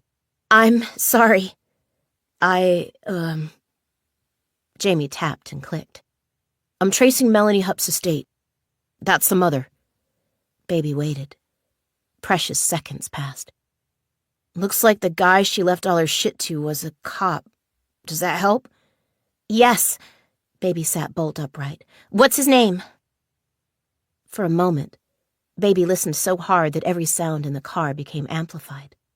The wind rushing by the windows, the tires thrumming on the blacktop. Summerly talking on the phone beside her. "Do you remember the officer's name?" Summerly asked. "William Brogan," Jamie told Baby. "William Brogan?" Summerly took his phone away from his ear for a second and stared at it like it had become a snake in his hand. He looked at Baby and put it back to his ear. "Did I hear that right?" Chapter 83. Time passed. I could only guess how much. I was upside down looking at the airbag, my seatbelt cut across my sternum and ribs, crushing my breaths to thin, raspy puffs. I spit out my sock. My teeth felt loose in my skull, but they were all still there and intact, thanks to my makeshift mouthguard. The unconscious detective beside me was also hanging from a seatbelt, but his airbag hadn't deployed. Blood poured from his chin. I unclipped my seatbelt and fell onto the ceiling of the car amid the detritus of crushed cigarette packs, takeout containers, articles of clothing. I had to fight my airbag to get upright. There was no telling where either of our weapons were now. I grabbed the belt I'd spied earlier on the back seat, now coiled against my window, and went searching for my phone. Brogan groaned and unclipped himself, too. He shoved open his door and tried to get out. I didn't know where he thought he was going. Maybe toward a weapon or into some dream landscape induced by his faceplant on the steering wheel. But it wasn't going to happen. Not on my watch. I looped the belt through itself and threw it like a lasso over his head. "Don't even think about it," I snarled in his ear as I yanked it tight around his neck. I shoved him out of the driver's side, followed him, and pinned him against the dirt beside the vehicle. The belt pulled taut, my knee in his spine. Fuel and coolant spilled from the car onto the scrubby earth. My thoughts were ticking slowly as I pieced together a plan. I told myself the first step was to neutralize the current threat. Bind Brogan's hands, find a phone inside the car or around the crash site. Call 911. Assistance would likely come quickly. We hadn't driven far from the shootout on the freeway. I adjusted my grip. As I reached for a t-shirt inside the car to wrap around Brogan's wrists, I heard a scraping sound. I looked down and saw that one of his hands was by his jeans pocket. He was flicking the drum on a cigarette lighter. I had time to gasp, but that was all. The spilled fuel lit, and the ignition pressure wave whumped and blew me away from the car. Chapter 84. Red and blue sheets of light cut through the deep purple of the forest shadows, making the trees that lined the highway look weirdly festive. Dave Summerly pulled the car to a stop 200 yards or so from the incident and parked at the end of a long queue of vehicles. Baby could see the pink mist of road flares in the distance. She was unsteady on her feet as she stepped out. It was the reflective tip of a mini pop-up camping marquee that made the yelp escape her throat. She knew what those fold-out marquees were for. Patrol cops erected them over bodies in the road to shield looky-loos from the carnage. Oh, God! Rhonda! Oh, God! Baby took off running. Vehicles idled on either side of her. Ordinary families and single travelers checking their phones, trying to see ahead, adjusting their radios, separated from her nightmare by mere glass. She could feel Summerly at her heels, but he wasn't yelling for her to stop. The marquee came into view, surrounded by squad cars and uniformed officers. Baby spotted the nose of Rhonda's white '58 Chevy Impala through the chaos. The classic car was pulled over onto the shoulder. A tire was off. The door was hanging open.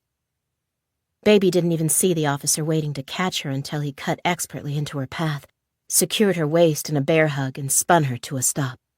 "Hold it, ma'am. Hold it. Hold it." "That's my sister!" Baby screamed. "I've got to get to her!"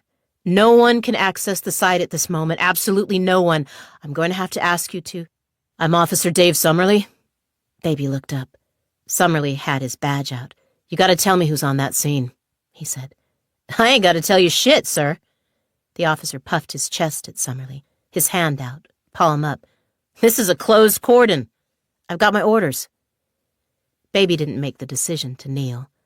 The ground just seemed to rush up at her, welcoming her with its sun-warmed steadiness.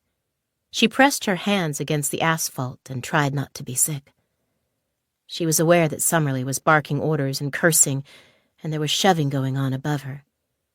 But all she could do was look at the little black bits of tar on the surface of the highway under her fingers. And then a string of words hooked her and dragged her up like she was a fish on a line. "Look, buddy, all I can tell you is it ain't anybody's damn sister under that tent."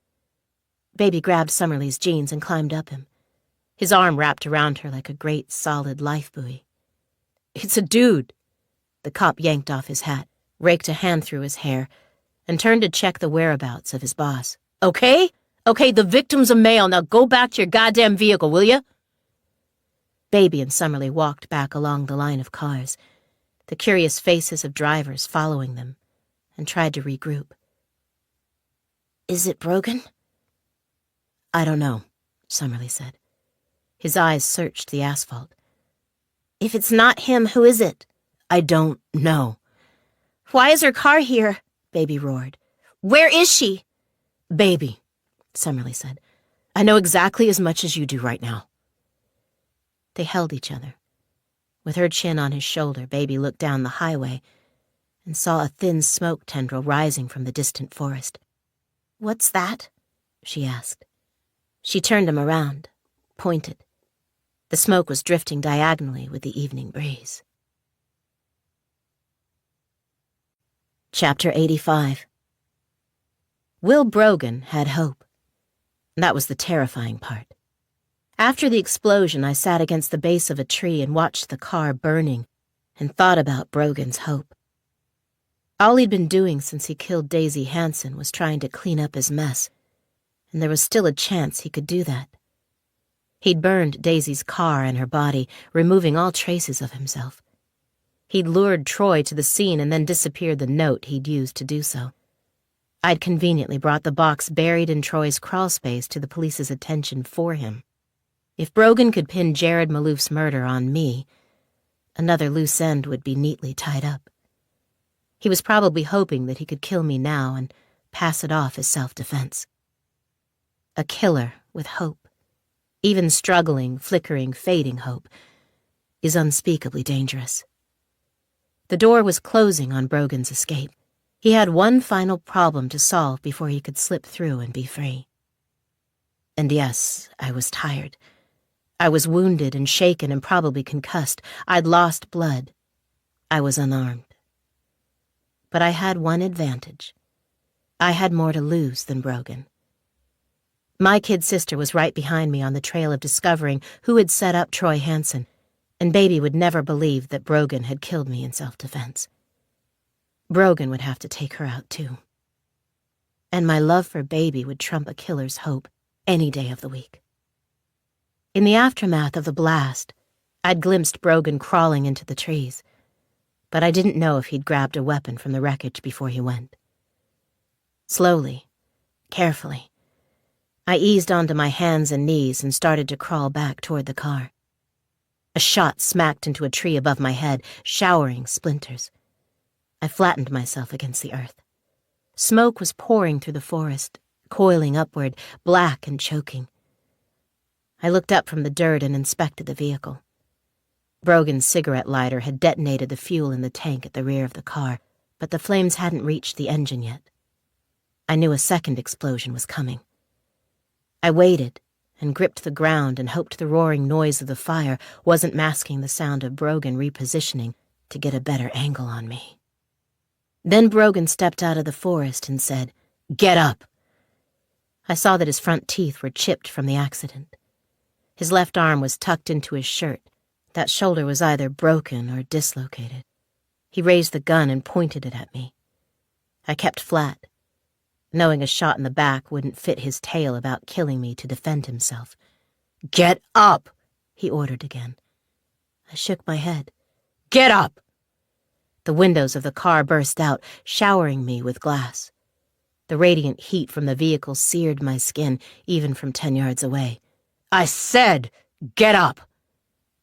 I locked my eyes on him and was about to fire off a bunch of obscenities when I noticed movement in the trees behind him. I thought it was a hallucination at first. Strange details about the image reached me through the heat and fog. There was no way that could be my kid sister. I didn't recognize the gun she held. A standard-issue police Glock. She gripped it with both hands, shaking, wild-eyed, and pointed the barrel at Brogan from 12 feet away. Seeing Baby holding a gun at all seemed absurd. Watching her aim it at a man's head with deadly resolve made me sick. 3 things happened in one awful second. Baby stepped on a dry branch, snapping it. Brogan turned at the sound. Baby froze. Her finger was on the trigger. Her aim was true, and her teeth were gritted as she braced for the kickback. But the mental absence that you need to take someone's life wasn't in Baby's eyes. She was so full to the brim with feeling all the time that firing the gun at Brogan in that moment would be akin to firing it at me. And that was her strength. But it was going to get her killed. Brogan raised the gun, but a shot took him from the side, spinning him, and he fired off 2 wild shots as he fell. I ran to my sister just before a second explosion from the vehicle knocked me and Baby together. We fell against a tree, gripping each other, and watched Brogan take his final breaths on the forest floor. The dying man half buried in the scrub, the burning car behind him, and the smoke haze made me feel like I had suddenly found myself trapped in some hellish war movie. Then the surrealness of it all swept away coldly, quickly, as if a director had called cut. Without a word, Baby let go of me and rushed off into the forest. I followed. So many questions I'd been deliberately ignoring were all answered at once, and none of the answers were ones I was ready for or wanted. I knew Baby wouldn't have come after me alone. I knew who she'd choose to bring. I knew who the second shooter in the forest had to be. And I knew in my heart of hearts that the 2 wild shots Brogan had fired as he went down had hit that person. I just felt it. I arrived in the small clearing. Dave Summerlee was lying on the ground behind a big log. There were 2 bullet holes in his chest. As I reached Baby, she was shaking him and crying and stroking back his stiff, sandy hair to look into his cold gray eyes. But I could tell that Dave, my Dave, was gone. Chapter 86. 2 days later, Baby stepped out of the Uber and onto the freshly swept concrete of the enormous building's ring driveway. She thought the security guards at the front were actively ignoring her this time, as if they knew she was a problem and they were working on their plausible deniability. The receptionist must have had the same plan because just as Baby entered the echoing foyer, she disappeared through a black glass door, leaving the room empty. Baby took the elevator to the 3rd floor with no one's approval but her own. She pushed open the door to Sue Lim Marshall's office and wondered at the deep sense of calm that filled her. She didn't feel any more trepidation than she would have felt if she were visiting a friend's house to deliver some uncomfortable news. This is what it feels like to bring a gun to a knife fight, she thought. To whack a mosquito with a sledgehammer. She sat before Marshall, who was waiting for her with her hands clasped on the ridiculously large desk, the black glass top of which perfectly reflected her image. "Tell me you're here to accept the money for the house," Marshall said. "Mr. Laurier's rat-riddled, insect-infested, structurally unsound house. Show me how smart you are, Ms. Bird, because we all know Mr. Laurier's property is a death trap. I'm offering half of what I did earlier, but that's still far more than it's worth." Baby smiled at the slow and deliberate way Marshall said, "death trap." She was obviously trying to ensure that her implications were perfectly clear. Like Baby wasn't quick enough to grasp that Marshall would just keep making Arthur's home a literal trap to cause his death, one way or another. Unless Baby ended the war now. Baby had grown to enjoy being underestimated. Not only did she have a metaphorical big gun in her pocket, but Marshall clearly thought it was a water pistol. Baby couldn't wait to pull it out and show the older woman what a big bang it made. "How smart I am," Baby said. She crossed one of her long, lean legs over the other. "You know what I think is smart? Finding a system and sticking with it. I think that's the kind of intelligent life philosophy you'd admire. Right, Marshall? When you're representing a company like Enorm." She gestured around the huge room. Marshall didn't move. "Business expansion solutions that harness nature-taught growth," Baby quoted. "I thrive with Enorm." "What are you trying to say?" Marshall asked. "Nature," Baby said. "Plants, seeds, growth. Find a system and stick with it. A plant figures out how to spread its seeds, and it just does it. The same exact way. For the next billion years. Doesn't try to upgrade or shake things up or get risky.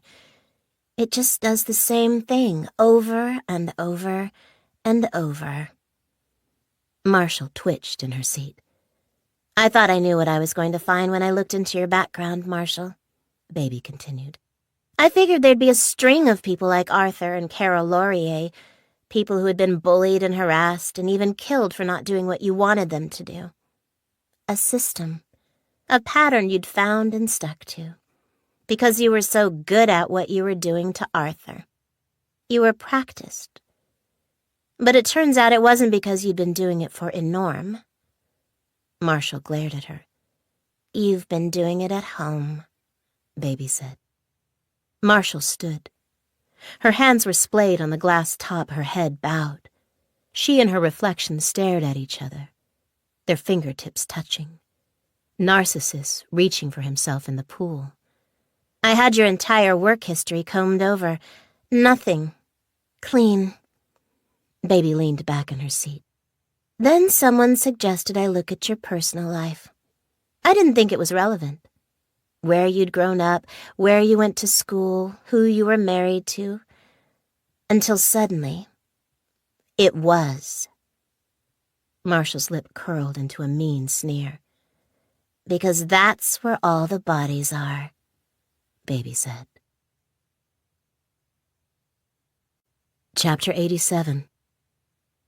Baby could see it all flashing in Sue Lim Marshall's eyes.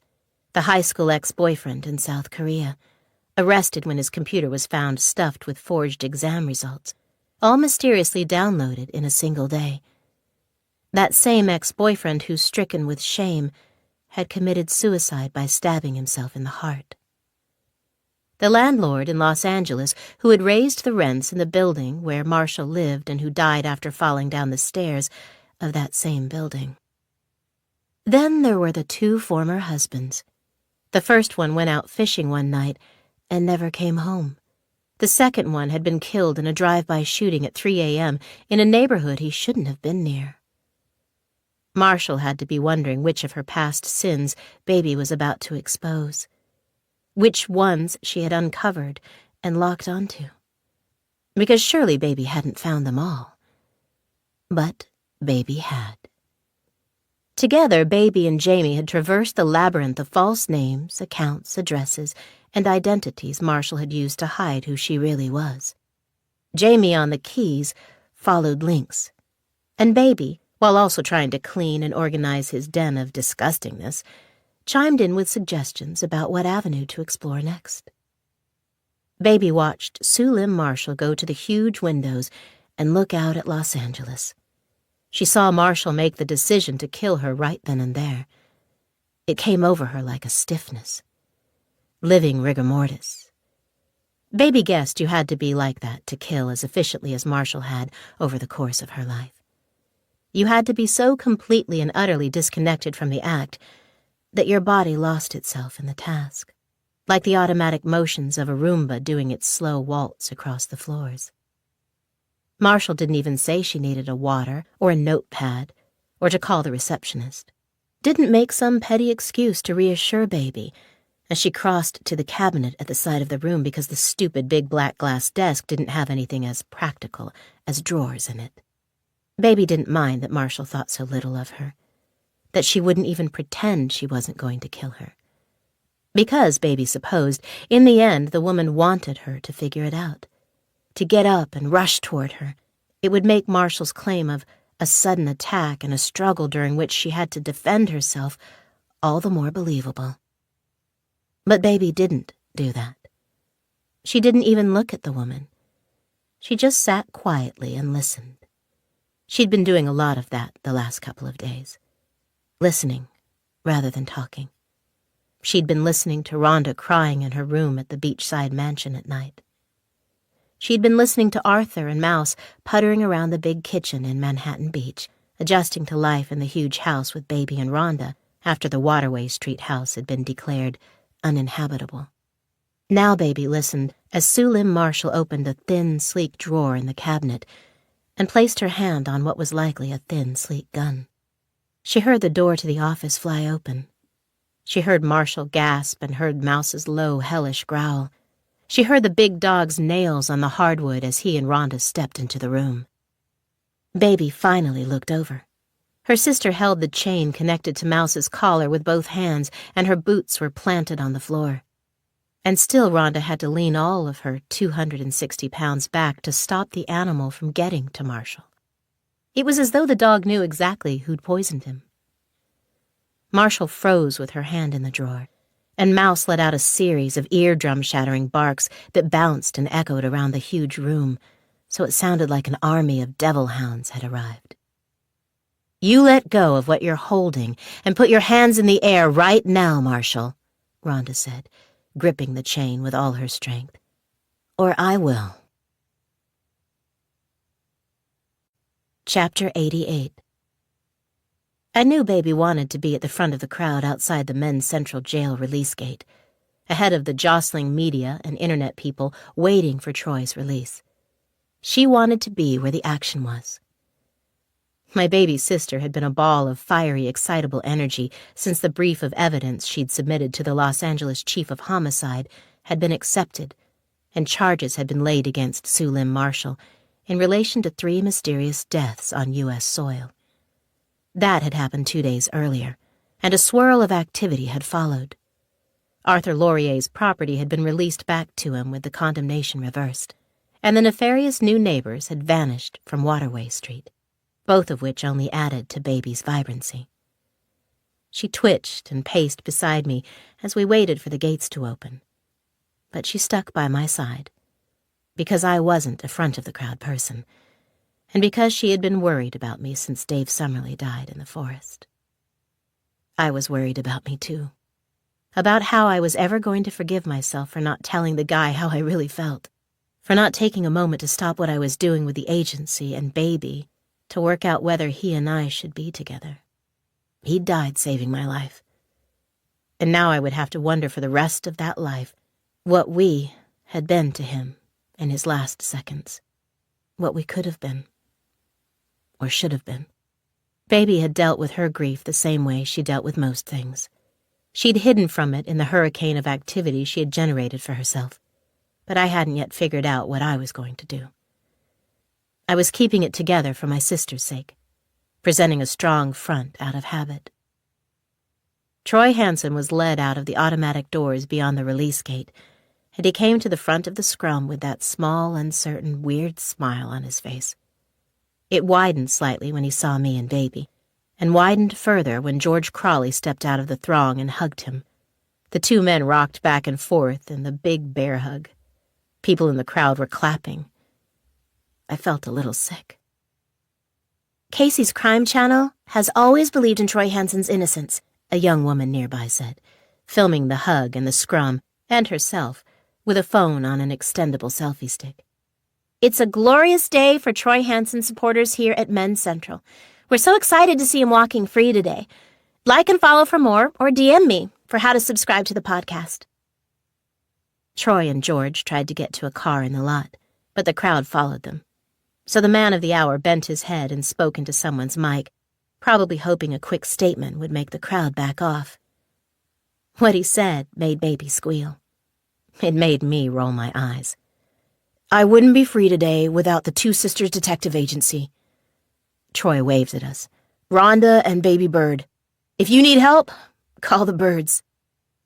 Before the crowd could come after us, Baby and I hightailed it to my Chevy Impala, which police had released back to me a few days earlier.